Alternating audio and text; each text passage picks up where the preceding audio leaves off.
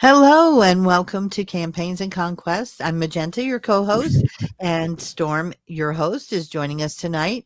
And we've got an interesting topic tonight. We're going to be talking about games versus play and what the difference is, and which one is better, or why we ended up with games instead of just free play in the first place. So I will turn it over to Storm to kind of set the stage here and take it a little farther for us. Go ahead, Storm. Hey, how's it going, folks? Yeah, so you probably have heard it before, so I won't tell it all, but I will reference the story of how it all started for me personally with the playing in the sandbox and that sort of thing. So, when those kind of events occurred back in the day for me and the kids that I hung out with, we would dial up on the phone, and the question that was asked was, "Can you play?" Not, do you want to do something? Do you want to have a date? Hey, do you want to go to? It was always just that question for whatever reason. And then, they'd go and ask their mom or whatever would happen to do. And then we would go meet up and do whatever we were doing. And it was play. Now, I've heard Rob Kuntz, and yes, we keep saying his name a lot, but there's reasons why. But he would always, well, not always, but he's often used the term play as opposed to gaming or rules or anything like that. And he's quite an advocate for open systems and minimal rules and imagination versus procedure and such. And I thought, play. Rob's about 10 years older than I am, but probably similar thing was going on with him back in the day anyway. So on top of that, there's always people complaining about rules and procedural rules and always using terms complexity. And if you've listened to any of our videos in the past, you know that I'm a big advocate for trying to rifle that kind of language out. I think it's a problem. But so many people are so constantly upset with play. With rules, with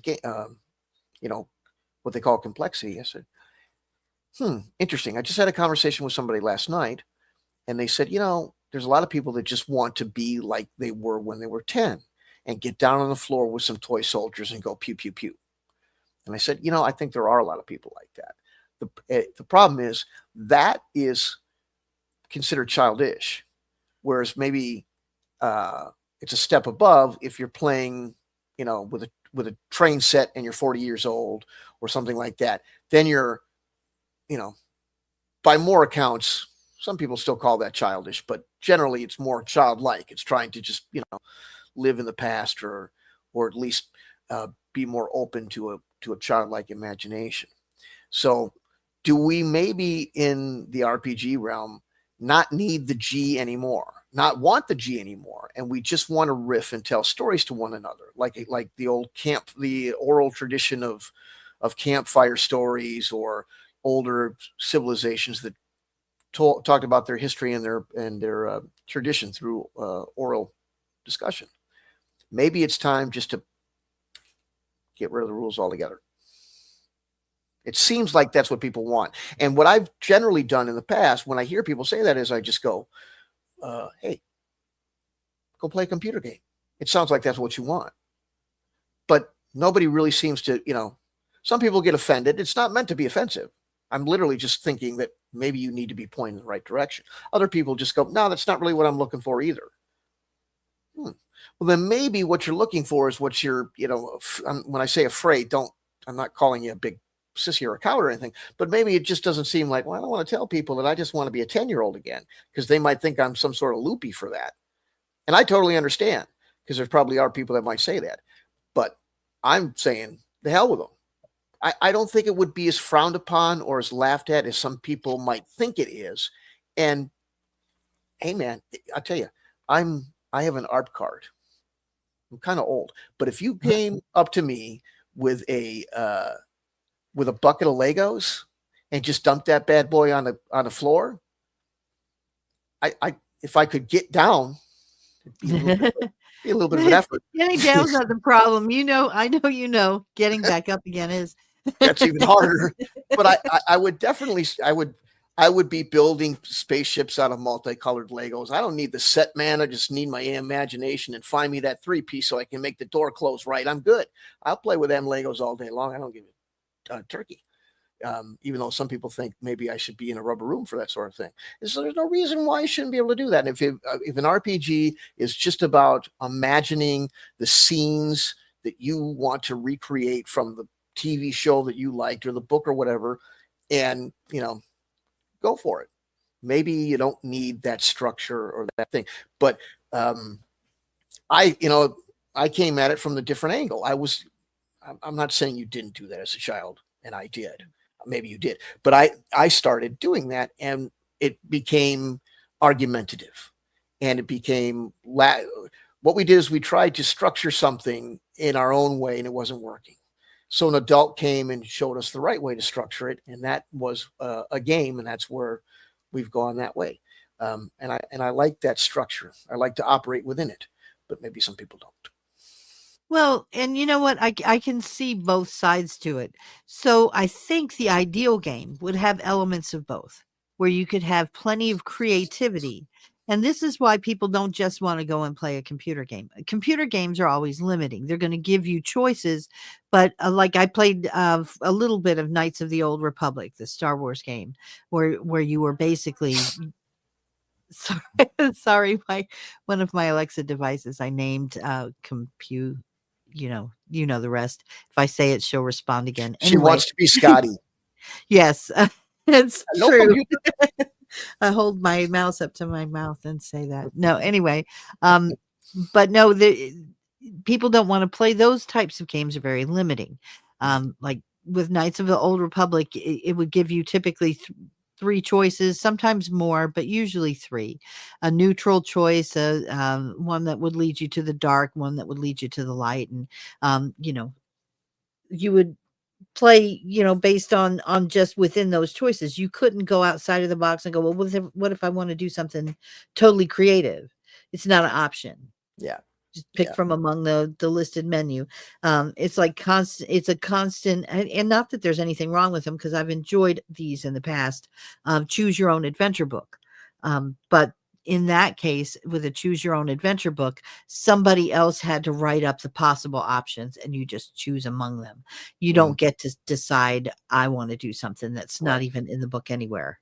Right. So if you want to go off script and you want to go off book and really just indulge your own sense of creativity, the only way to do that is with a personal role-playing game of some type, where you're interacting with other human beings who will understand when you say, no, I want to try this out of the box concept that no computer or human could ever think of. So your other person that's unique to me, I'm the only one who could possibly come up with this innovative kind of thing, or at least you're one out of a million who could. Who knows? I don't do statistics anyway. Point is, it's you want to have that free form creativity, but I think it's also human nature that a game's not fun if you don't know when you've won. Anyone who's ever played SimCity knows what I'm talking about, or The Sims in general. I mean, they had to create life goals for the Sims just to make an endpoint for them so that you could accomplish something. Because if you didn't have that, it's just an endless dollhouse, and you just are constantly making them go get something to eat, go to the bathroom, and get to work on time. And it's kind of becomes redundant and stupid. So, and you never get to an end point. You never actually won anything. So I think that's where the rules come in. But if the rules are the procedure for implementing the rules takes more than 50% of your time, or maybe even more than 25. I think the level 2 of seconds. how much you want to. Oh, am I being repetitive? I'm sorry. No. I'm just saying what I'm No, saying I'm is that responding to David because he said Department oh, of Redundancy Department. oh, Are we that's it. being repetitive, David? I mean, please do tell us if we are. Yeah. Yeah, if this sounds like something we've already done, it very well may be. It might be just be old man repeats himself in Yeah. in episode. I didn't think I had done this before. Did we do this before? I'm I sorry. don't think I did. I'm old enough that I may not remember, but I tend to be a bit I guess I should look at our video. I don't remember doing this before. Well, we have to wait 10 seconds. Oh, on The Sims. Oh, okay. Now I get the Oh. context. Okay, sorry. I thought we were being boring, and I I never thought you were wanted to calling say, us out but- on lack of create. Yeah. Yeah, Oops. because some concepts, I mean, they are going to be repetitive, some of the concepts that we go with. But as far as finding that right balance point, I think that's something that there isn't just one right balance point, if that makes sense. Well, It here's it. depends on the person. Well, and that's people- it. Hmm? That's it. That you're right. And that's where, see, I always come up with these ideas because of something, usually, well, I should say always, but a lot of times I come up with something because of something that happened to me on the interwebs today. And in this case, there was that. And it was the consistent blind spot that a lot of people in gaming have, where they either refuse to for some weird reason or are incapable of distinguishing subjective versus objective. And they will take their personal preference and then word it in such a way where it sounds like some sort of factual statement, and or it's worded in a way to be a barb towards something or somebody. And on top of it, they'll usually do this is how a lot of people establish credibility in the hobby, weirdly. And they'll make I don't want to sound too bitchy about it, but it's true. They'll get themselves a show like this, and they'll be a lot more charismatic apparently than I am and get more people. and when they get a lot of people, all of a sudden, oh yeah, that guy, he's got all the credibility in the world because he's done this or he has this, or if you wouldn't know what he was talking about, why were so many people watching him? Well, a lot of people watch Gene Simmons. A lot of people watch, Jerry Springer, and that crossing over guy, John Edwards. He had a huge audience too. I ain't calling everybody everywhere stupid. I'm just saying sometimes people that don't have any credibility. That John Edwards guy was for real, wasn't he? Oh yeah, I mean, so it's, that kind of thing. And I don't know. I never actually watched him, but they do it with this kind of criticism that a lot of people, and it's like today I had a person tell me, well, I said, what you're doing is you're stripping all the fun out of the game because you're so addicted to finding ways to make things convenient and overly simple.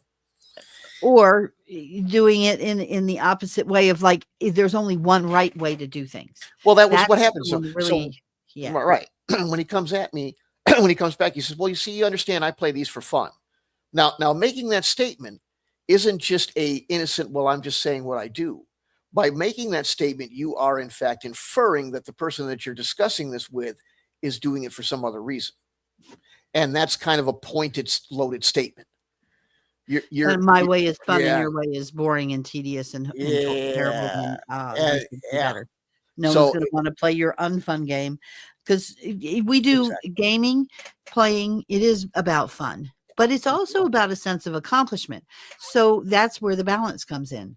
So it might be fun to pretend you're an elf for a while. It might be fun to, even go whole hog on dressing. That could be cool. Cosplay is totally cool. A lot of people enjoy it.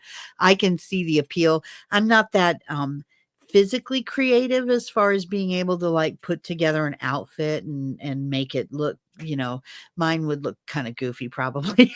I'll be honest. I can't cut a straight line to save my life, but anyway, so sewing is definitely out of the question, and just being able to imagine and visualize and put together a costume out of my realm. But I got mad respect for people who can do that and have fun doing that. And that's cool. But at some point, once you've gone to all the effort of doing the artistic part of it and create the character and all of that kind of stuff, then you want to play something with it or dive into actually engaging with it. And if it's just, hey, I can do a kind of British accent, which for some reason, if you're doing any kind of fantasy, ancient type of stuff or foreign stuff that is for an American audience. You have to have. That's not going to happen, Michael. But if you're doing any of that kind of stuff, for some reason, you have to have a British accent. I don't know what it is about British accents that equal ancient times, foreign stuff, or fantasy, but apparently it's a requirement. So you have to talk in old, high, middle English or whatever. And, Yeah.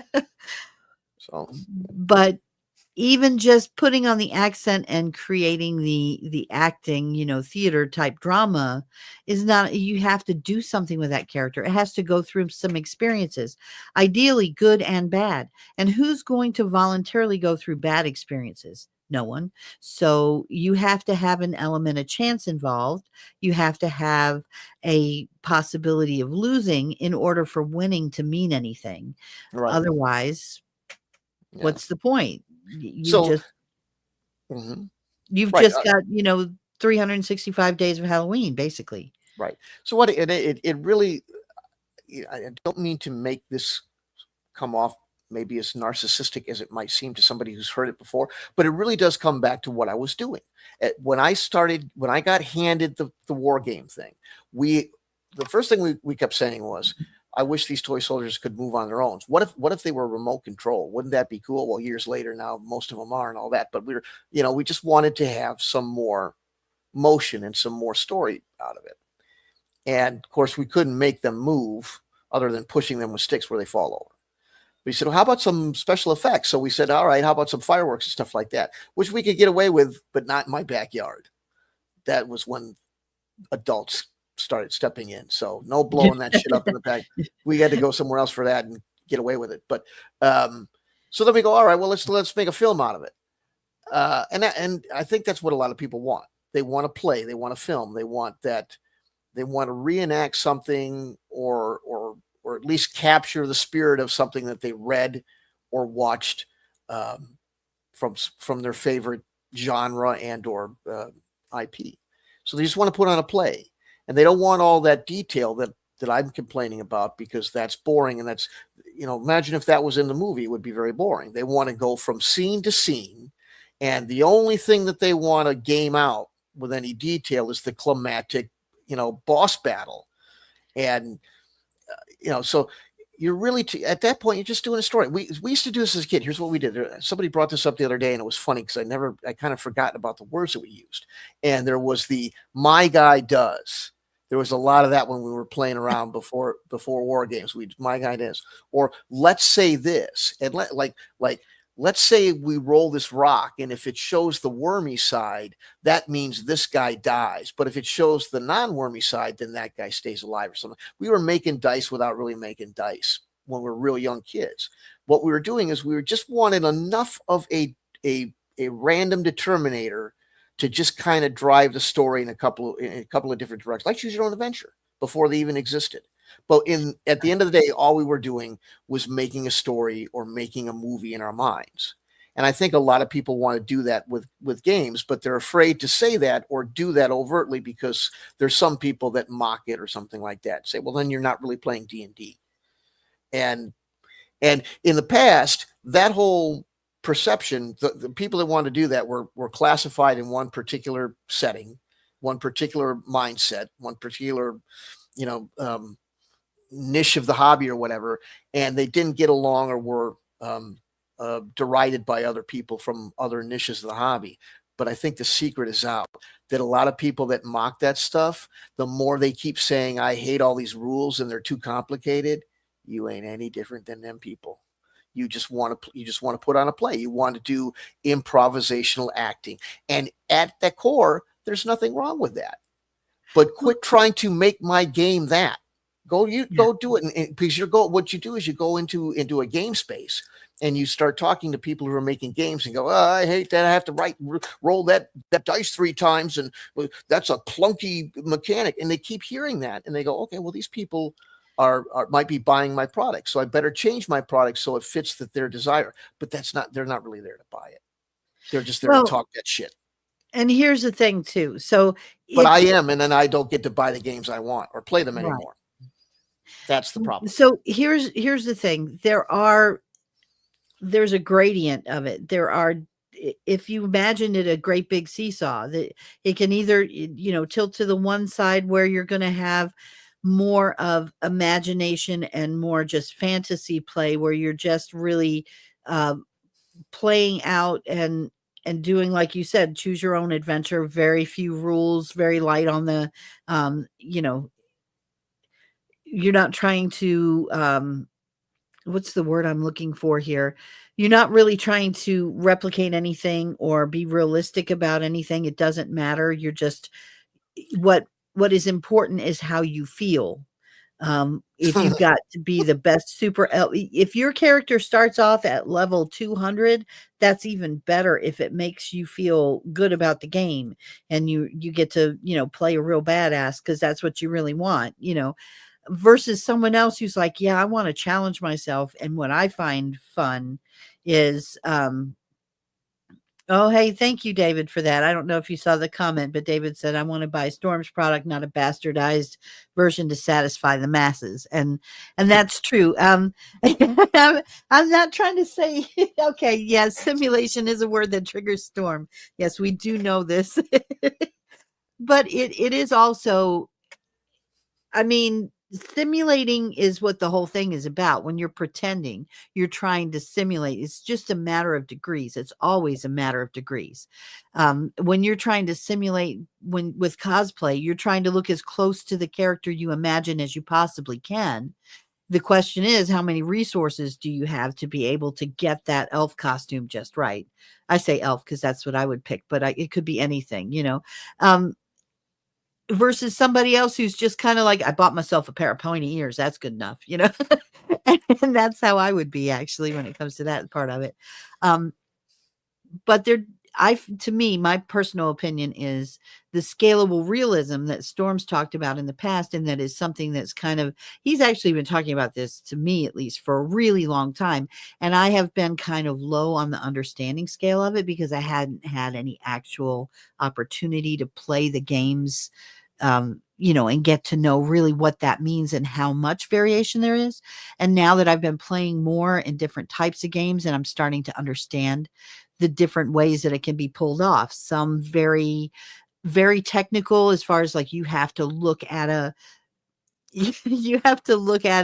book and like really study it before you can even start to play, versus where you just go for it and someone guides you through the action, or where you can just say, hey, I want to just throw a fireball at that thing, and you can, and maybe your whole party dies, but you can do it. No one's going to stop you. I want to jump in on one thing. Yes. I don't get too deep in the simulation thing, but here's the deal. Out on the Twitters and the interwebs, one thing where my stuff, I've been told I swear too much on YouTube and they're going to get me in trouble for it. So where my stuff was just nowhere to be found after it was said was that because because somebody uses a simulation or a rules heavy, that it somehow retards the imagination.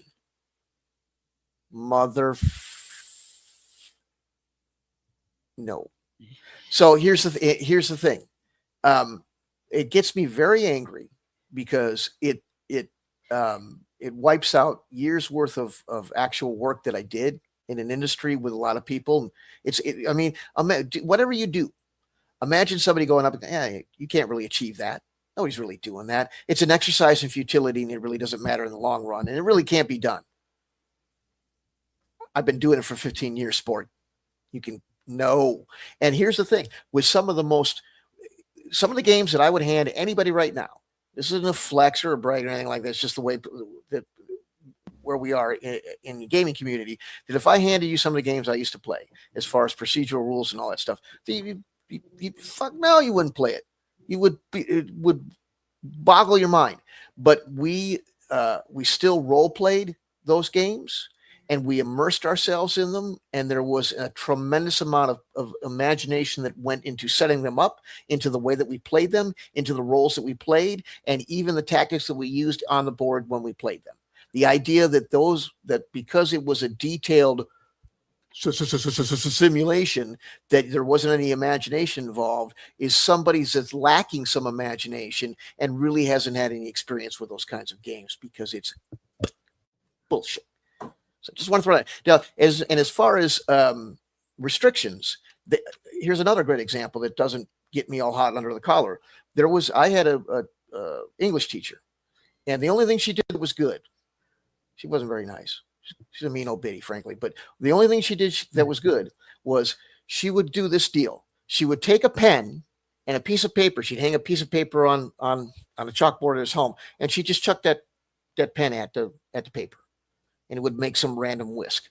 And she'd go, here, and then she'd make a bunch of copies of it. She'd give it to us, and she'd go, you're going to write a story. It's going to be under this amount of words. You're going to be limited in these words, and that stroke on that piece of paper, you're going to make an illustration that has to incorporate that stroke in the illustration and keep the story under those words.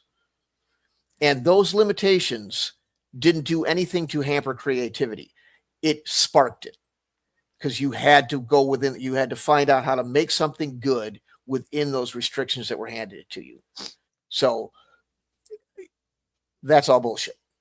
Now, if you want to just sit around in a circle and riff about some story, or even make it up or something like that, there's nothing wrong with that. But it doesn't meet the definition of game, and some people don't find that fun at all. And as far as limitations, as we were talking about, well, PC worlds and all that, there's some limitations. There are some open PC worlds, but even then you have limitations for a variety of reasons. And no matter, even your imagination does to some degree, no matter how many. Oh, speak for yourself. My imagination. No matter how many hits you take, you're still. Yeah. So. Oh, wait. What did you say? How many whats I take? You knew what. Yeah. Oh, okay. Yeah. No, I'm. But I mean, so but it does. It really. There really isn't this unlimited thing. So I mean, you can have a very open world and all that sort of thing, but And then there's the other deal. If you're going to, so people go, well, it's not about no rules, it's about minimal rules. Okay. So what's going to happen then is, at some point, if you have an unlimited imagination and you want to do this thinking outside the box, I know I was actually supposed to be I'm taking the side that Magenta said she wanted to take. I'm sorry, Magenta. I kind of.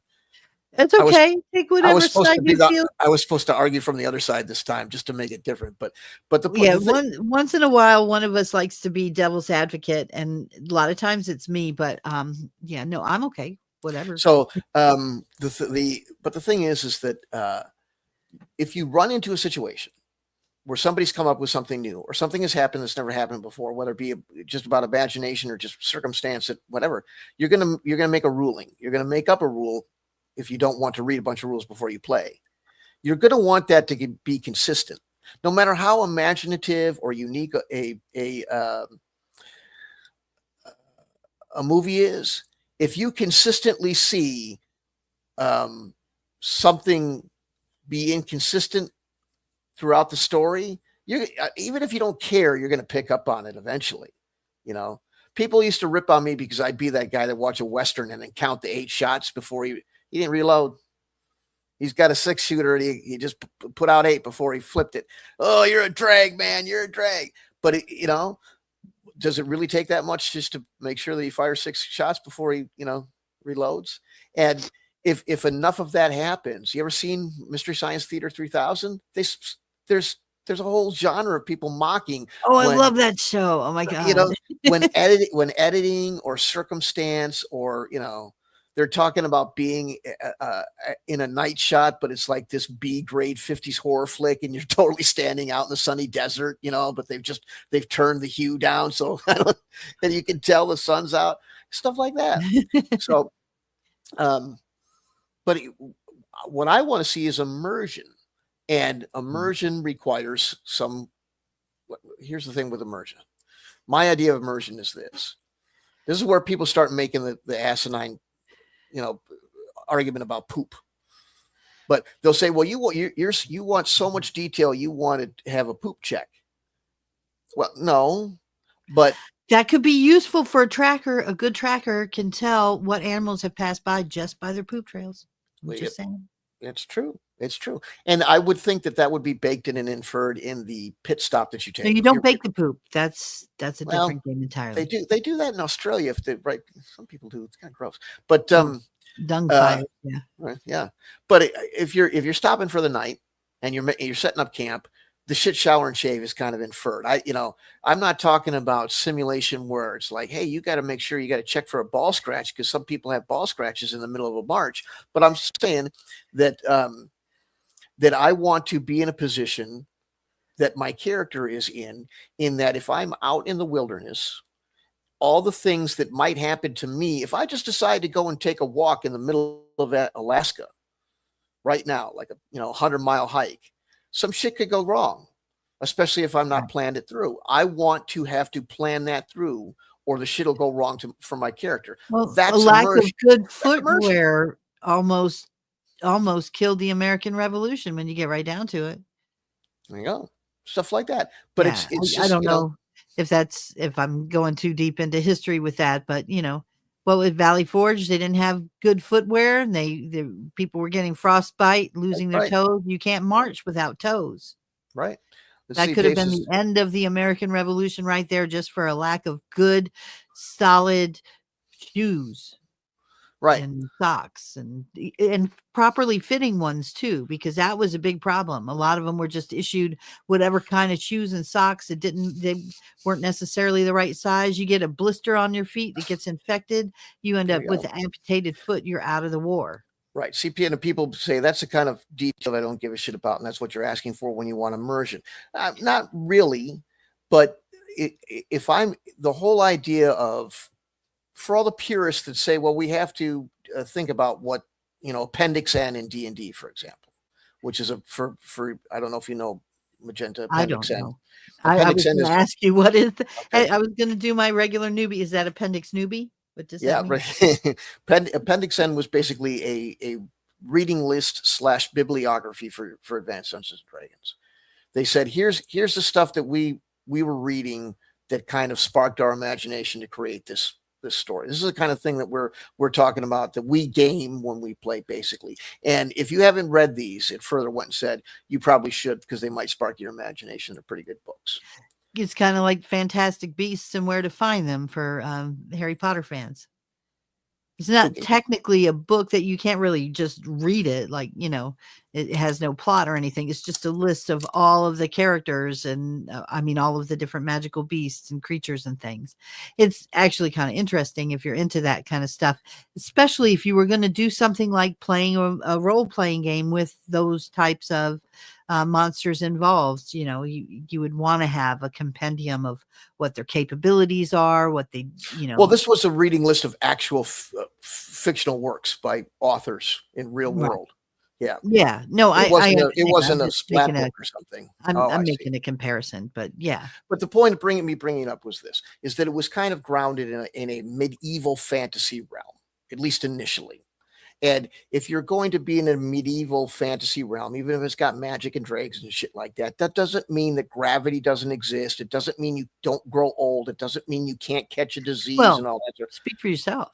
Well, but all that sort of stuff. So if you're going to take a inordinately long hike in a wilderness filled with not only the natural predators that we think of on Earth, but now fantasy predators as well, weather and all that's involved, then the fun is being that person and immersing yourself in the story, in that you're like, I'm not sitting at a table looking at a character sheet.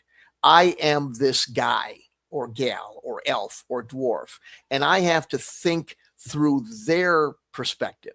And that includes, where am I going to get my next meal? If I don't wear the right clothing in the winter, I might get sick, and all that sort of stuff. And that was the interest to me. But what happened is you had people that go, well, I don't like dying if I can't, it's no fun to die unless I. Right. If you include too many details, then that blister on your ankle that you weren't that little pebble you didn't take out of your shoe while you were marching on that, through the forest to get to your destination might be the end of your level 50 character. And you're like, Right. that's not So fair. that the whole thing really changed. This whatever it was, the psychology of the average player changed from this character is just one of several lives that I have, like it's a Pac-Man game.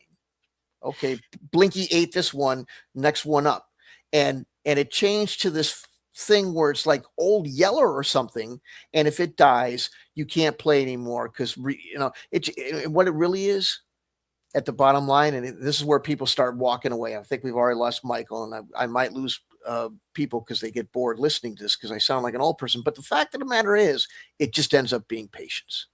It is inconvenient and a pain. Just like if you played a game that didn't have like imagine your favorite turn-based RPG computer game, but it didn't have any save spots. You know what I mean? No save spots. If Right. you fucking die, you start over. People would start throwing At that the shit out the very window beginning. real quick. They didn't, yeah, right. They wouldn't like that at all. But the thing is when we played that way, we played with parties other than 3 to 5 characters. We had hirelings and henchmen and friends and stuff like that. So if we died, there was a platoon of people, characters to take over. So it was like playing a video game where you have a list of extra lives. So killing one off didn't matter.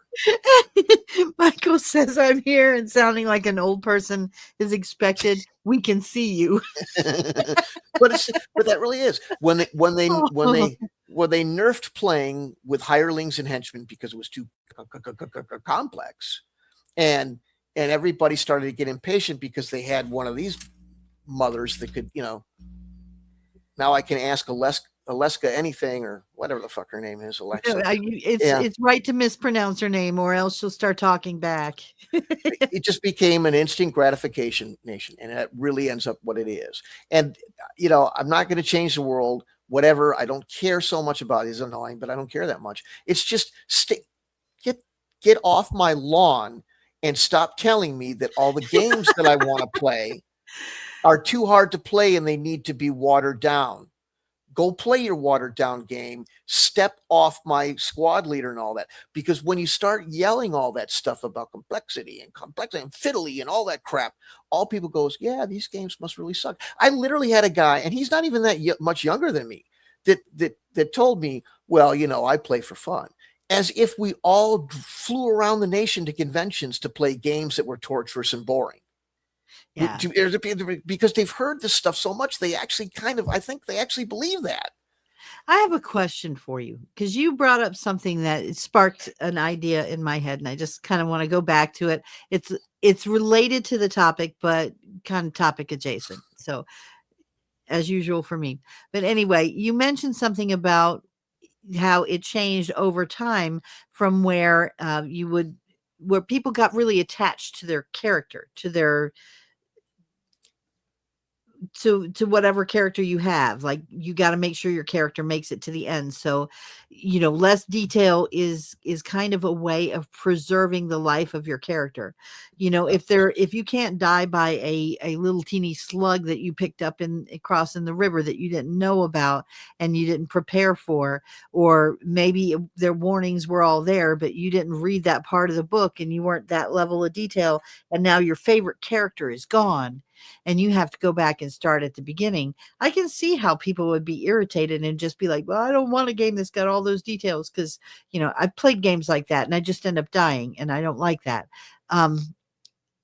But Question for that.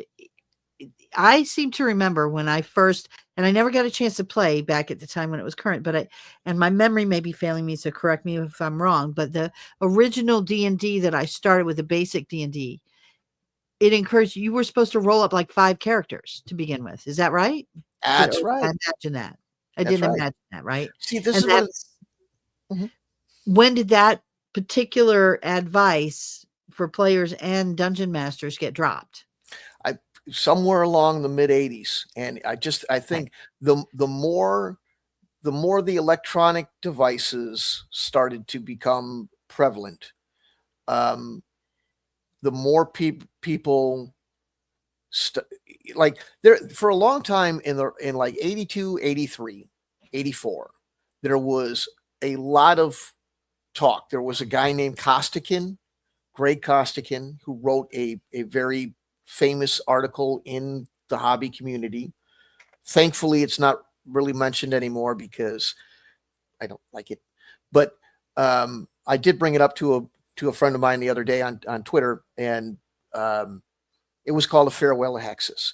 And the short TLDR synopsis of the article was, well, computers are going to beat everybody. It's going to kill all this stuff. And they continue to say that on a fairly regular basis, they being industry insiders, industry outsiders in the media, national media at some points, constantly were saying, well, the convenience of the computer will beat this, blah, blah, blah, blah, blah. And it kept on going and going and going. But yet here we still are 40, almost some years later, and it's not totally wiped it out yet. I keep thinking that it might, especially with AI.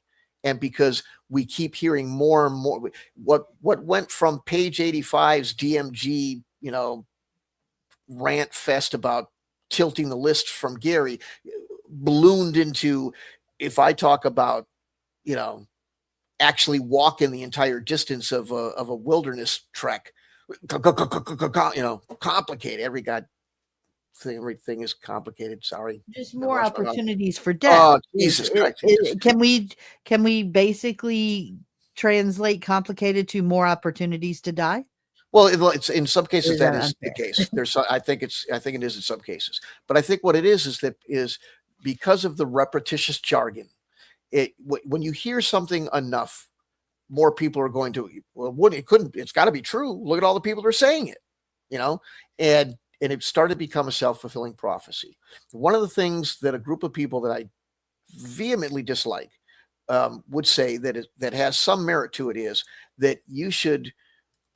Before you modify the game, whatever game that is, you should play the game with all the rules that the game provided and understand how they work, not just in concept, but in practice before you start making any modifications or changes. Including the rule that says you should roll up 5 characters to start with. Because what happened is they started picking it apart like a vulture picks apart a body. First, we're going to get rid of encumbrance. Now we're going to get rid of this. Now we're going to get rid of that. And ripping all those portions of the engine out produced this whole situation where now people aren't, we can't have more than 3 to 5 people. It's just too complicated. Why? Why are you telling me this in 2025? And when I was doing it in 1978, I was knee-high to a grasshopper. I hadn't had a high school education.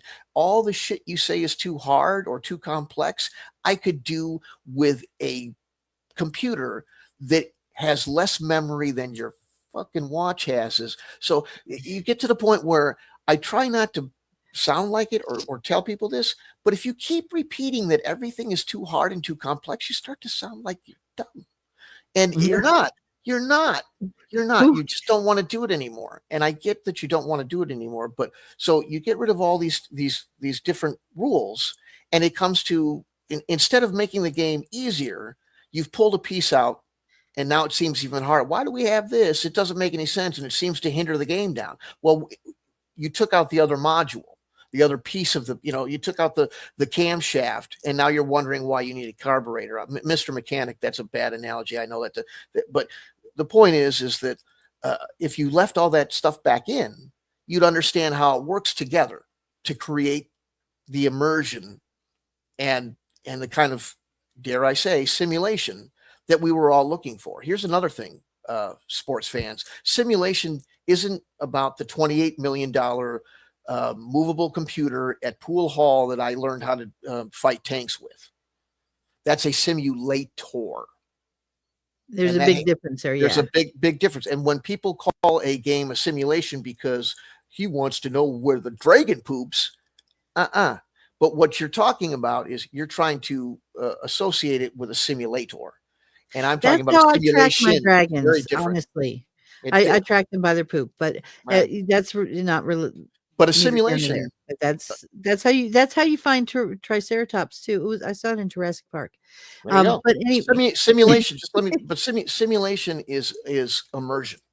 It's the same thing, and that's going back to I'm out in the woods and I've now run out there of food. is But what am I going to do about food? It's very cold out. What am I going to do about shelter?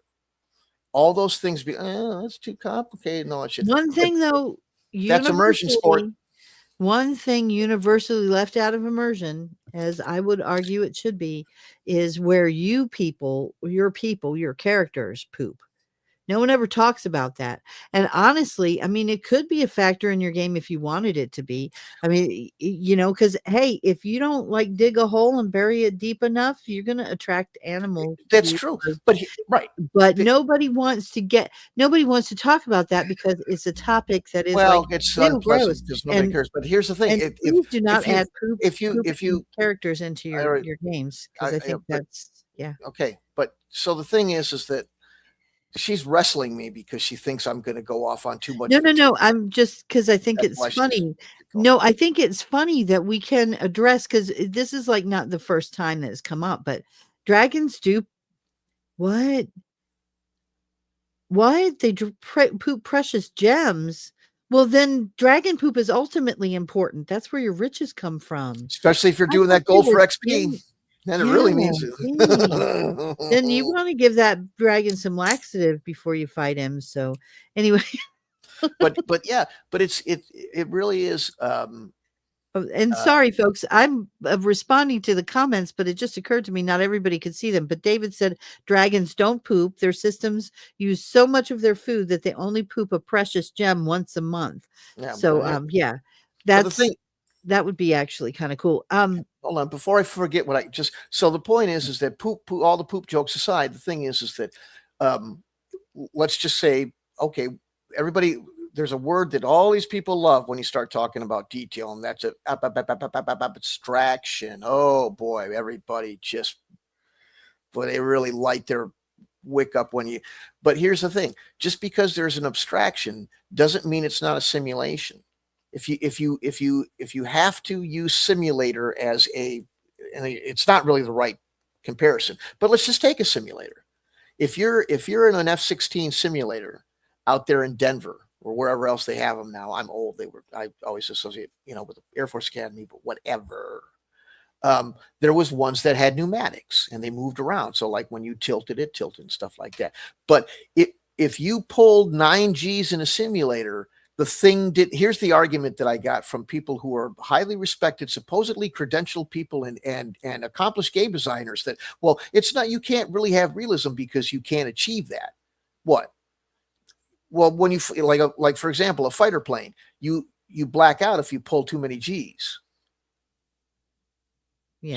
So you're saying that because it literally isn't the real thing, so it's an abstraction, the screen will go black or red to tell you that you've pulled too much G's, because self-destruction isn't really all that helpful in training simulations. Right, because then you can't learn from the experience. You're just dead. That doesn't mean it's not realistic. I was at NTC at Fort Irwin, and the Army loves to tell you that the most realistic training you'll ever get and all that stuff. Well, according to somebody with a supposed big brain, because bullets really aren't flying, it's not a simulation. Get the fuck. No, it is, and it is realistic. Just because I lived through it doesn't change the fact that it's realistic. So Right. going back to the poop, so if I stop for a Always goes back to food. for a break, and I abstract the fact that probably everybody's going to go find a bush to shake one out in, and I just assume that's going to happen, we can call that an abstraction. That doesn't change the fact that the simulationist standpoint. And if you want to understand simulationist versus simulation, go to Archive. I usually don't promote other people's channels, but Alex Macris has a great explanation of it. And it's just simply immersion, that you putting yourself, as the title of all these games are, role playing. You're in that role, and that role involves everything that would happen to this person, big or small. And if you don't want that, that's fine. Then you just want a story where we move from scene to scene, but not a But game. yeah, it's the reason that this is funny to me about the characters themselves is there was a actual TikTok that someone on D&D TikTok made about that where the characters were like oh, I would love that. David's going to simulate going to work tomorrow. Great idea. But no, this was a skit where they were basically like they're going in a tavern and it's like how come why does no one ever have to go to the bathroom? We've been out on the road for like days and Yeah, we finally get into town and go to the tavern and the first question in real life, the first question you'd be asking is where's the restroom? But right. no one ever does. Yeah, And it makes sense because that's a part of life that's ignored in sitcoms and by polite sure. society because Yeah, once you grow out of the toddler phase and have finished reading Everybody Poops, right. you don't want to discuss it You anymore. don't So announce it unless you're at the bar. that's Everybody at the bar says, at least the bars I went to, everybody announces it, no matter how old well, they are. because the alcohol makes you revert back to your toddler phase and your id comes out to play and says, "I gotta poop." And then everybody else is like, "Yeah, all right, man. Tell us how But it goes." but it's the Because we're yeah, just all like, it takes it. It's a decivilized. yeah, it's You not become polite. Sure. uncivilized, that or But whatever. the other myth about simulation, because the term is not properly understood. It's used as a pejorative. But again, simulation is immersion. That's what we're looking at. Immersion, gaming versus play. And but simulation doesn't mean that you have to have quadratic equations and all that. What all that David's comments, it right? cracks me up. Dude, Alright, especially go the ahead. bars I hung out with because they were really fucking bad. But anyway, but it doesn't have to be. There's this other thing where they say, well, simulation is super ultra complicated and has big math and blah. No, look, encumbrance is a simulation. It's in it and it's a simulation that creates realism because you're no matter what the planet is or the continent or that it's fantasy. This is something I know I'm probably repeating myself on, but I'm going to do it anyway. Is that just because it's a fictional world doesn't mean that that world doesn't have its own internal realism. There are certain things that you can do with magic in Harry Potter.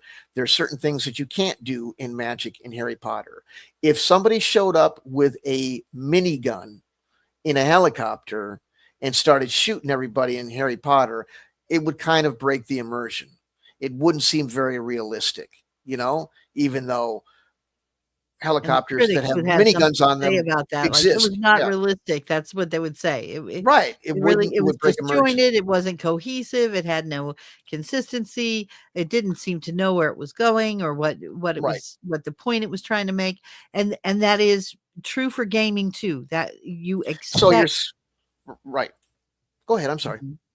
But you expect some logical internal consistency. If you're in the middle of a sword fight with the dragon and somebody breaks out an AK-47 next to you because they know that one exists and they decide, "Oh, my character, I'm just going to do what I want and be creative.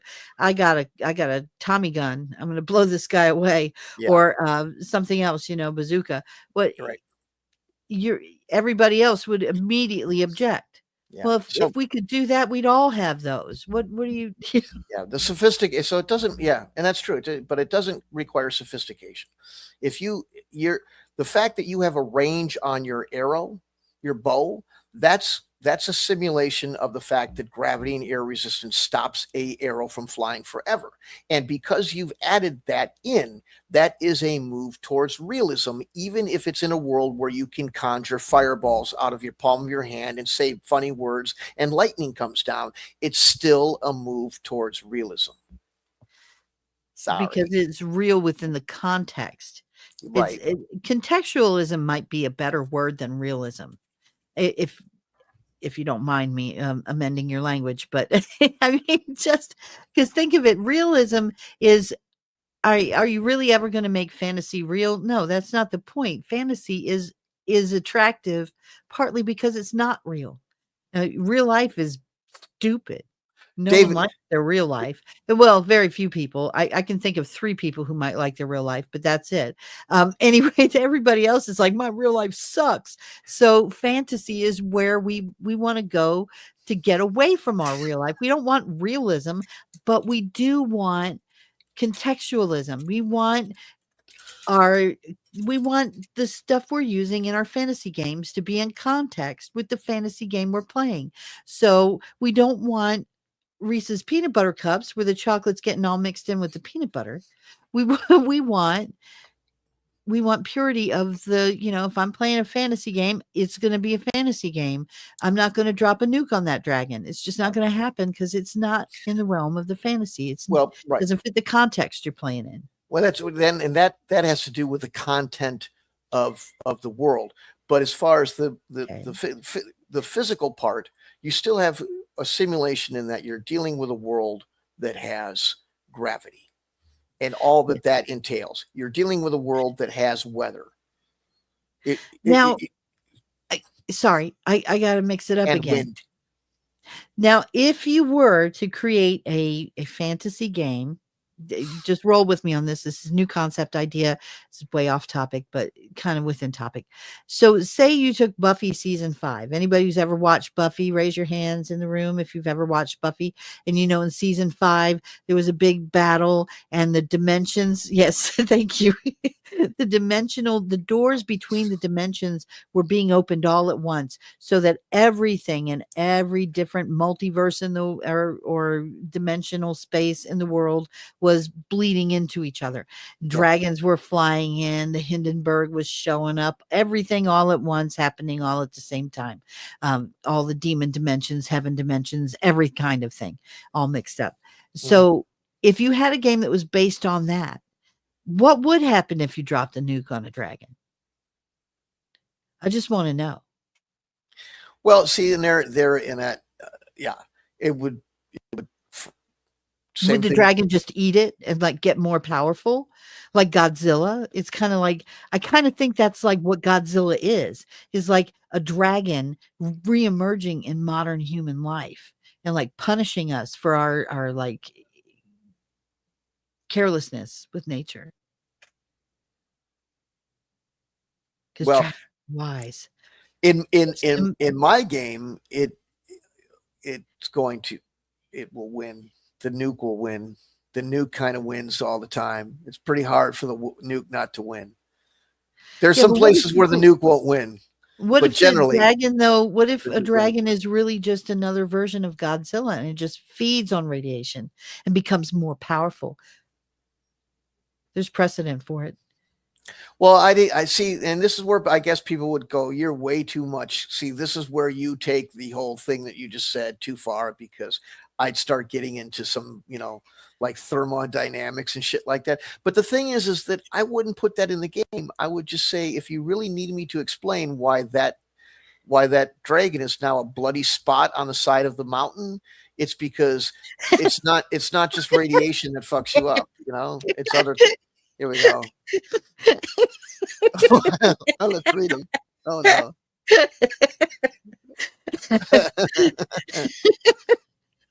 Oh, that was good. Thank you, Michael. But it's true. There would be other reasons why I destroyed stuff like that. But if you have Godzilla, then that would be a difference. See, Godzilla. Here's the thing: if you have a dragon, is awesome. Dragons are dragons. If you have a named dragon, shit can change. You can fight a gold dragon, fight a red dragon, black dragon. If you're fighting Tiamat, shit's a little different, right? Yeah, and if you're fighting Smog poops a lot of gold. There you go. But so things can change with unique, sure, but that's a proper ethnic pronunciation Dave's given. Oh my goodness. If it weren't against like copyright violations, I'd be playing Blue Oyster Cult. I lost somebody saying that. It went from 36. It went from 37 to 36 as soon as we did the Godzilla thing. I shot somebody left offended. Sorry. Oh, Puff would totally win against Tiamat because Puff would just blind Tiamat in a purple haze, and then Tiamat would not know where she was anymore. and that would be Victory Puff. You know what I'm saying? Wow, man, somebody ditched And I'm out of the assuming you mean Godzilla Puff the comment. Dragon, not the other Puff, because he's going to lose. Somebody actually hauled out on the Godzilla thing. That's lame. It's can't have any fun. Okay, well, not everybody is as cool as You know we when are. Puff, well, you That's know when okay. Puff would win? There's When? a specific time of day when Puff would win. 420. That's right. I do get that. But yeah, I mean that's just so I understand what you mean with the term contextualism, and I mean that has its place, but it's still the the physical stuff, and again, it's not about making it some sort of ultra hardcore scientific, collegiate level math, just saying, hey, an arrow doesn't fly forever. It is a move towards realism versus saying, let's forget about how far arrows fly because that's complex.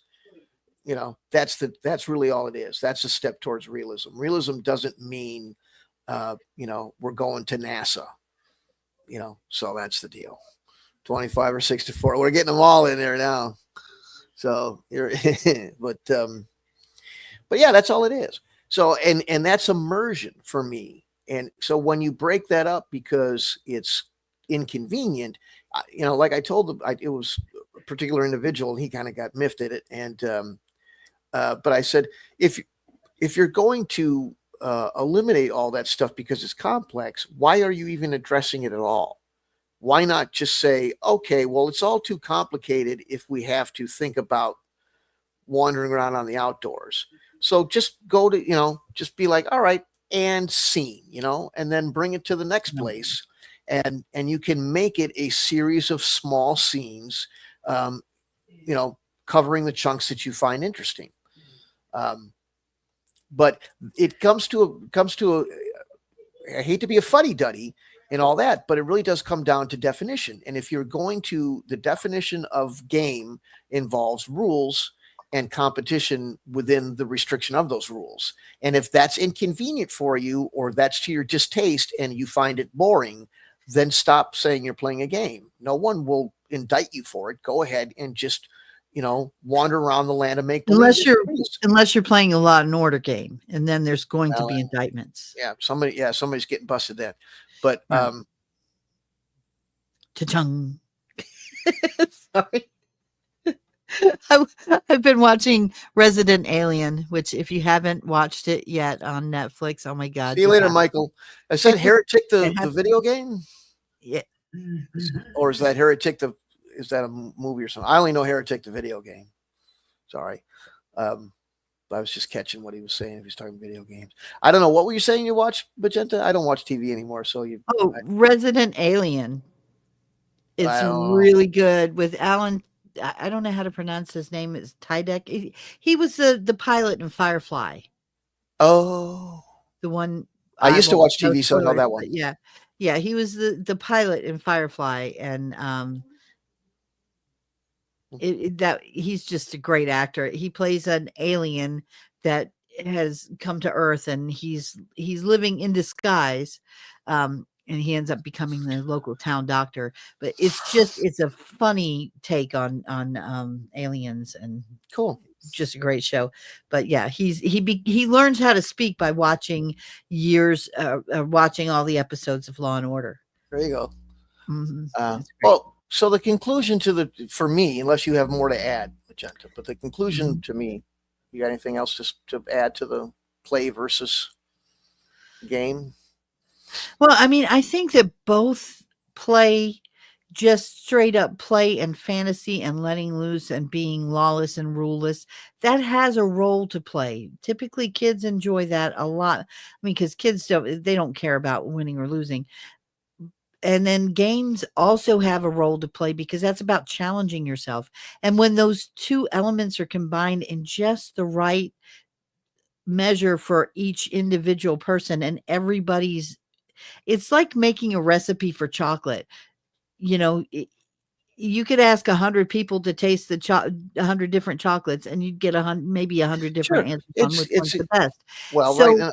when you find that game that is the right balance for you, then you're going to enjoy that a lot because it's going to meet all of the needs that you have as the child within you and also the adult who strives to, to win and to compete. So I think that's what all of us are looking for.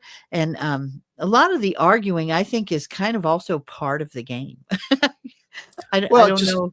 yeah, like I say, the Yeah. biggest problem I have with the argument and the jargon is that if you want to say this is what I'm looking for, this is the limit of detail or whatever word and I just don't like that's too much for me. I'm not into it. It just ain't Yeah. my thing. I like apples, not oranges. Just I'm not an orange guy. There's no problem with that. But instead, everybody says, well, let me tell you about oranges. They're way too complex, and they go into this giant, rant that uses all these buzz phrases. And I think a lot of people do it because there's this weird culture in the gaming community where if you invoke all those buzz phrases and Uh-oh. link them together in the right order, you sound like you're very learned. Like, well, this guy, he knows all the words. He's got all the lingo. He must be hip to the scene and all that. He must be right. And really what you're doing is, whether it's subconscious, but a lot of times I think it's people doing it for a variety of reasons that sometimes aren't very nice. Yeah. But they're looking to cut you and or what you like and or created down, but putting it in a kind of passive aggressive pseudo scholarly way. Well, like me and Like a Magenta have wine talked about this, taster. the wine taster. That's the kind of thing we used before. I have a very very I'll have a new detailed analogy. palate. Right. And that palette is, I'm a very experienced war gamer and I understand how these things work, and I know design and how modules work together, and and it's just all you're doing is shitting on somebody else's creation because you either want to compete against it or you feel like maybe you want to get Or it's a goal. It's a or goal just to in and dig. of itself. There Sometimes is just a to dig. show out on Netflix right now. And I don't want to give out too much of because I don't want to give out spoilers, but it's called The Menu. And if you haven't watched it yet, if you do watch it, watch for the food critic, and you will totally get what we're talking about, because there's one point where she's actually called out in the show, and I won't give the details of it, but called out for ruining the livelihoods and the prospects of people who were probably very, very talented chefs, that their businesses were destroyed because she panned their stuff because it wasn't to her taste. Now, someone else might have really liked their food, and they might have been a very successful restaurant until she showed up and gave her opinion that panned the place and just completely killed it off and killed the business.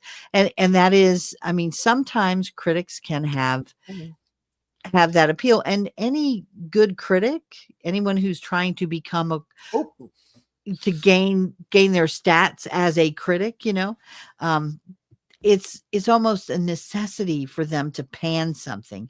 If you're a good critic that always comes out and says, well, everything is great. Yeah, their food was awesome. If you like this kind of, you know, fare, you're going to love this place. It's wonderful. And if they don't have someone that they go, oh, it was awful, don't even waste your time and money going there.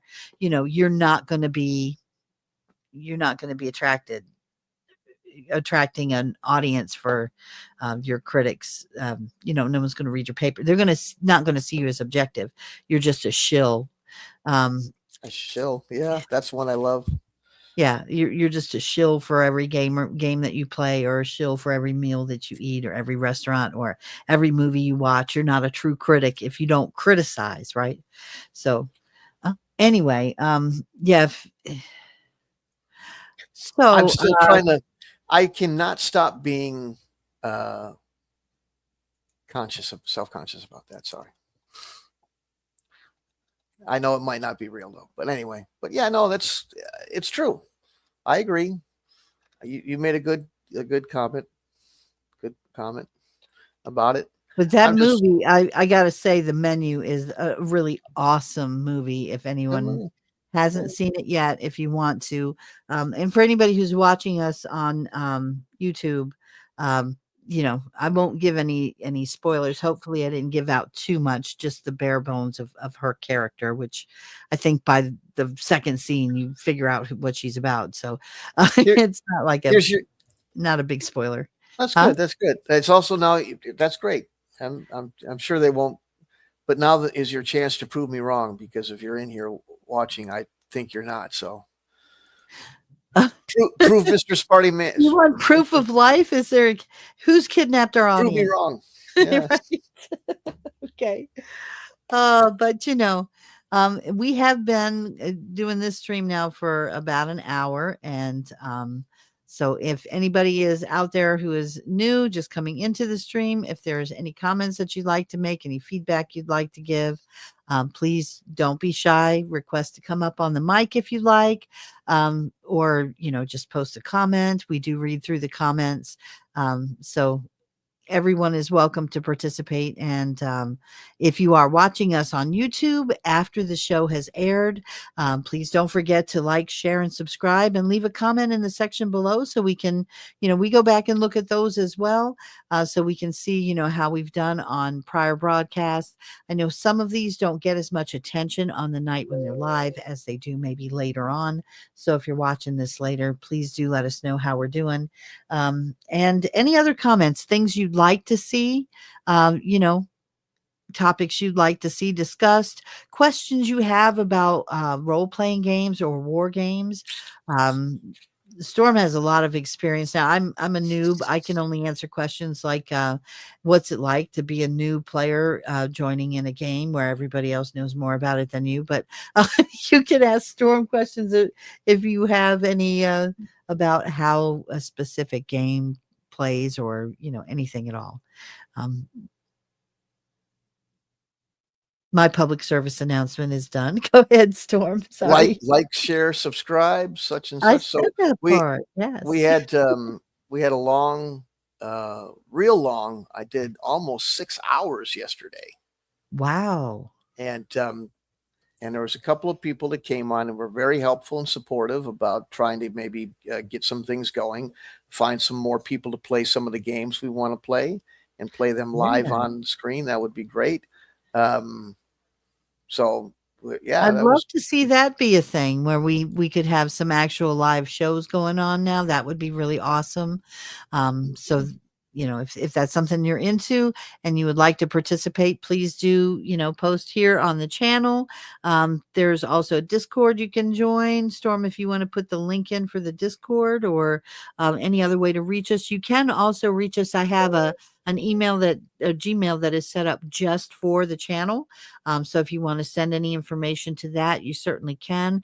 And that is campaignsanconquests.magenta@gmail.com. So if you want to send something to me that way, we can stay in touch. And but probably the Discord is the best way if you're looking to play the games, to get in touch with us. So if you have that link handy and you want to post it, Storm, you certainly can. There is a process for becoming, joining the Discord channel, which is explained when you get on the channel. But, that's going to be where all the upcoming games are going to be held. Or maybe we can do some here, right? We should do some here. Tony wants to play from time to time. But Awesome. he's technically incapable.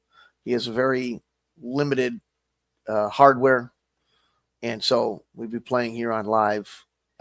Dave commented that he was waiting patiently for some action on the Star Wars thing.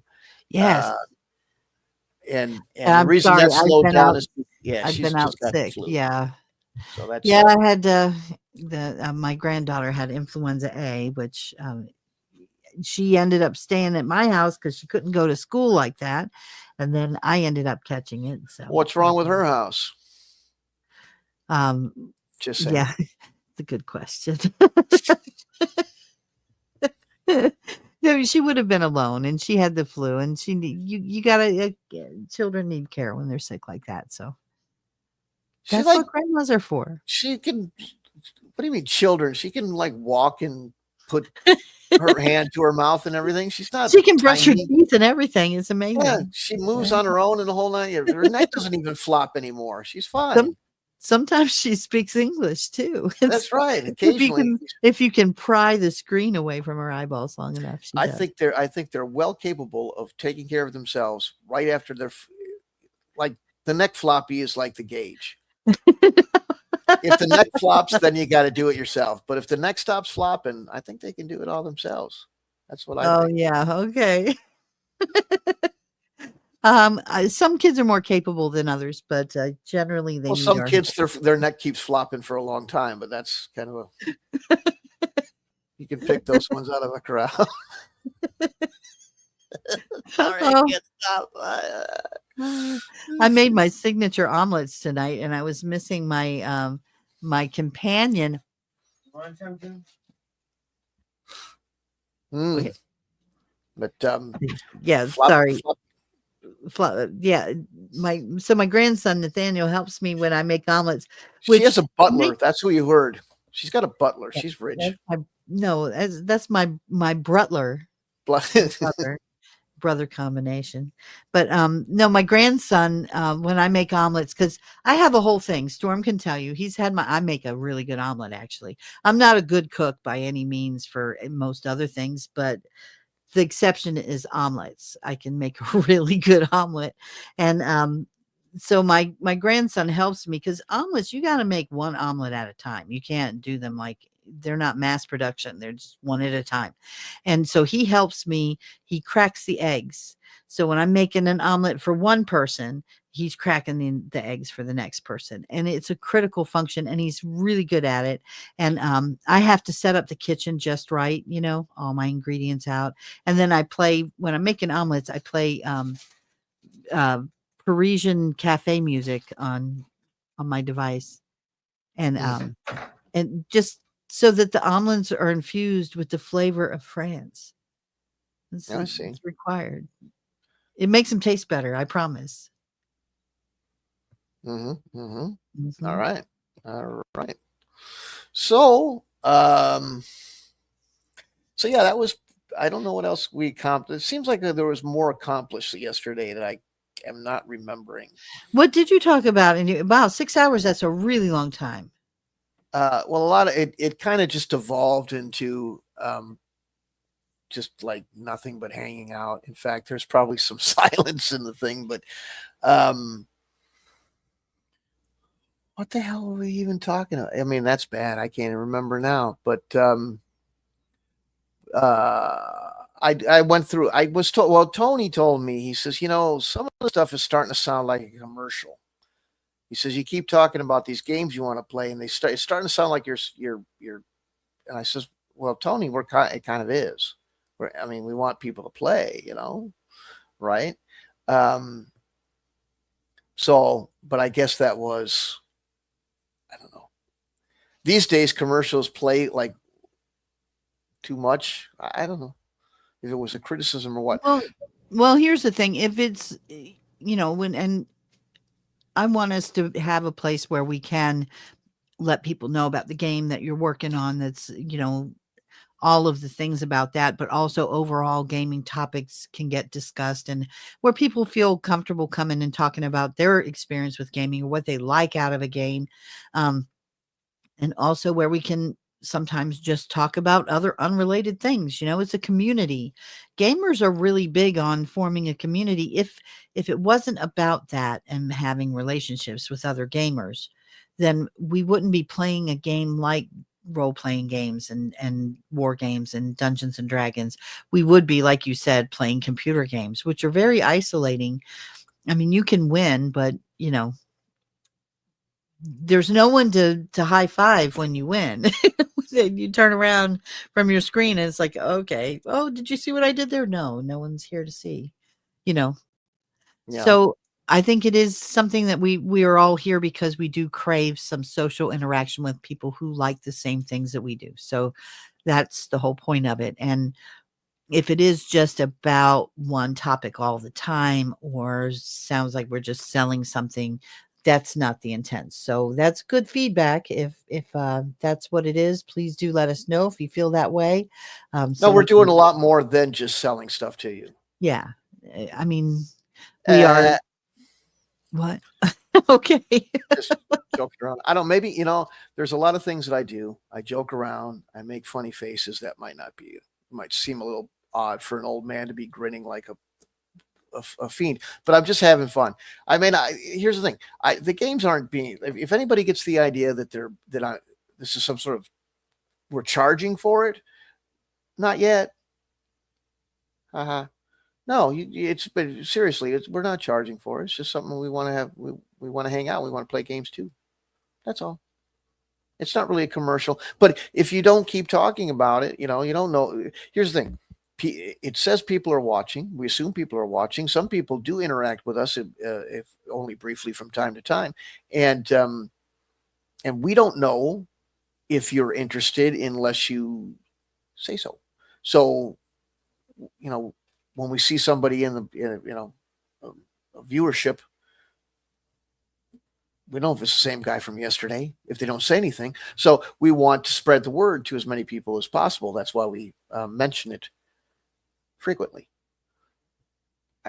So I don't know. I don't know that he was even really making that big of a thing. A criticism, I guess, maybe because, and thankfully Tony's a guy that comes in most nights, so it might seem a little broken record for him.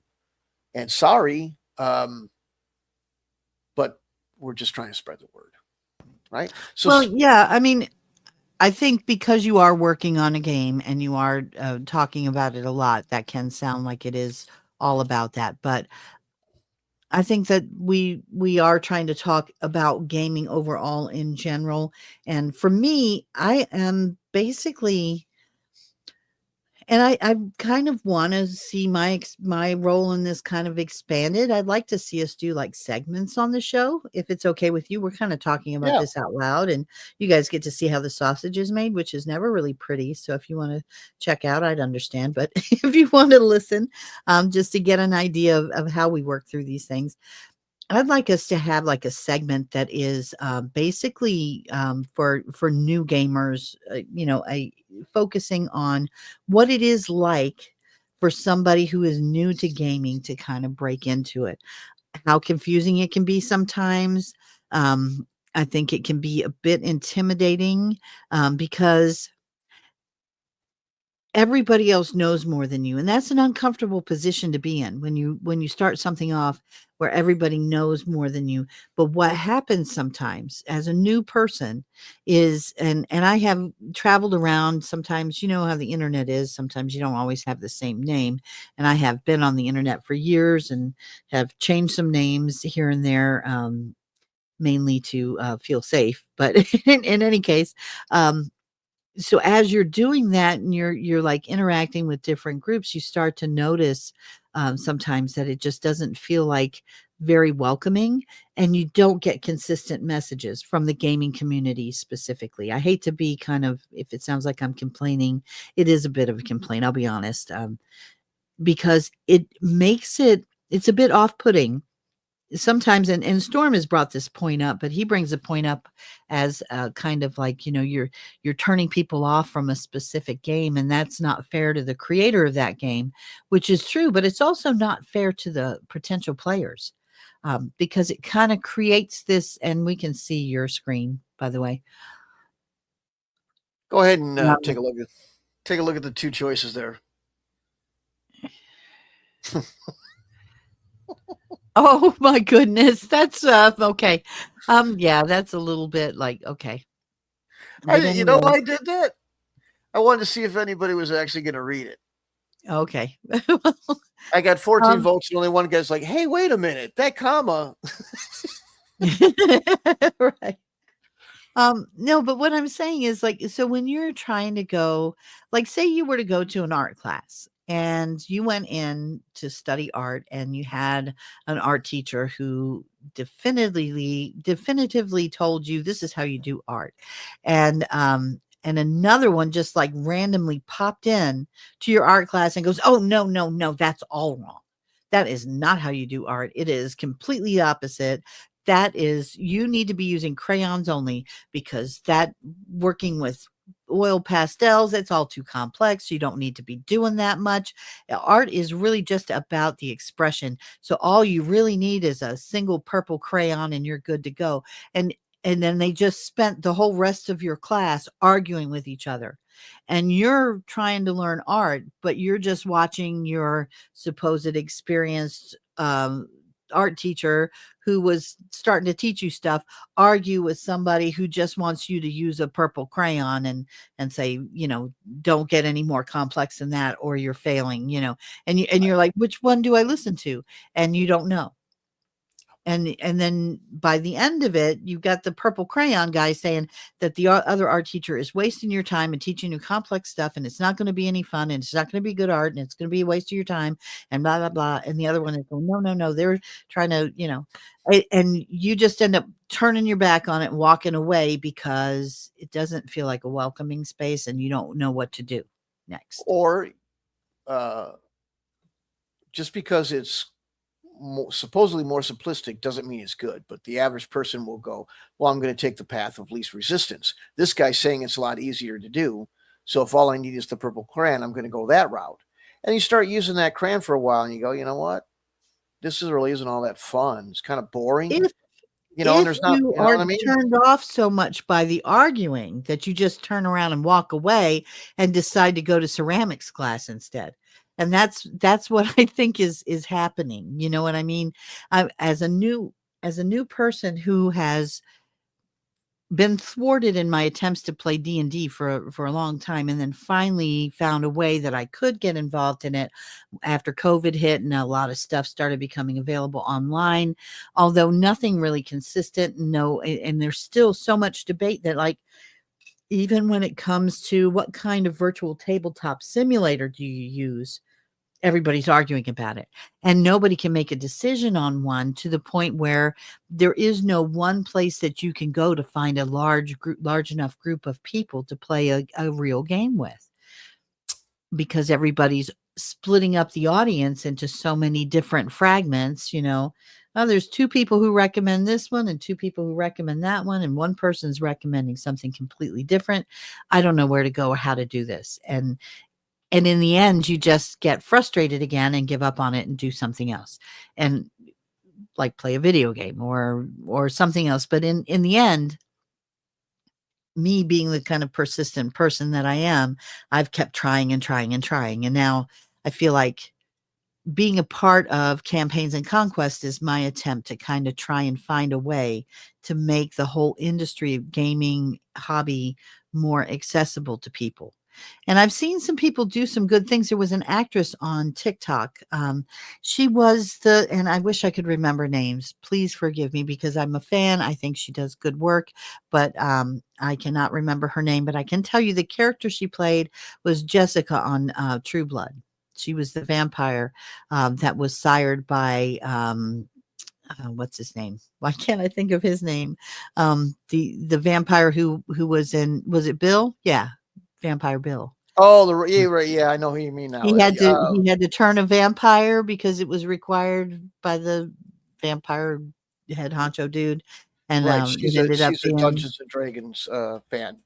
Yeah, And she's a dungeon master, and she actually was giving an interview about the hobby to someone, and they asked her what it was all about, and she just went, and now she didn't get into any discussion of rules Deborah or any Ann discussion Woll. of any, huh? Deborah Oh, Ann Woll. okay, Deborah Ann Woll. I am a fan of hers, and thank you for getting the name, because I'm at my age, I can't remember anybody's names. But anyway, but I like her, and she walked through just a simple interaction with somebody, and it was just basically, what it's like to play a simple role, like you're this kind of character, and you're walking through the forest, you hear a noise, what do you do? And she just walked through making the decisions. Because like Storm has said in the past, gaming like this is really a series of interesting decisions, right? Hmm. A lot of That's right. cases. Yep. So that's what she walked him through and it was a brief little thing because it was a TikTok, but she walked him through a few brief decisions, and it was, she's like, okay, at the end, you've just played your first round of Dungeons and Dragons. That's all there is to it. And now, I mean, once you get into it, it does become more. There is more to it. I mean, that was just a simple on the fly kind of demonstration, but it it should be the introduction to it should be that simple, and it should be that welcoming, and it should be like anyone can do this. There shouldn't be some kind of, you know, Sign. Can you? controversial, like, oh, you can only play this way and you're doing it wrong. Because that's just leads to gatekeeping. The acronyms are another thing that leads to gatekeeping too. If I can't understand what you're talking about because you're using THACO and I don't know what the heck that means. Well, some of those are I know, some of those are for good reason. And Yeah, some of them are for a good reason, but I think what happens with experienced players and dungeon masters and everyone is that you forget that not everybody has been playing long enough to know that that means to hit armor class 0 and why that's relevant or how that works, or it just makes it sound like, oh boy, this really is. So when someone combine that with someone coming on and basically saying, we need to get the complexity out of it. Don't make it it's too complex. You combine all of that together, it can discourage any growth of the hobby and can you see gaming. what I'm doing on the screen, by the way? Yes, it looks like you are building a dungeon piece by piece. Does it look So bigger now? I can see it. Yeah, I made full screen. I'm just curious to see if this attracts people instead of my ugly mug. But well, don't sell yourself short, um, but yeah, it is kind of cool to watch that. So is that basically, could you do like this kind of looks like a way for playing a game, like when you're doing like a dungeon and you don't know, like say you're adventuring, you've just come upon a cave and you want to find the treasure or whatever, you go through and you map it out as you're playing, you put the pieces in. yeah, you could do a ton. This is a sci-fi game, Oh, okay. but these pieces are similar enough that yeah, you could do that's what's called a dungeon crawl, and you have a table. You being the DM has a table or more, a table on paper where you roll a die and it says, okay, I got a 3. What's a 3? 15 feet of straight hallway. Okay. So you put out, 5 squares of hallway. And then you roll again. What happens now? Oh, it's a right turn, or it rolls it, goes into a room or something. And then maybe in the room, you roll to see if there's a monster in there and what kind of treasure the monster might have and that sort of thing. And the players just the way we did it is you rolled that stuff, and then you and the somebody in the player party both drew a map based on that. These days, see, and there's a reason for that. There's another one of these things where people go, "Oh, convenient complexity. Why would I blah blah blah?" The reason you make your own map is it's simpler than some of the other schemes that people come up with. Sometimes the attempt to try to make something seem less complex, or a rule, or excuse me, a something who goes, well, that's so complicated. That's so complex. There's got to be a better way to do it. One of the things was people got, frankly, lazy. Compare it, like, I don't want to draw the map. That's boring. So eventually people just stop drawing their own maps as players. But I want to get lost, or there is rules about getting lost. Well, if you don't draw your own map, now you have to contrive some way of getting people lost. But here's how we got lost. we would draw the map, and somehow, for some reason, we didn't listen to some particular thing that the DM said, or we drew it wrong or something, and that mismatch is where we got lost. You understand what I'm saying? Because the map wasn't accurate. This could happen outside, stuff like that too. Oh, I So completely understand, because not being able to visualize, because I have the not ability to do that, I would totally draw the map wrong. So something that something that happened naturally, in that it didn't require procedures or rules at all of a sudden does, because some other thing was inconvenient, like making your own map. So all of a sudden, people that are talking about, well, we're making the game less complex. Are you though? It seems like in a lot of cases, all you're doing is transferring to a different area because, well, I don't like that. That particular part is inconvenient or like a cumbrance. That doesn't sound fun. It sounds more like math. I don't even like the word encumbrance. It sounds like it's schooly. So they throw that out. And then they wonder why the game doesn't play very well, because they have no logistical limit. They can just haul bags of gold out or pick up this trunk with, one finger and shit, because there's no weight limit. So sometimes that's where I was talking earlier about ripping out particular things. It doesn't help. It hurts.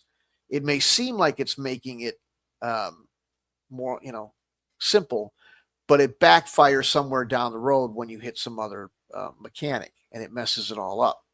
So that's why you have some people who get very adamant about people who quote home rule.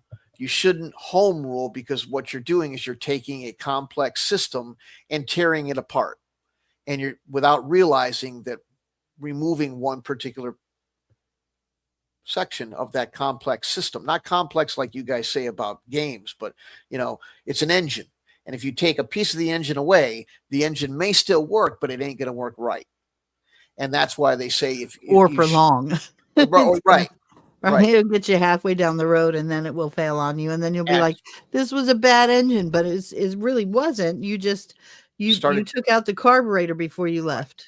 Exactly. Stuff like that. And that's why they go, you shouldn't do that. What you should be doing is, if you don't like the game the way it's written, go find one that's written the way you like it. And I get it, because those kinds of things can happen, but there's other reasons that home rule has always been a tradition and is okay to do. But that's why what I did is I just made a second system. You haven't heard about the second system I came up with yet, because you've been sick. You want to hear about that?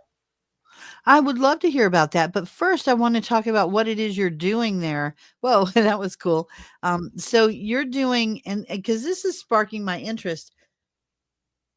So you could have, like, you could do a dungeon, not just a dungeon crawl, but you could have a game where you could be like, the players would have access to be able to build the dungeon as they were going through it, right?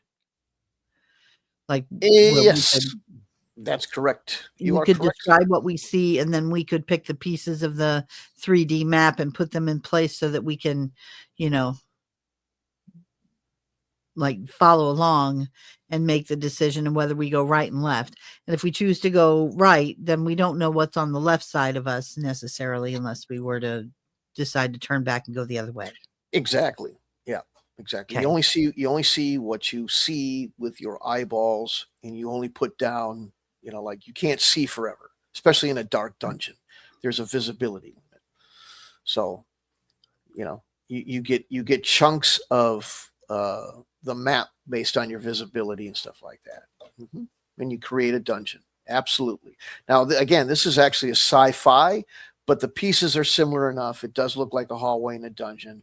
It could be used as one. This is a game called Space Hulk, which is a little bit different. What this is supposed to be is a giant derelict spaceship that's been. Okay. This is actually the game that Ridley Scott sued the company about, because the gist of this game is you're Marines and you're going to a derelict spaceship to flush out a alien infestation in it, and these aliens, they're called gene stealers. You Yes, told me and about this. Yes. right, and they come and they for everybody else, they come and they attack you and shove an egg inside you, and that egg morphs into another gene stealer. And the premise was so close to the movie Alien that Ridley Scott sued, but he did lose. But it is a fantastically fun game, in my opinion. Your butler keeps talking into the mic.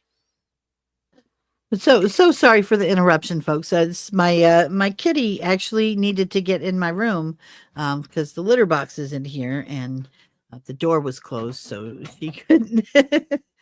It's been a thing. She keeps every time he opens the door to say something to me, she runs out, and then he closes the door because I'm doing the show, and then she shows up 5 minutes later, scratching at the door because maybe she has to go potty. I think Here. that she might this time. I don't know. Anywho, the so it's a pretty fun game. It's called Space Hulk, and yes, you are a group of Marines, and there's all different types of scenarios. So some are like retrieving something, or there's a variety of missions and stuff like that. But it's a very very fun game, and I just found that this one that didn't work for a long time here on tabletop works again, and I'm hoping that I could get people to play this too. Now it's one of the few games. I don't want to make myself sound like I'll only play something if it's so complex you can barely learn it. But this is not a complicated game by anybody's standards. Mostly, these games aren't really complicated. None of them are. Some of them, the true terminology, the true definition of complex is a lot of moving parts. And that doesn't necessarily mean it's complex. If you remember those little toys that looked like clocks and you cranked them and they had a bunch of different gears and or the game Mousetrap is technically complex in that a lot of shit happens when you flick that marble and it goes through all those things and all that, but it's not really complicated, so, but this doesn't have a lot of rules to it. It's a lot of fun. It's really great. I love it, and this one works. But yeah, there are medieval or fantasy dungeon pieces similar to this that you can build the dungeon as you go. Absolutely true. Yes. Whether they work as well as this, I do not know. But let's go find out. Want to see? Yeah, let's try one out and see. This is a lot about what we did. So what we did yesterday, I went and looked into it. Just because I'm so bad with my memory. What we were talking about is it kind of dovetails with what we're talking about today. This one's broken. That happens. Remember, guys, the reason a lot of the stuff you see broken isn't because this is a bad program. It's a phenomenal program. The problem is it's years old, and it had a different way of storing information when it first was written. And so I immediately bought the program and just started downloading everything that looked cool. Now, some of them are so old that they don't exist because of that change in the way that it stores stuff. So that's all. Do you hear that? And what am I listening to? You probably can't hear it. There is a sound effect that's working inside this module. Oh. This orb is actually making noise. Okay. You can have sound effects in the game, stuff like that. It's very cool. So that is cool. But yeah. Anyway, people see that game sucks. Everything's all broken, all that. Well, that's just because of the way, What you might want to do in some time when you're not, live on the show is probably go through in your workshop some of those that you've saved when you open them and you find that they don't easy have for you to say. I've got about 400 of them. Yeah, but like right now I see you pulling up ones that are broken and then you're just like going on to the next one. You don't know until you click. You don't know until you click on it.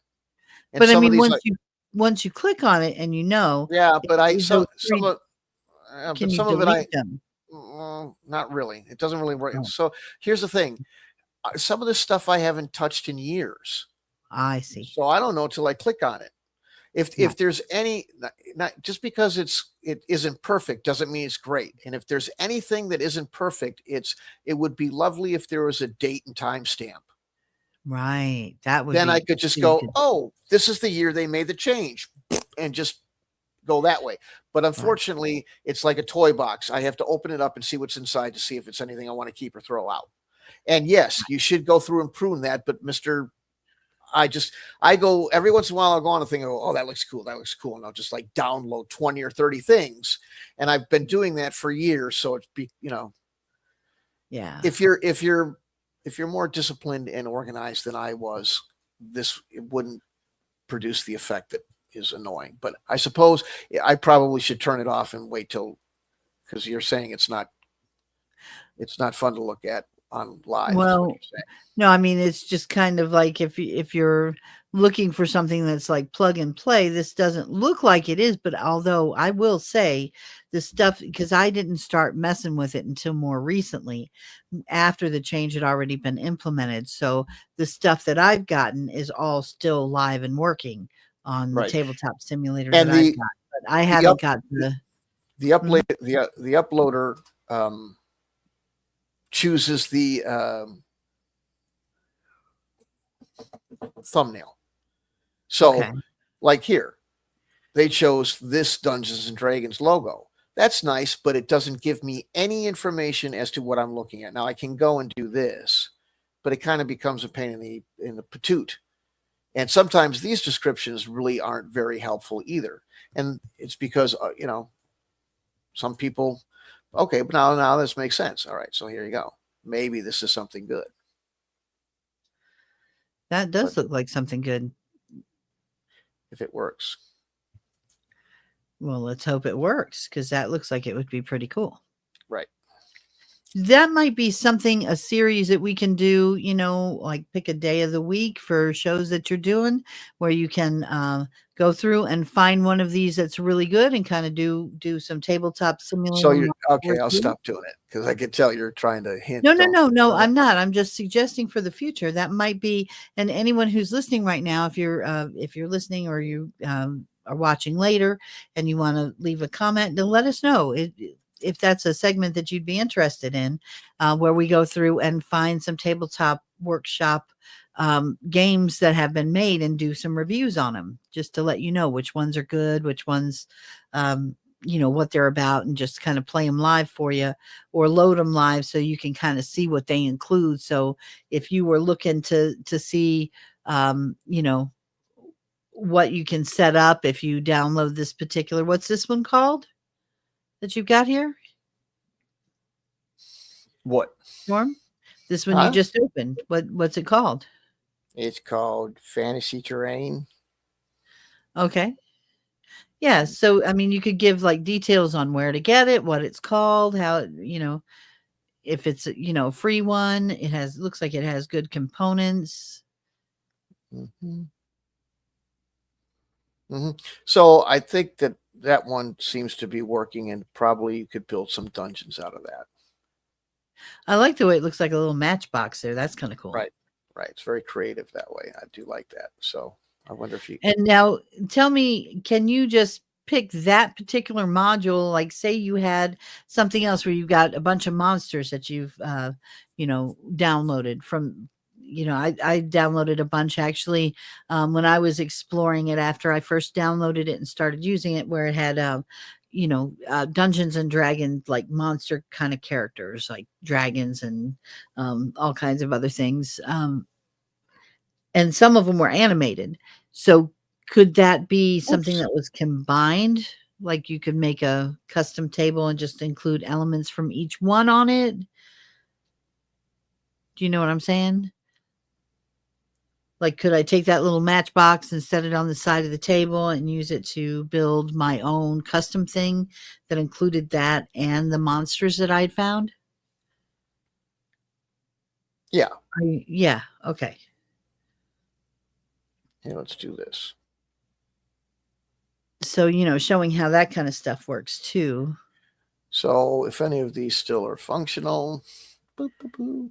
Now, the reason you have to watch them develop like this is because I don't have $5,000 for a computer.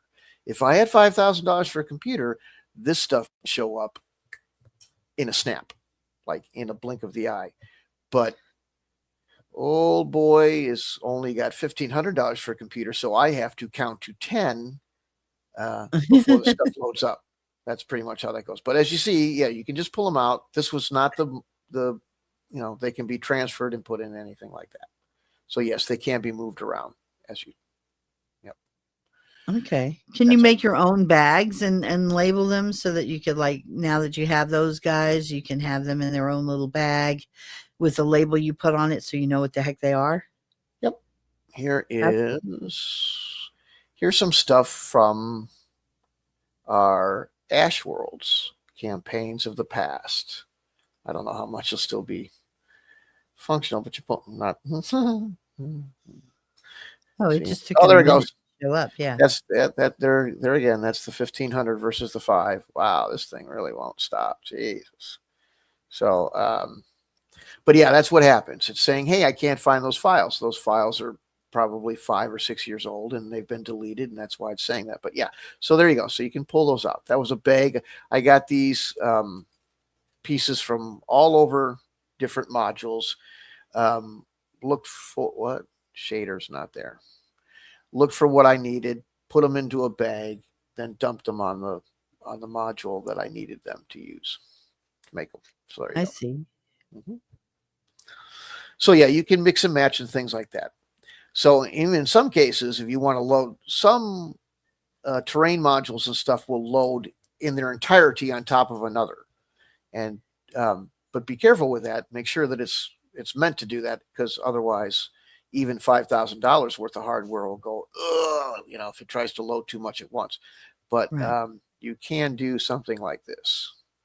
This may be one of the instances where I've pushed myself to the limit. Oh, there you go. So it just loaded. It's going to look stupid because it went on top of something it wasn't meant to. But I just loaded an entire Civil War board game on top of my existing deal.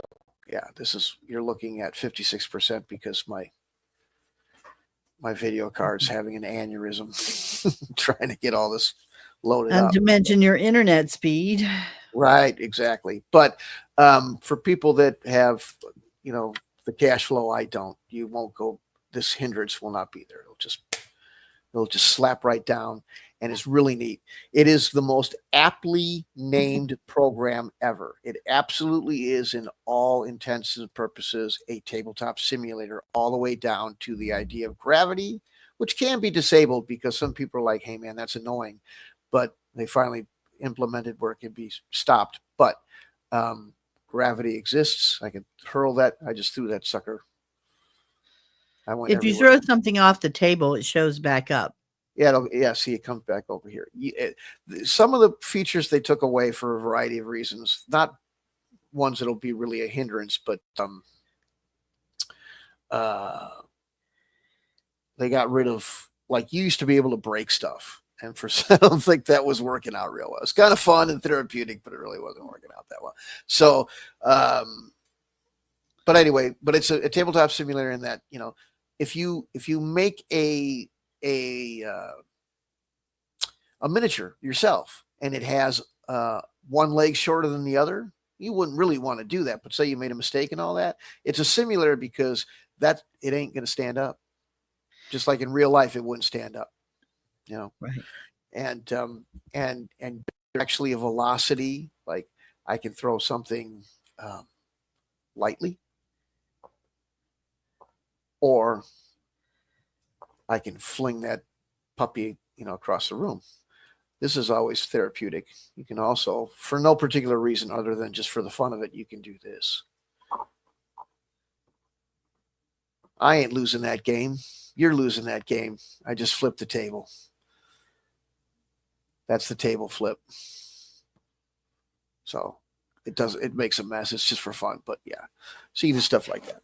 It's really fun. And there is an undo button. So if you flip the table and you realize, oh, I shouldn't have done that, you can go backwards. Right. But if you're losing and you don't want to lose, you can hit that button. But yeah, it has all sorts of neat stuff. So I went through showing some of that stuff while we were talking about running. Like I said, yesterday kind of dovetailed with today because we were talking about how to run. Well, we didn't get into how to run, but organizational tools that you can use if you have a large RPG party. Because as I was talking about earlier, in the past, we had large parties, like 20 characters or more, as opposed to 3 to 5. Um, so that was what we were talking about, but it went real long. People were just hanging out, which was nice. And Jesus, I can't type even. There we go. So let's see if any of this stuff's still around. I have a question. You? So we talked earlier about how in the original D&D basic, the idea was you would roll up multiple characters, but you would only play one at a time. But your other No, characters, you would. No. Sorry. Okay. You would not play one at a time. You play them concurrently. Oh. Yeah. So how does that work? You have a stack of sheets, character sheets. So that means each person's turn would be like really long if each person has 5. Well, we did things in what we did is simultaneous. Yeah, I mean, to some degree it was, but I suppose, but we had simultaneous combat and things like that. So everybody said, "Here's what we did." Is we said, "Here's what we're going to do," and then we rolled for all the combat and all that. But yeah, it was more like combat was more of a war game, and it really still is, even though you're using less people. But it didn't bother us because, again, all this myth about, well, that's going to take too long and it'll be too complicated and it'll be unplayable and it'll take 2 hours to play. I hear these people saying, I played RuneQuest and it took 45 minutes to take one. Bro, I played RuneQuest when I was a kid, not a lot, but I played it back in the day when it was new. And it didn't take 45 minutes to play one turn. I think when people when they don't like a system because they don't like the rules or whatever, basically it's this. Time flies. When they say time flies when you're having fun, it seems like it's the opposite in gaming. That if you're not having fun, it's going to seem like an eternity. When in reality, it wasn't. It was probably a fifth of that time, which may be too long for you to tolerate. But I think that people become, when they don't like something, they become hyperbolic when they describe it in gaming. And all of a sudden, oh, that's going to take forever. It'll take 3 hours to play, No, well. Or if you play with that one guy, the one guy who, instead of just taking his turn, wants to fight every rule that exists as too complicated while you're trying to play. And then his turn that should have lasted 5 minutes ends up lasting 15 because he's like, well, do I really have to roll? Why do I have to? Can you explain to me why I have to roll that way? That doesn't make any sense to me. Yep. Or, well, this part of the rule says this, so why are you interpreting it that way? And they want to argue with the DM. Right. That's true. That can drag a game out. There's also I have seen I have played with several different kinds of players. I've played with some who will challenge the DM. Don't see anything wrong with that. And then I've also played with some where it's like, no, if you're the DM, you're the DM. You make the decision. And I think that the second way to go is the way to go, because if you're constantly questioning the DM, especially if you're doing it openly while everybody else is playing, it makes it harder for other people to get a chance to get to their turn, because for whatever kind of game you're playing. I noticed this when we used to play Heroes of Might and Magic, which is a turn-based hot seat kind of game. So, you would take your turn and then I would have to wait for you to finish before I could do anything with my turn. And it always seemed like your turns took longer than my turns. But if you actually timed them with a real clock, they didn't. They were the same length in time, but 5 minutes on waiting for you to finish is totally different than 5 minutes of me doing what I want to do. You know what I mean? It feels like it's an eternity for that 5 minutes I'm waiting on you to finish up before I get to do what I want to do. and then time kind of stops because I'm more focused on what it is that I'm, having fun with, moving my pieces or making my decisions or whatever. Right.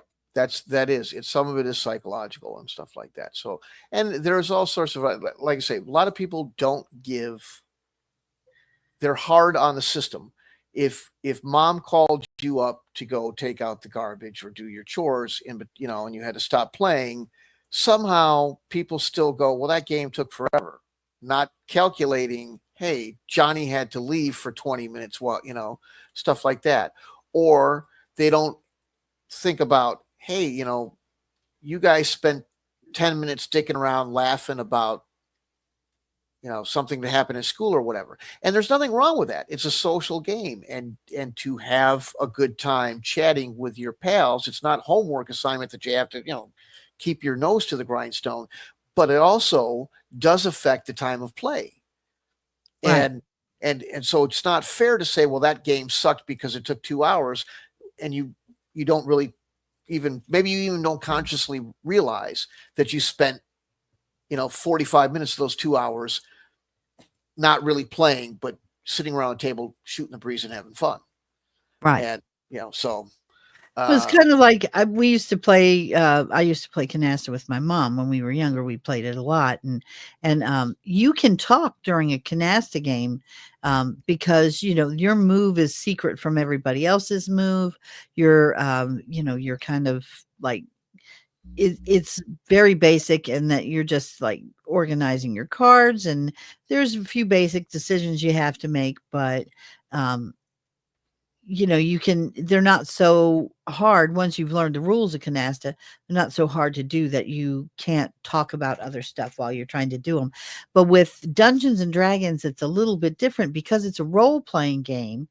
If you're going to be talking about what happened at, the hair salon on Friday with your friends or whatever, or who you ran into at the grocery store, well, you're not playing any element of the game because you're not making any kind of decision.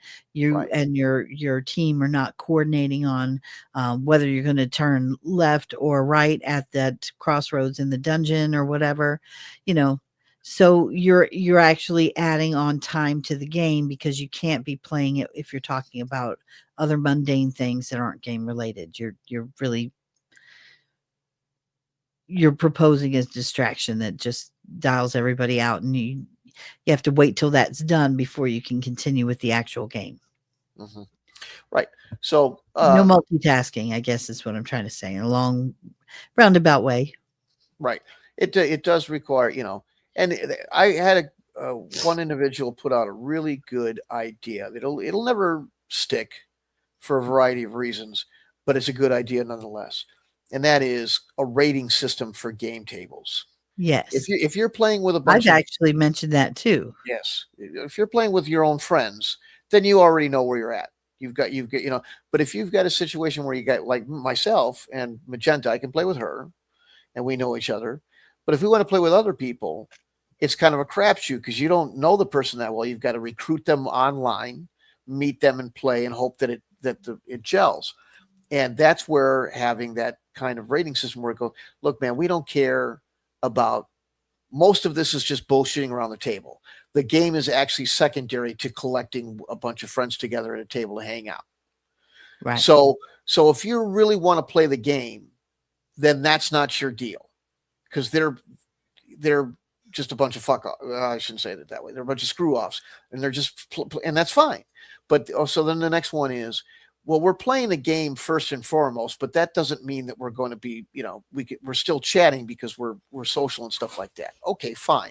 So, because I've been at these tables at conventions where you've got one guy who's like, just shut up. I want to play this game. I don't care about the weather or how, the lunch on High Street. Can we go? I really am enjoying this game. And so you got two people sitting there that are having fun with each other, and they're like, geez, what a stick in the mud. We're just trying to have some fun talking. And this guy's thinking, you're not about the game. And for me, the game is the fun. And you're ruining it because you're having a coffee clutch. So nobody's wrong. it's not gelling. So if you knew that that was rating 2 and you don't want to do rating 2, then you wouldn't have those conflicts of personality and have a whole game ruined, because I've had whole sessions ruined because there was that conflict. We should come up with a potential rating system. Not anything anybody's required to use, but we could maybe take a look at some of the games that we see and like rate them on different measures, right? Well, I think the guy that did it, it's great what he did. He had because it was simple and it got to the point. There was Okay. one was the game is secondary to the socialization going around between the people that are playing at the table. Okay. The game is more an excuse to all get together than it is about playing the game. So you're Mhm. playing it, but you're largely you're goofing around. Then Right. there's, well, we want to play the game, but we don't want to be sticking the muds about breaking character and talking to each other about, the football game yesterday or whatever it is. Then there's 3 that's, well, we're primarily about staying in character and playing the game, but we're not going to be so insane that somebody that just happens to go, hey, how many hit points you got or something, it isn't the end of the world. And then there's 4 where it's hardcore, where the only time you break immersion, the only time that you should be saying something out of character is when you've got to go up and, get up and take a poo-poo or something.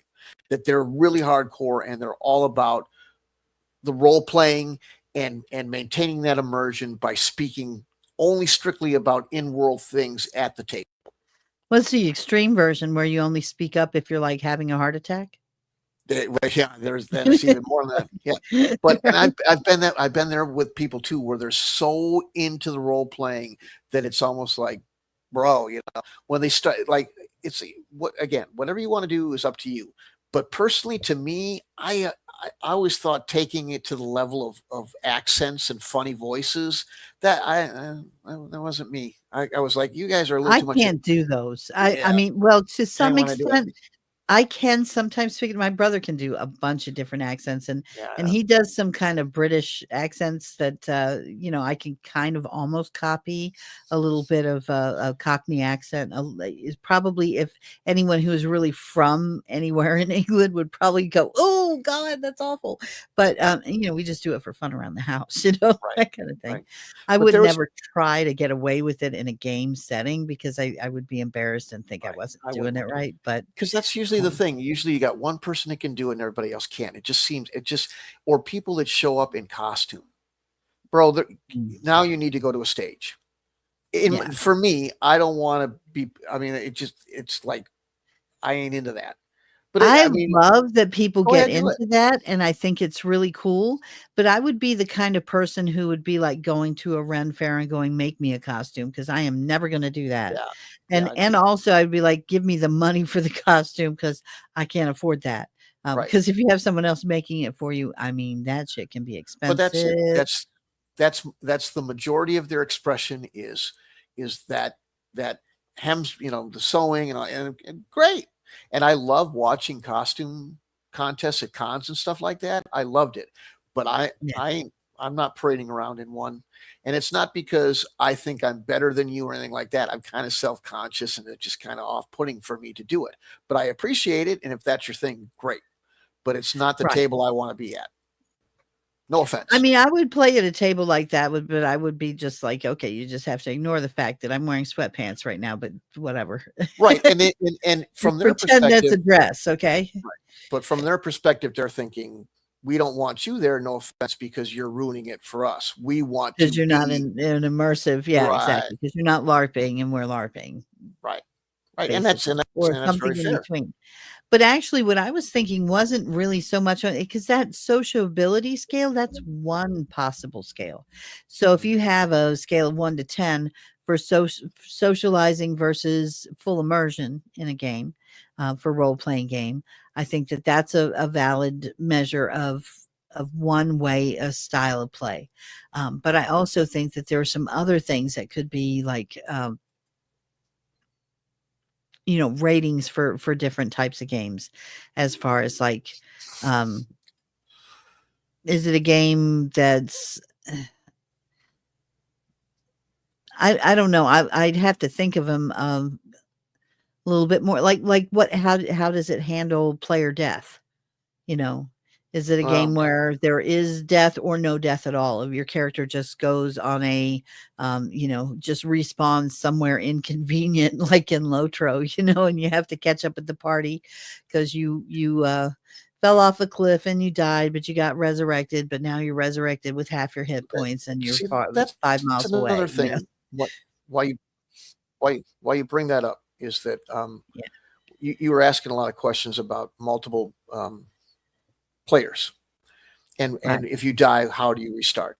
And a lot of people that go, playing with multiple characters is bad, or death is bad because then you got to start over. And how do you meet up with your group and all that stuff? And look, it's a lack of imagination, because people that make that argument, you explain to them how it works, and then all of a sudden they've got no other argument. And in a lot of cases, I don't want to get too far off in a tangent, but I do want to say that sometimes when somebody says they've got a problem with something, well, that's okay, but it does this. And you go, well, here's how you fix that. And they're still not convinced. They just don't want to, for whatever reason, they're not saying, I don't like it. Right. Sometimes they like to debate. Sometimes they like to, catch you in a corner.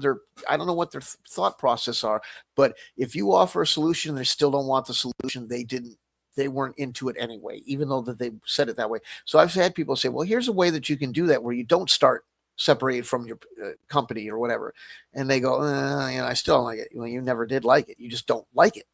Because now you have to learn a different player's motivation. You have to. It might just be because they might come up with one of these stupid, excuses because they feel like they have to justify why they don't like something, but you really don't. You can just go, what, I don't really prefer that. But what I did when I do these things, I have a way to always introduce a new character every session, because I don't want to lock myself into, Joe had to leave because he had to work the night shift and he can't play on Tuesdays anymore. So I always want to have an ability to put somebody new into the game. And you can take that and apply it to multiple characters, or having to start over with a new character. That's one way you run with multiple characters, even if you run out. One thing I will say, when we did the character creation for the character that I had, the Sabella character that I made, and it was basically rolling up a character with backstory and motivations. That was a quick roll up, but it was also, it randomized some things that usually you would be asked to create or choose on your own, to some extent. I think that kind of made it a little bit easier, that you could have a character where you rolled it up on the fly like that, and you had because sometimes that's the hardest part, is like, it's that blank paper syndrome. You know what I mean? Right. Okay, now you got to roll up a new character because your last character just died. I still can't think outside of what my last character was. So we can see your stuff, which I don't know if you knew that, but anyway, when you share your screen, you're sharing everything. But anyway, but the point is that it could be hard sometimes. You sit down with that blank character sheet and you're like, okay, I got to create a new character on the fly now. The game's about to start. Everybody else is waiting on me, or we're in the middle of the game because my character just died, and now I got to roll up a new character from scratch, and I don't know how to do it, or I can't think of anything creative. That method for rolling up a character really kind of helps. I mean, you still have to give it a name, unless you want to find an online name generator. That's always a possibility, right? Because that's a stumper for me every time. What kind of name should I give it? I don't know. Right. That's true. Yep. There are great name generators. And that is one of the reasons that my Paracosmic Convergence has that. So it's a great way to come up with something quick and easy, random, without having to write a big novel and all that sort of stuff. Yep. It's not like, I think the biggest problem I have, well, I shouldn't say that, because the biggest problem is I don't have enough money for anything. But I think it's weird because if you hear me, I hate those people that say complexity all the time. They go, well, this dude must, if he wrote a game, it must be but no, it's not super hardcore or any of that stuff. What I'm saying is things that are far from it, the descriptions are hyperbolic. You're taking sometimes fairly simplistic things and making them sound like they're very, very complicated. And that's why I don't like it. It doesn't translate to me writing some phone books worth of simulated rules or anything like that. Paracosmic convergence is far from, it's probably a lot more rules light than some of the stuff you say is rules light when you really get down to it. Right. Honestly. So, but yeah. And with the scalable realism concept, you can always adjust as well. Although, like you said, I think the other advice really should apply on that you need to play a game with all the rules intact first before you start deciding what you think you might want to get rid of, because you could significantly impact the game. And I think the character creation is one part of it that shouldn't be negotiable, because otherwise, if you take that out, it kind of disrupts the whole rest. That's kind of like the foundation that the rest of the game builds off of. And I think in some respects, some other games that are that way too. And like the basic D&D, where you do create multiple characters. Once people started getting away from that, they moved into where now I think some of the crying out about complexity and changing the rules to make them more simplistic is designed to reduce the risk of losing your favorite character. There's less opportunities for destruction if you make it so that when you're traveling through the wilderness, it's just a blink of an eye and nothing really happens there. Right. You can't get Oregon trailed or whatever, Right. And if you know that reference, then Yeah, you got to be pretty old to pick it up, but that's well, your character's not going to die of dysentery on the side of the road. That's right. Right. And people go, well, that's just no fun. I want it. But here's the thing. Again, it's a matter of another deal is if you make a handful of them and play them concurrently, the loss of any one doesn't become some cataclysmic thing. Right. You've got more, and the fun part is, well, I want my guy to be a hero and all that.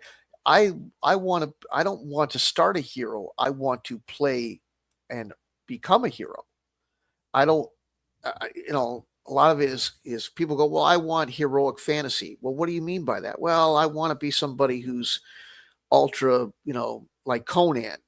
Well, Conan didn't start that way, but you want to start as Conan the badass because you don't die and you're powerful. It just becomes a cheat code for a game.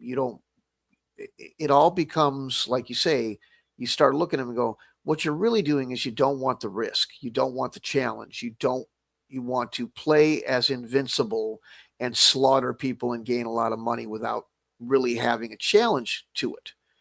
And if you call them out like that, they get mad. You've hit the right button, because what they're masking is they don't want to lose. So I think a lot of times it does become that. But with the paracosmic convergence, what you do is if your people die easy, it doesn't mean that the game's impossible. It means that make several characters, and the one that makes it through, that's the hero. You'll feel much more accomplished you know what I mean? This guy's been through all this stuff. It's one thing to be upset about losing a 20th level fighter that you've been playing with for 2 years. But to lose some level 3, nobody you know what I mean? Right. It's kind of like the sea turtle effect. So you're going to create a bunch of sea turtle characters. They're all going to head for the beach. and then 1,000 of them are going Right. to go into the ocean, and most of them are going to get eaten by sharks or other predators, or they might not even make it to the water because they got because there's too much artificial light and they got confused and they were actually crawling to the road and they get run over by a car. I mean, but the one that makes it is going to be the most beautiful big ass sea turtle you ever did see. Exactly that. Yeah. Exactly that. So, but And we'll name it Reese Witherspoon. And there's a whole story behind that, but I'm not telling. Anyway. you have uh you have been out for what? How long you been out? 10 days or something? I've done a lot of these things. It's been I don't know. It's been at least a week, if not more. I don't know. It's been rough. So Well, first I was out because my granddaughter was here sick, and then it was me sick. So yeah, it's been right. a while. So because the constant everything's complex and all that stuff, I started thinking, I love the Paracosmic Convergence. Thanks, Dave. Dave wants to play it. I want to get other people to play it. Michael tried. He goes, he tried to help by presenting it to a bunch of people, but anyway, but I kind of got a little frustrated, which happens often, frankly. But instead of doing something negative, I did something positive. And good for you. And I said, all right, if you want. So I went and so I've got this other system. It's very, very simple. So you want to see it? Sure. Okay. I got to wait for this thing. Someday I want to play this. This is another game I'd love to play. I've got to get people to play this. Hero Quest. It is an excellent game. Okay. Sounds good. It's like, okay. But anyway, so I got to let it load its thing and then we'll get on. But yeah, I'll show you what I came up with. It was a really fun game. Boop, boop, boop, boop, boop. Come on. Ooh, what a neat custom. Look at that. This is another thing about this system that We can't see it. Oh, you forget to share. Check this out.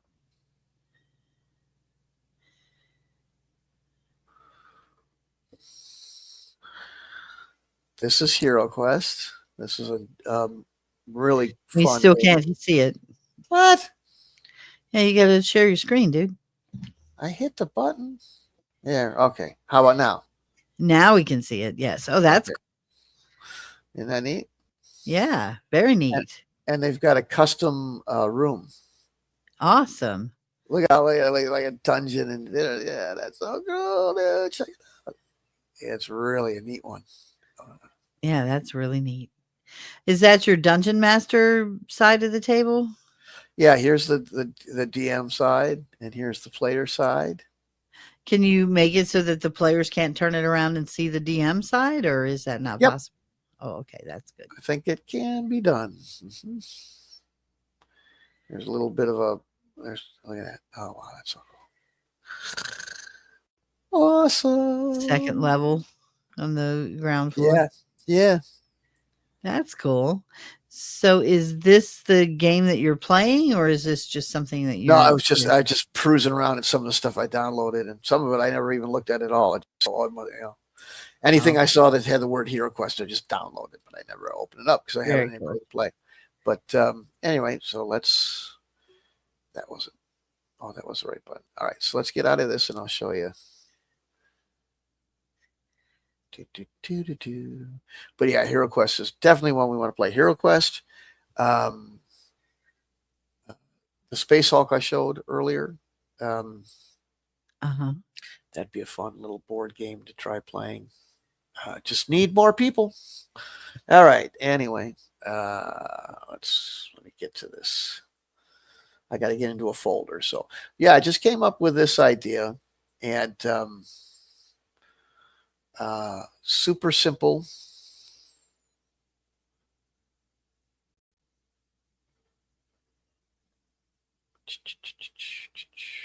Well, and I think it's good to have more than one kind of game. Again, I do want to work on, and if you think that there's already like a suitable way of doing this, that's fine. But I'd like to create my own like rating system for games. Like, let's hear it. Get Well, into so it. it would be basically I would have like a sliding scale, right? Um it would be kind of like a seesaw looking kind of sliding scale um that would show like where a game fits on several categories. One of those categories would be um God, I had it just a second ago and now my mind just drew a blank. Sorry, I'm still a little bit um having trouble with completing thoughts, which is why I haven't been here for a while. But so basically, luck versus skill or tactics, right? So you would see which side does this game fall on? Is it more where luck determines the outcome of the game, or is it one where it's more strategic, like chess, where there is no luck involved in chess? It's all skill, and it's all tactics. You choose the right gambit and you win if yours is better than your opponent's, etc. So luck versus skill, um, role playing versus like I guess I'm trying to find a way to explain this concept. But what we were talking about before, immersion level of full immersion versus social um, or casual immersion, that kind of a scale. Mm-hmm, mm-hmm, Um, likelihood of your character dying, mm-hmm. how risky risk involved, or how likely is it for your player to make it out alive, that kind of thing. Um, You mean like lethality, like that yes, kind of I thing? do. Lethality is the lethality risk, the risk reward kind of thing. Um,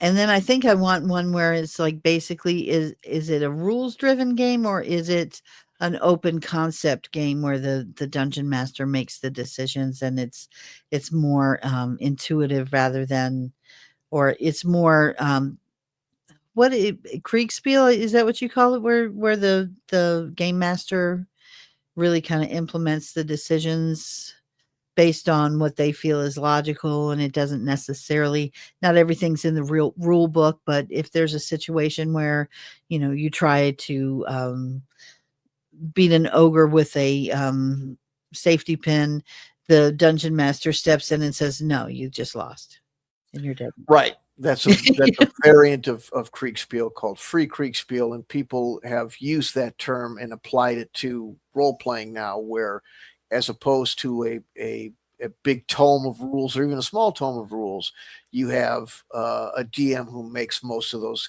Doesn't mean no rules, Right. but generally instead of like one guy said this way, you all know how a friggin' rope works. You Yeah. don't need rules about using a grappling hook. 50 Right. feet of is the wall 50 feet high? If it's higher and you've got 50-foot rope with a grappling hook, it ain't gonna work.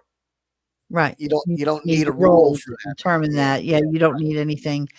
Yeah, so I think it's kind of like arbitration versus rulings, Mhm. so is it the rules are based or is it the arbitration of the dungeon master or GM Their to make the decision on it? their pithy little mantra is rulings instead of rules.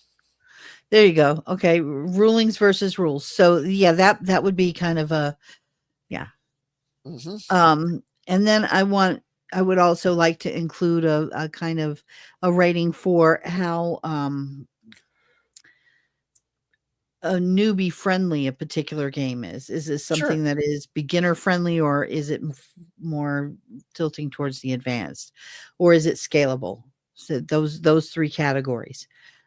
So those kinds of things I think are a criteria that I would use to rate a different game. And Don't of forget. course, level of creativity and fun that goes into it. Like is But that's subjective, so don't rate it. That right. that that violates my number one principle, that what you Good think is point. fun and creative may not be what I do. So leave that perception up to the different people. Otherwise, you're coloring the opinion of people that might have been able to enjoy the game that wouldn't otherwise, because they go, "Oh, well, the experts say it sucks balls."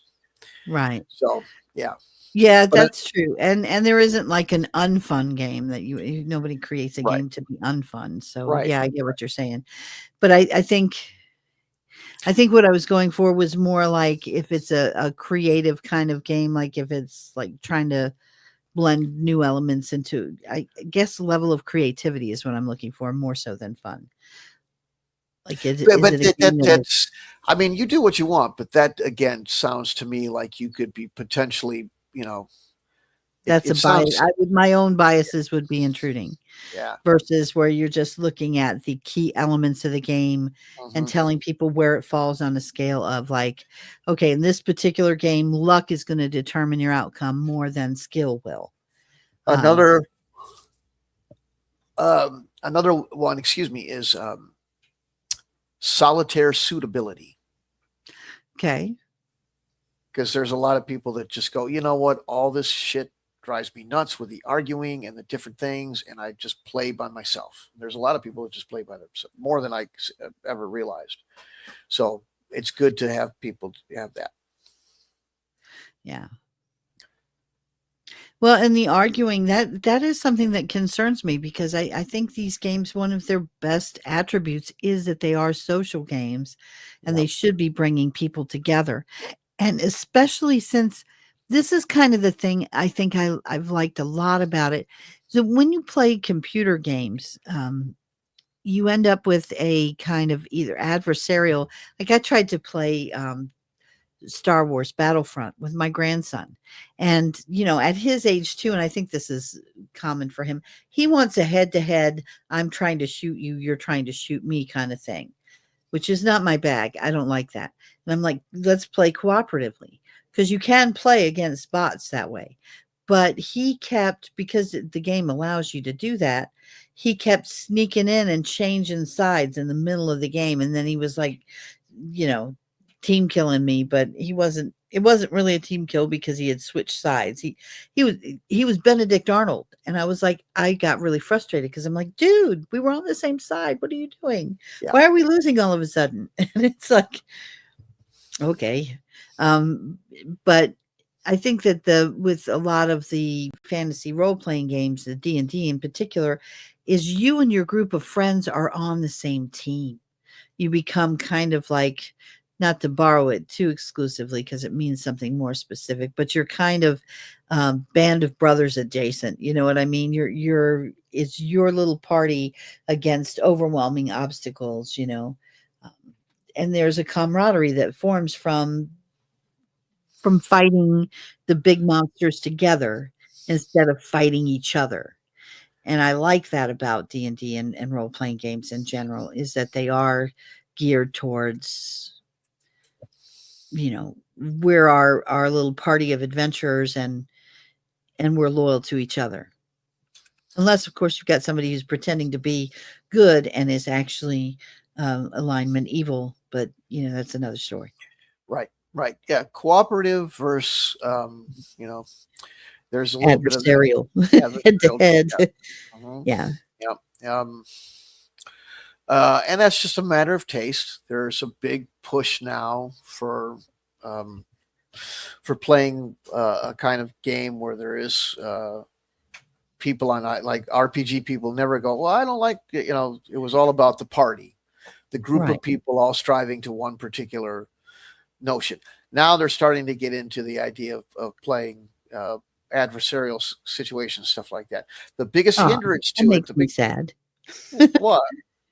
Well, That here's what. that Yeah, but it's teams, and so Oh, team yeah. versus team, okay. Mhm. But the thing is that the hindrance comes from this constant railing that you can't do any more than 5 players. It's too much to handle, and people can't do it. It's too complex. When we used to have rooms full of people, you know, and I wasn't the only one. There's pictures of stuff from the 80s Yeah. and the 70s where there's like 11 dudes and they're all drinking Budweisers and smoking in some basement, but they're all playing, you know. So How many DMs did they have in the situation? Was it just one?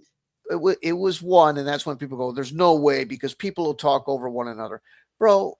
If you're a bunch of 15-year-old boys, that's happening no matter what the hell's going on. I mean, what are Right. you going to do? Walk around with a switch? Of course, that's going to happen. That's just that doesn't have anything to do with the game or anything like that.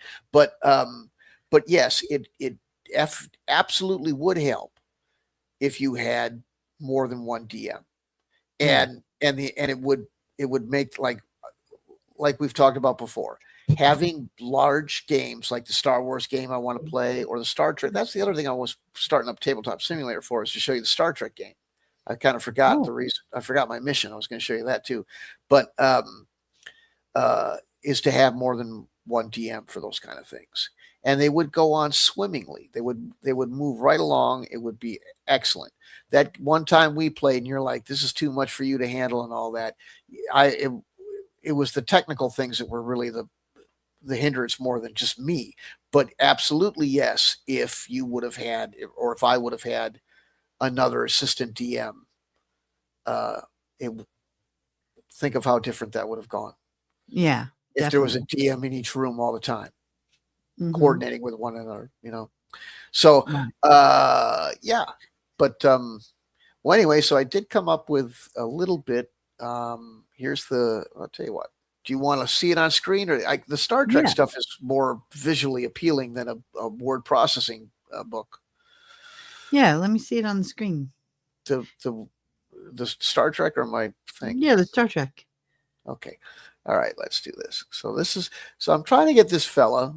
Um, I just started following me, and he bought the game, one of the Star Trek games, and I was like, "God, I hope you play." Trying to get Yeah. him to go in there. I had a fella tell me, he says, "You just got to start drop. If you wait for the Twitter to get what you're asking in front of the right pair of eyes, Yeah. you're not getting anywhere. You're going to have to just DM the people or at least tag them or something like that." So I'll do that. But yeah, there's this. Oh, yeah. True, because it's so the way things display on somebody's timeline can be totally wonky. From you could post something and they didn't look at they weren't, because nobody's looking at their feed 24/7. Right. So let's see if it's If still you here. follow a lot of people too, stuff gets lost in your feed. There's probably good content that you wanted to look at that you never saw because you just never saw it. Right. I've had people that followed me for months, if not years, and they go, "You're doing streams?" And I'm like, I'm telling, like, how do you not know that? And it's not their fault, but I'm like, this is that bad that this person has followed me for years and they've never seen any of the posts telling them that I am You running know, a stream. how many followers do you have though? Like, say I 1,500. had yeah, no, I mean, how many people are you following is the question. So, like Oh, myself, say I was following, and I'm not following this many, but say I was following 1,000 people. I mean, I'm not going to read 1,000 posts in a day. So if no, every single one of the people I'm following is posting, I'm not going to see all of their posts. Just by definition, I'm just not going to. that's right. That's right. So here's what's up with this. Now, what you're going to see is going to seem like it's a little bit more in depth than you really need, because I'll get into it. But this is, let's see. Might have to pull some things from other places. Let's get the right button. All right. Share screen. Okay. Okay. Can you see it? Yes. All right. Well, there's Now, planets. yes. Now, I all like of the this planets. is seems like a little bit overwhelming, all of this. But, okay. So the game Oh yeah. um, is it's like the Star Wars game we played, where you have the Star Wars miniatures that I tried to get. Well, I tried. We played a couple of times the Star Wars miniatures battle. Remember that big one with the fortress and the Wookiees and all that? The one we played with those two guys. Yeah. Okay, Uh-huh. so that is a mass battles supplement to the Star Wars role playing game. So this Star Trek game is the mass battles supplement to the Star Trek game. So Okay. Cool. what you see set up here That's is Earth. is for people. Yeah, is for people that are playing the RPG version, and they're Okay. using it. They're using it as RPG, so it seems a little bit more than it really is. But it's not that bad. Anyway, so he just bought this. This is the rule book. I played this with Tommy a lot too. Okay, cool. Uh, too bad you can't hear it. It's playing music. It's Oh, playing. yeah. It's kind of playing like Yeah, if I were to log into the game, I would hear it then, but I yes, just can't hear it now because it's playing on your headphones. right. Yeah. So the only missing part, and I'll add them in, is I don't think it has 3-dimensional shit. Well, maybe it does. No, it doesn't have 3-dimensional ships. I want some 3D ships, but anyway, it has these regular ships, which is fine. So Well, that they fit in there pretty nicely, and it's yeah, good enough. I mean, they yeah, they look good.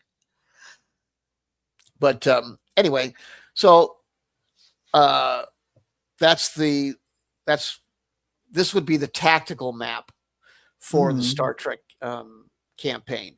There is also a I'll load it in. It's not loaded in right now, but there's a map of the Star Trek world with the Alpha Sector, everything all to Delta or whatever like that, and it's got Romulan space, and it's big. But we're not playing on all of it necessarily, but it's just neat to look at because it's got everything. It's kind of cool if you're a Star Trek fan. But anyway, but there's that is the strategic level, and this is the tactical level for the starship part of the combat. Right. And but I really love to run some of these games. Me and Tommy played it, and it's really not a difficult game to learn.